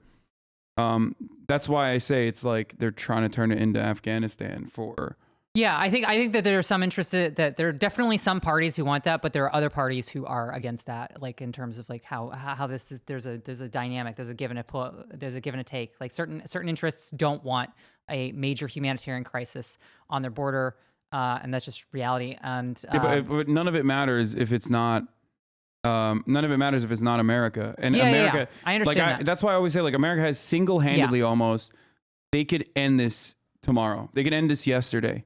They could go in and be like, here are the concessions that we're willing to make. Here are the I'm wondering if that's why they're moving nukes. I wonder if that's why they're threatening to be the nuclear power again. I wonder if it's because the United States they sort of view that the United States as sort of having the power to be able to be a check on this in terms of like the diplomacy and things. Because the United States has goaded up and really been trying to like push this stuff out and try to make this a thing. So it's sort of it could be a way of sort of meeting those 2 points, and that's not good for anyone. Like the idea of like, oh yeah, let's just let's just do a little glassing of a little region, and that won't turn into like a major international. Well, the United States is not gonna. The United States is not gonna touch Russia, and the only thing that they'll do is.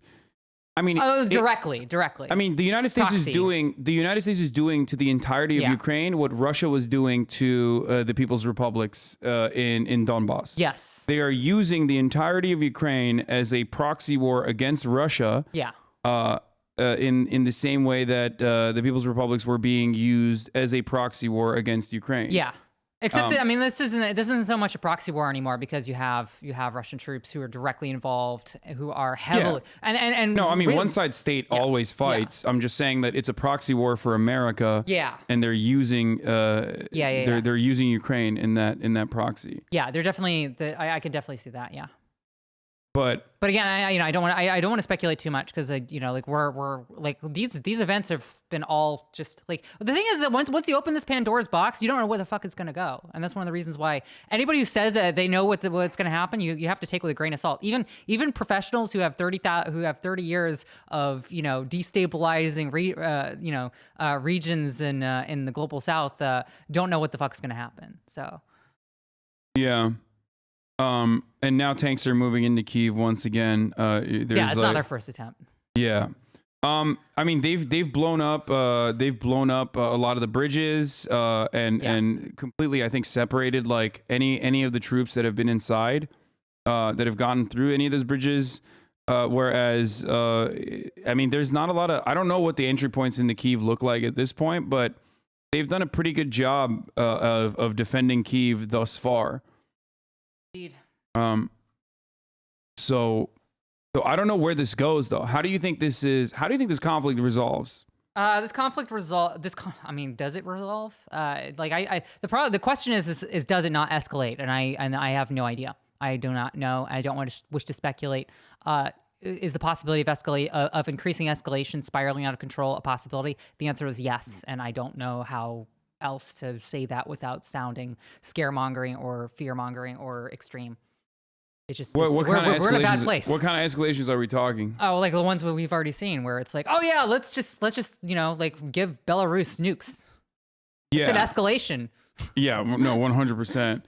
Do you so you don't see like the potential ceasefire as like a realistic possibility at all? It depends. I don't know what's going to happen. Like, and that's the thing. It's like I don't know if it's going to be like a bunch of generals like who are standing at a table, and basically just saying like, oh, you know what, like here's our form of diplomacy. Like, screw you, just bringing or whether it's actual diplomacy or not. It's very difficult to sort of.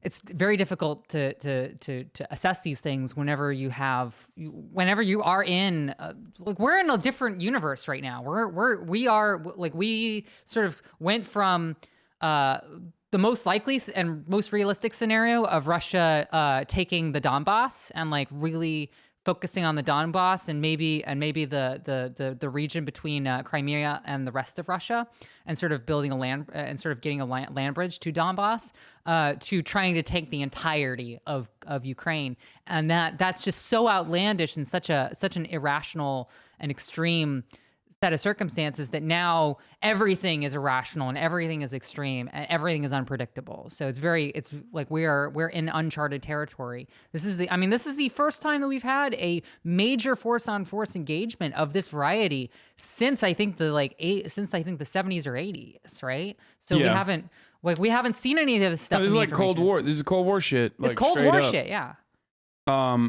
Or Iran-Iraq war, like where it's trenches and flying, we're talking about troop lines. I have maps where I have an actual line of troops, like in Iraq and Afghanistan, we didn't have lines of troop, movements. Like we had, we took places and we sat there and we just held it, right?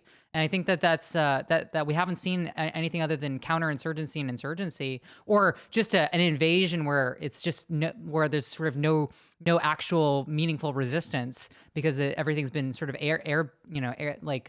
obliterated from the air, for weeks on end beforehand. That we haven't seen anything where there's actual force on force resistance, where there's actual troops on the ground, there's actual anti-tank capabilities, there's actual anti-aircraft capabilities. There hasn't been that much of that going on. Why do you think that's the case? Like, they just want to keep their casualties to a minimum, even though like they fucking have been getting kind of owned. Yeah, I think so. I think they're starting to be more conservative after their first round of awful casualties. I think that strategic. I mean, they've basically been in a stalemate at this point, and in a controlled stalemate. You guys massively misunderstand Russian and Ukrainian people's mentality and culture. There's no way this will turn into a long war because they're too close to each other. Yeah, they are very close. Not just geographically, but also many people have families in the other country. Captured Russians say they never wanted to fight, etc. Yeah. I mean, that's just the case of two warring nations. Yeah. It's like that's always they are the case. like I was saying, they were the same country at one point, and like maybe not on paper. I mean, they have relatives living. There's relatives living in fucking Ukraine and Russia. I mean, Russia fucked up Ukraine with Chernobyl, just like within like just a year before I was born. So yeah.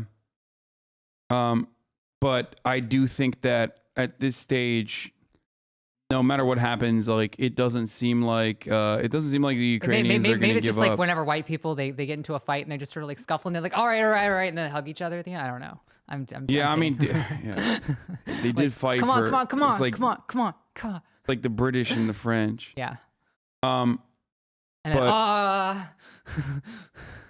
I don't know. I don't know where this goes. Like I am fearful that. I was talking about this before, and you can maybe tell me I'm wrong if you think that, but I'm fearful that they haven't escalated to indiscriminate bombing yet. But I feel like once they realize that they're losing the war of attrition and that their source, it's supply chains that's cut a worst off. Case scenario. You have the conscripts that you sent out, and the Ukrainians are going to absolutely the Ukrainians are going to feel confident and deny any sort of concessions in this situation because they think they're winning the war completely, or also because Zelensky is fearful of coming across as like weak towards Russia because that, in my opinion, could lead to some kind of right-wing coup within the country immediately. Like this is the best time to just take over if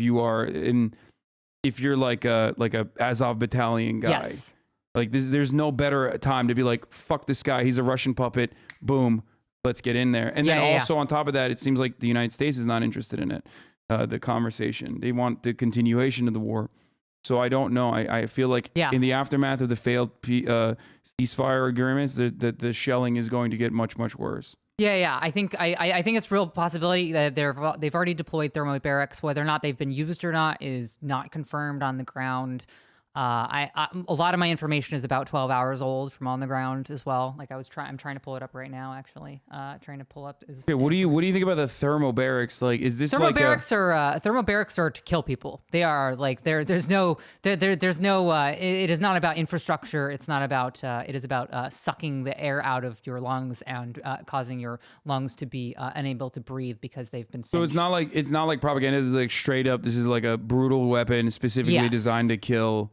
Thermobarics are definitely worse than white. I mean, they're worse than white phosphorus in terms of like their effects on the human body. Really? Holy shit. What is it like? It's too new for it to be considered a war crime or something? I guess so. Yeah, because they haven't been used a whole lot. I mean, what's a war crime really? It's just their suggestions. But yeah. Basically, it sucks the air out of your lungs and replaces the air with fire.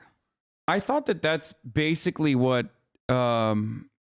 I thought that's what basically all like explosions do, though. But it specializes in it.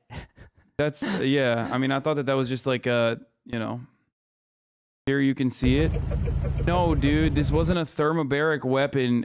Chatter. This was just either this was a munitions depot. Thermobarics are usually most effective in environments which are enclosed environments. So inside of buildings, inside of caves, inside of bunkers. They're often used as enhancers to bunker busters.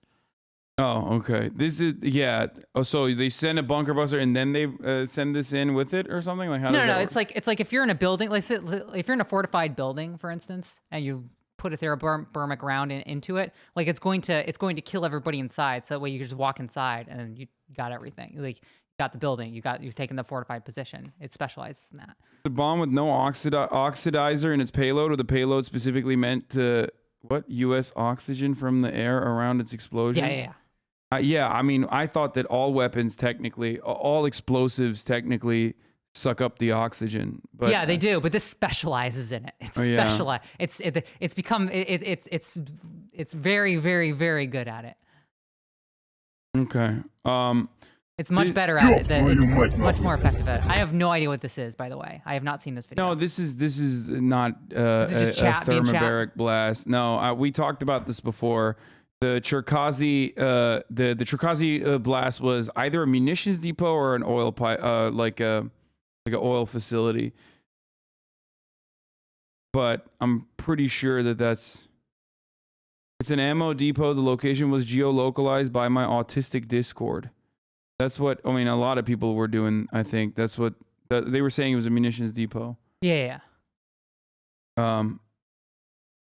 But yeah, is Russia giving nukes to Belarus, or is Belarus just hosting them? Like Belarus? I'm more impressed at your ability to read chat, given the fact that you only see it in this like 8x8 box. Yeah, no, I'm reading nonstop. It's terrible. It's terrible. I keep mine at very low resolution, or a very high resolution, so I can see like the whole gambit of things on chat. Although I haven't streamed in a minute. No, I have a brain disease. I have a bad brain where I have to read every fucking bad comment and every comment in general. What do you think is going to happen to the Russian economy with the SWIFT sanctions and sanctions in general? What Russian economy? Well, yeah, I mean, I guess true, but they have considered before that SWIFT is an act of war, or the central bank is an act of war? Yeah, it's an economic material support to Ukraine in the form of restricting Russian. Everything has been quote unquote an act of war. Like every part of this whole escalation process on both sides has sort of been an act of war worthy. But nobody wants to actually. The problem with actual acts of war is that it starts this whole complicated legal process, and there's like a specific legal terminology. Like we've seen this with like the AUMF, right? Where the authorization for use of military force, like you don't want to like there's a certain point where you don't want to trigger war being war. So like everybody just is going to be able to throw at these things that are technically legally acts of war, but nobody ever wants to cross that line. So it's just, from a legal perspective. So it's just going to be, it's very difficult to find out what is the thing that starts the whole thing. But yeah, the Russian economy is the Russian economy is like already sort of tanked. They do have natural resources. They do have natural gas. They do have oil.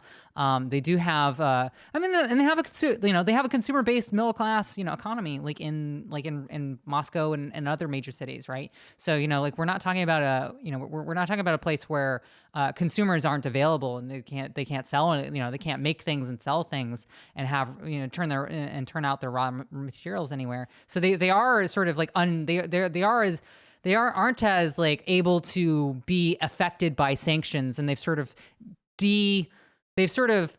shielded themselves from sanctions by being structuring their supply chains and their sort of economy in such a way to prevent that sort of thing from happening. Yeah, I mean it's going to hurt both sides no matter what if they were to actually implement full blown. Yeah, but I think that the Europeans don't want to sacrifice. Europeans don't want to sacrifice, but what the problem is that you have other countries that are able to do what Russia does, in terms of the economy and moving things over and sliding things over very quickly. China is obviously has a very big opportunity to sort of shift its resources and be able to fall into the same place and sort of providing a lot of resources apart from obviously natural gas and oil. Natural gas and oil, I think, were oversold in terms of like their political usefulness, their geopolitical usefulness, because obviously, this hasn't led to like Germany sort of saying, oh, like the Nord Stream is why we should suck allow Russia to the two toes of Russia, right? Allow Russia to dominate Ukraine. I mean, but that was I think Nord Stream was the reason why they were sending only helmets and refusing for Estonia to send German-made weapons. But I don't think the Russians expected a full-blown invasion either. What do you mean Russians? I mean the Germans. The Germans. Sorry. No, I agree. I think the Russian soldiers were all like the ones who were captured by the Ukrainians. Yeah, they said they were doing training. They had no idea. Yeah, I don't know what the fuck you're thinking when you do that. That's like insane. That makes no sense. And I legitimately, that is something that I don't understand, because I've never been like one of those, people that just like is obsessed with Russia. Yeah. And like knows everything and has like read books about, how the Russian military operates. But it does strike me as like, cannon fodder and testing weaknesses by just throwing numbers at the problem before you bring in like better trained troops. I mean, there's obviously still like Spetsnaz and saboteurs and stuff that they've sent into the country. Yeah, but a lot of them aren't coming out. Yeah, that's true as well. That is true. Because a lot of the people who got from what I understand, the information that I have from on the ground indicates that a lot of special operations forces, a lot of their best were put in the most risky positions, and those risks, 5 out of 8 of those risks failed. That's crazy that the Ukrainian military. It would be like as if the U.S. Navy, as if we woke up one morning and the U.S. Navy SEALs were wiped out. I think I straight up feel like, there's a little bit of extra help there. Like, no shot is this just entirely the Ukrainian special forces that got trained by the Canadians and are using American weapons, and that's it. It's possible. I don't want to, I don't want to speculate on what, but it's definitely. Oh, it's also that they overplayed. They very seriously overplayed. In terms of like, it's sort of like if you play D&D, like you do that one action where it's like there's that very narrow 3% possibility, and you're just like, all right, I'm gonna go anyway, and I'm gonna do that. But that wasn't a 3% roll. I think Spetsnaz overtaking, or like special forces overtaking, like an air base is not like that much of a crazy. Yeah, move, it's not 3%, but. Yeah, like, but especially the Russian risky. special It's forces. definitely riskier. It's Are definitely they just dog shit? Like, what's up? I thought that they were good. You know? Yeah. Yeah, that's a good question. Like, I think it's a good question. Like, how were they? I mean, were these strategically sensible decisions to make? And obviously they weren't. But, you know, were they at the time, given the information that they had? I mean, obviously almost all of these decisions had to be done by Putin himself. He had to be the one who calling the shots and approving all of these actions and approving all of these orders. And it had to be kept very close to the chest. And it's a question as to whether how much were active operators aware of what the plans were? How much, you know, did they actually know the night before? And I don't know. They haven't even fully sent in like the Chechen troops either, though. And I feel like that. Yeah, I've seen some misinfo and disinfo that they're like not coming. Some of them came in, or they're not coming, or they came in and they died. I know that like the Kadyrov's like right hand man, his general, I forget what his name is. He's not dead, from what I understand. Even though the original reports like a were video. that he had died. There's like a video that was circulating that I couldn't confirm. Then nobody can confirm. No, but he was also on the phone with Kadyrov afterwards, when he was like making fun of people saying that he was killed. But like these guys are brutal people, you know. They're a brutal force overall. Like if they're sending in Chechens, like they don't give a fuck at that point. That's like the human version, in my opinion. Like Kadyrov's forces are the human version of doing indiscriminate striking on civilian territory, rather than like precision strikes on military, you know, munitions depots. And stuff. It also gives you a little bit of leeway to be like, oh, it wasn't us, it was those guys, right? Yeah, but you know, what, my friend killed 16 Chechen rebels. He was an interior decorator. Yeah, I don't believe it. Trust me, bro. Yeah. There are so many major reports that the Chechen general is dead. No, but we saw him on the phone. Like he was talking on the phone. Yeah, I don't know. I don't know. I do not know. I have not been able to confirm or deny that based upon information that I have myself. So that's the other thing I've noticed. Okay, that's one of the things that I kind of want to talk about. Like while we have a second, is that major news outlets have just been putting out like just baseless information. They are literally, first of all, they went like as much as they talk about disinformation and misinformation, like they are doing that right now. Okay, sorry. And this is the annoying part. What you saw was Kadyrov on the phone. You only heard his voice. No, we heard the other person's voice as well. No. But like, these guys are so fucking stupid that they were literally using like WhatsApp to communicate with one another, and the British intelligence was able to intercept their fucking plans, and that's part of the reason why they knew exactly what the fuck Putin was going to do. Do you really think that they're over there doing espionage to be like, Kadyrov is like, hey, call me with a fake phone number, and then we'll act like I'm talking to a fake person, but then we'll make it seem like you're my general. Like, no, they're not like tactful this way. We're not talking about fucking KGB assets. Like, we're talking about, you know, Kadyrov. Yeah. Sorry. And I don't know. Even now, you like, while I'm sitting here, you're like, this chatter needs to be sniped. I mean, it's true, because he's just like, no, because it's frustrating, because like they want to go along with like whatever the original thing they read first, especially if it corresponds to their worldview a little bit. I've been wanting to say this for over a year now. What's up? Unionize chat. Let's unionize go. Chat. Oh no. Here we go. Okay, well, how about chat unionize at the top of the hour, because a 60-second ad break is coming at 4:30 instead of at 4. Because I forgot to run it. My bad. No, it's all good. And if you no longer want to see those ads, all you need to do is subscribe. You can do that for $5 or free with a Twitch Prime. Or, but if you're lucky, you can get gifted a sub. In your personal opinion, who will win this war? Hold on, I'm going to answer that in a second, but here's the 1 minute ad break now. There it is.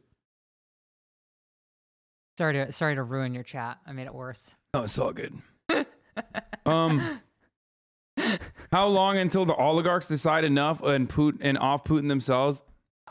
Hey, one of them ended up dead.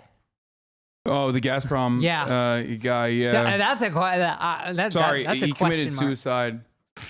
I don't know. I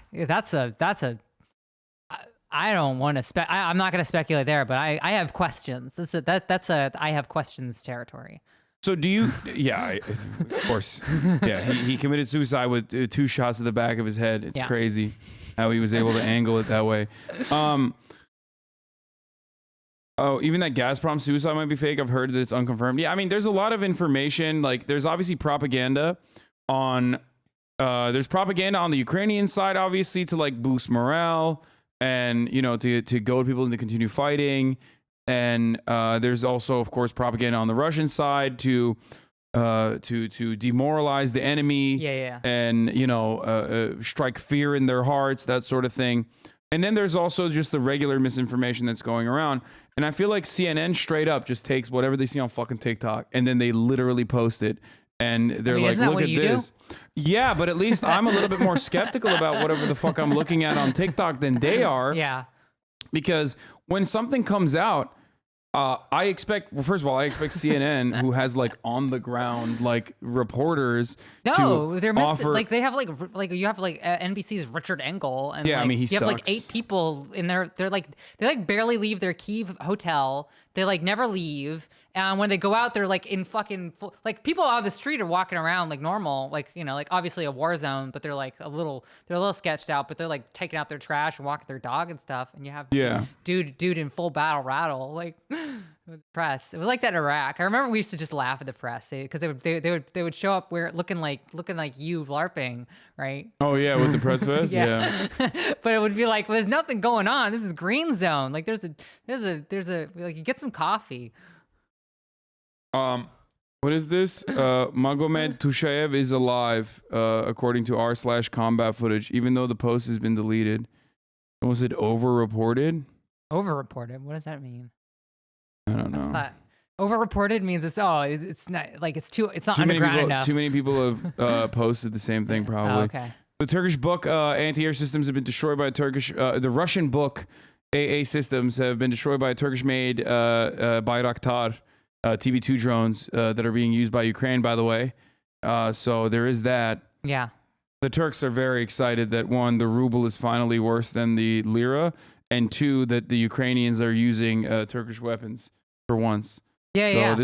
This is their pride and joy. This fucking NATO simps. They are. Yep. But yeah, the Bayraktar is what they used here. The Ukrainian military has claimed successful attacks by its Turkish-made force of drones against Russian forces. On Sunday, the Armed Forces of Ukraine released footage showing the destruction of armor by drone and said it was carried out against a Russian BUK surface-to-air missile system. And yeah, they've been getting the Bayraktar drones from Turkey since last year. I am a little bit concerned about the amount of weapons that are going into this region and how. Thank you.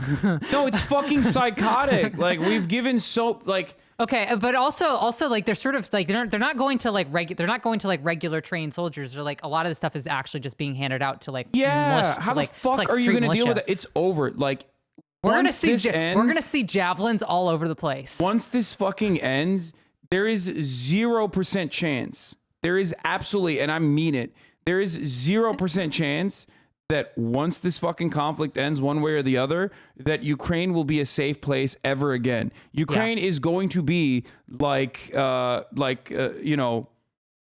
immediately in the aftermath of like you're gonna be able to go to Texas, the dissolution of Yugoslavia, and like where everyone just has guns like everywhere. You have like munitions depots full of like fucking arms that NATO ironically also sent there as well. It's gonna be fucking Kosovo. You're gonna be able to go to a Texas gun show. There's gonna be a guy who has a javelin in his basement. Exactly. And then the other side of it is also that like fucking they are, the Russians are taking the anti-tank missiles and shit because it's like you're giving it to a fucking village. Like if they go in there, they're gonna take the guns. Like they're their guns now. Good luck. And when if hostilities end in a relatively short period of time, there's just gonna be a flood of weapons that are gonna be in the hands of like randos. So. And like there's obviously people who have an interest in collecting those and sending them out and shipping them out to other regions. Wow. Exactly. And you have the Baltic, so like, or you have the Black Sea. Sorry, not the Baltic. The Black Sea. There's my geography failure for the day. But you have the Black Sea, so you could just, as long as you pay off the right the right Turkish like. Turkish people would never do that. Turkish customs, very safe, very good. Yeah.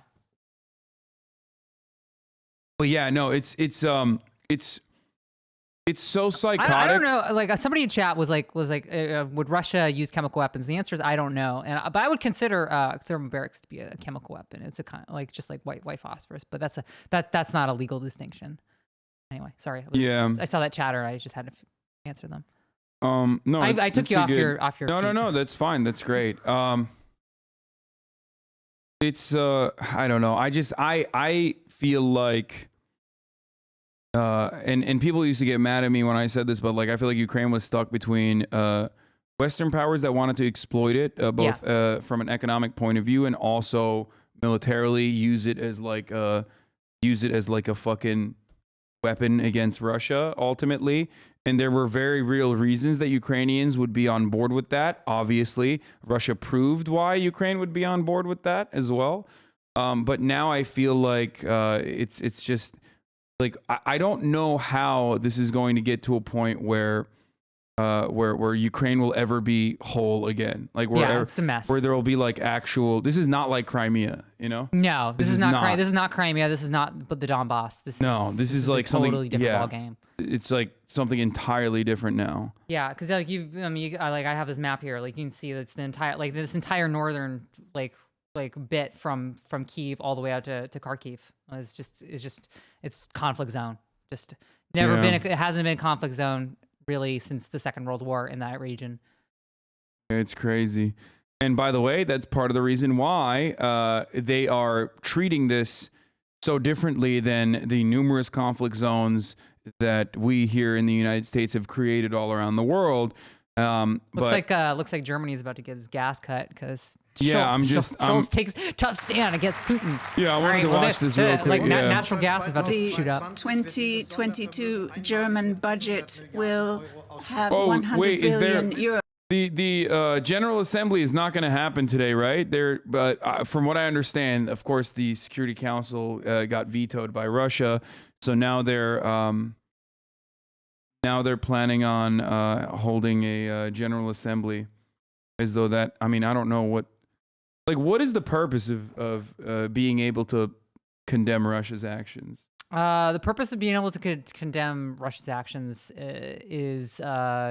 I mean, I don't know. It feels like it's so diplomatic. I've never really been very diplomatic in terms of like how I operate, like in my mindset, because I've always been kind of like, oh yeah, like it's a smile on your face and a knife behind your back. But from a diplomatic perspective, like I think it's mostly just to build camaraderie and build allyship with other nation states. And okay, but like it's just nothing at the end of the day. It is meaningless. It's jerk off. It's jerk off motion.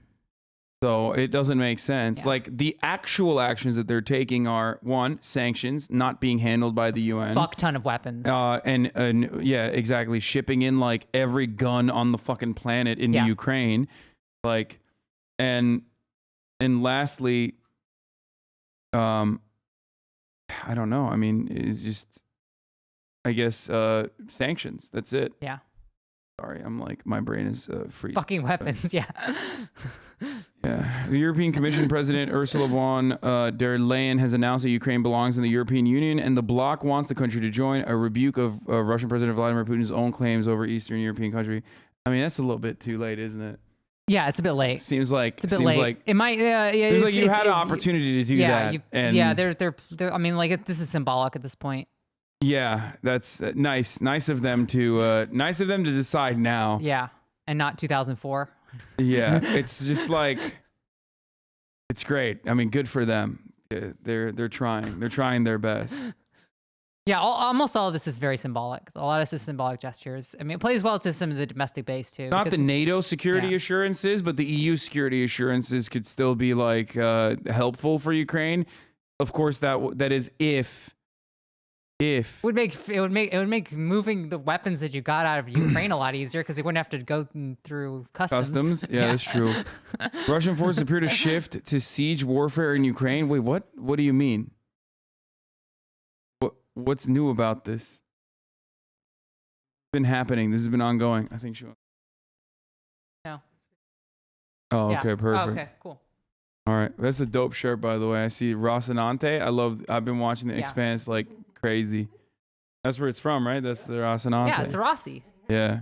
I love that show. It's awesome. I'm glad you started watching it because it's definitely Everyone's been recommending it to me. I'm very passionate about the books and the show. Belta Lauda. Yes. Yeah, it's great. Bosmang.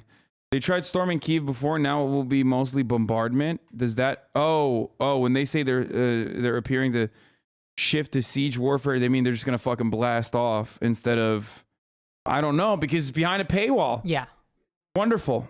It's yeah. great. Oh, that's another thing that I noticed is that remember after COVID, it was sort of like we're gonna open up our paywalls so that you can get COVID information. Like every time a major event happens, the reason why disinformation is able to spread so easily is because these paywalls, because they don't, like, the conservatives don't put stuff behind paywalls. So therefore, whenever it comes to like more reputable sources, they're getting fucking paid by. I mean, I guess these guys could get endowments too, but a lot of the conservative outlets just have billionaire backing. So why the fuck would they? Yeah, because they're designed to put out yeah. misinformation and disinformation. So exactly. they have a different incentive structure.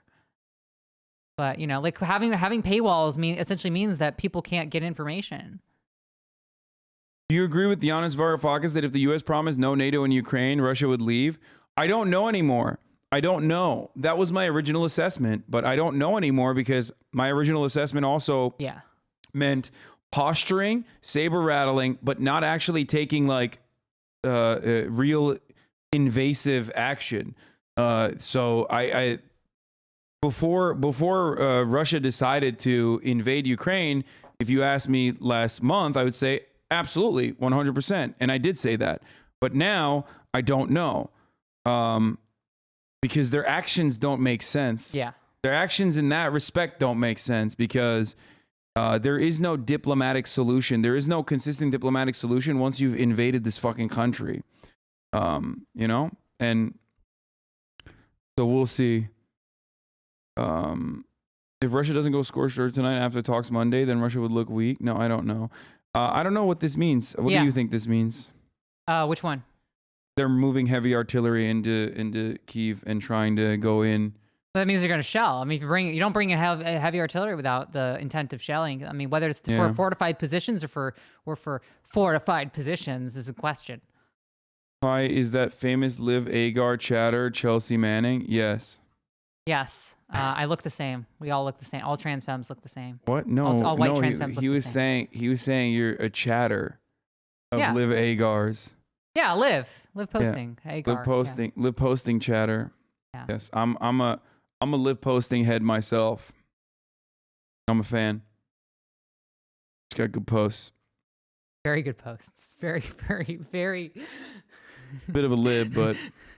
I mean, who's speaking? Yeah, no, they're saying you're famous for being a Liv Agar chatter instead of what you're actually famous for. Yeah. Well, yeah. I mean, what else would I be famous for? Yeah. Okay. So, all right. Well, thank you for coming. Yeah. And this was a surprise, but I think this was, Sorry. That's everybody's stream's getting crossed because literally everything, all the communications have been crossed between a ton of people. So. Yeah, no, it's all good. I wasn't even supposed to be. I wasn't even supposed to be like I was supposed to be in town, but not doing. I was supposed to be doing something else at this moment, and it just happened to be. And I tried to get in contact with you, and I don't know. Yeah, no, I don't know what happened with my people, but once I'm on stream, it's a wrap. You know, yeah. I don't look at anything. I've heard from your mods. You're impossible to reach. I also DM'd you. True. I also DM'd you, so you don't. No. This dude does not read his DMs ever. No, everyone makes fun of me for it, but yeah. But anyway, sorry to surprise you. I'm in town for the next like day or two. So. Yeah. Okay. I already get it. I'm maidenless. Chill. Jeez. Yeah. Exactly. You need to touch Grace. I do need to touch Grace. Oh my God. Yes. Yeah.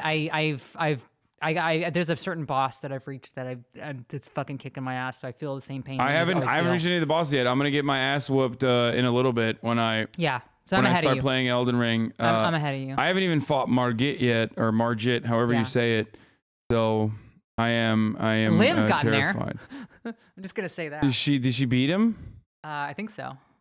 I mean, I just started. I played 2 hours yesterday, so it doesn't count. But because you're not a real you're not a gamer streamer. You're just. I am a real gamer. I am a real gamer. I'm a real gamer. I've been playing. Remember whenever you were doing the fucking role play stuff like 24/7. Yeah, it was terrible. it ruined my life. 7K Andy. Yeah, I had to stop doing it because it was so like bad for your health. Yeah, it was terrible. I would spend 14, 15, 16 hours. I want to get back into streaming, but I don't have time. Like I'm just doing work and traveling. So yeah, it's I don't know how you sit here and just LA like the most. Well, because I don't travel. I don't like this. That's why. This is what I do. Yeah, you can't Sit travel. around. I think the last time I saw you travel was where did you go? Like it wasn't Las Vegas, was it? It wasn't Las Vegas. I have been to Las Vegas recently. Yeah, I mean, I guess Yeah. that's technically traveling. Do you have anything to promote, by the way? Do I have anything to promote? I'm supposed to do content production stuff and see on my Twitter, but I have had the worst 2 years of my life. I don't know if you've known about this, but everything in my life that I've tried to put together has just completely been canceled or postponed or moved or changed by some variety because of a certain virus that has that made things very difficult. So. Yeah. So, but yeah, I don't have anything. Just send money to refugees in Ukraine if you can find reputable people, reputable sources. I just send it to directly to people that I know who need it. So that's been how I've been doing it. So that way I don't have to go through a third party. So, but yeah, like the refugee crisis is, I think, the best. It's the best way that you can. Someone said this is the worst 2 years of your life, like this. That was exaggeration. I was exaggerating. I feel like there were some worse years, but hey, being free in the free period. Okay, in the free years. It's been a nightmare. Got In terms of wearing my damn face, wearing my damn face diaper and stuff, right? Yeah. Anyway, face muzzle, I hate it. Yeah. Face muzzle. But yeah. Yeah. But yeah, speaking of, I guess my assistant's like, we gotta move on, like they always do. So my Google, my Google Calendar isn't getting mad at me. So I'm. What's she filming? I don't know. What? I'm just. Oh, okay. For your, don't put that. Oh, okay. All right. I just was wondering. I don't know if you guys were like doing something. No, different. I didn't know. What are you doing? Yeah. All right. No, she's been filming the whole time, but it's all good. Oh, you're. Acts as an archivist for me sometimes. Okay, yeah. Well, it's just, I just want to make sure that there's no like secret stuff that you're showing, you know what I mean, in the angles. No. None of that's gonna be. Yeah. And I did. Yeah, that wasn't cool. No, it's okay. Yeah. It's fine. Okay. Anyway, all right. Well, thank you so much for coming. Yeah. And mods are already spamming Chelsea's stuff in the. Oh yeah, I have things that I do. Yeah. Twitter.com, Twitch.tv. XY Chelsea. Yeah. Twitch.tv, I also have a YouTube account that I haven't put any videos on. I recorded a whole YouTube video on cryptocurrency. I recorded this whole big thing. Why didn't you upload it? Why didn't I upload it? Because I haven't been able to sit down and edit it. And then I was working on getting an editor, and then my editor got COVID, and then I got COVID, and it just became this nightmare. Like I've been trying to do my own content production to do technical explainers for left-leaning people, like not BreadTube. Like I swear to fucking God, it's not BreadTube. I swear to God. Okay, it's not so you're gonna do I'm trying to do more like LTT, but yeah, left. you're trying to do BreadTube. I got it. Okay. God damn it. I can't wait until you're a defender of, the civilizing imperialism of America. Thank you so much for coming. Yeah. All right.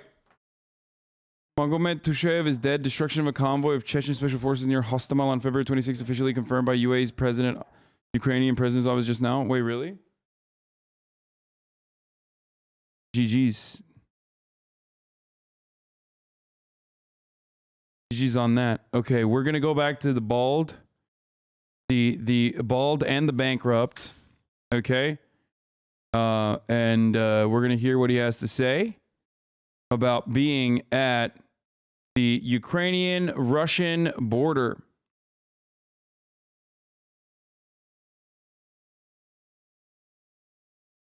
Bald and morally bankrupt, true, but also kind of brave for doing this a little bit, but crazy.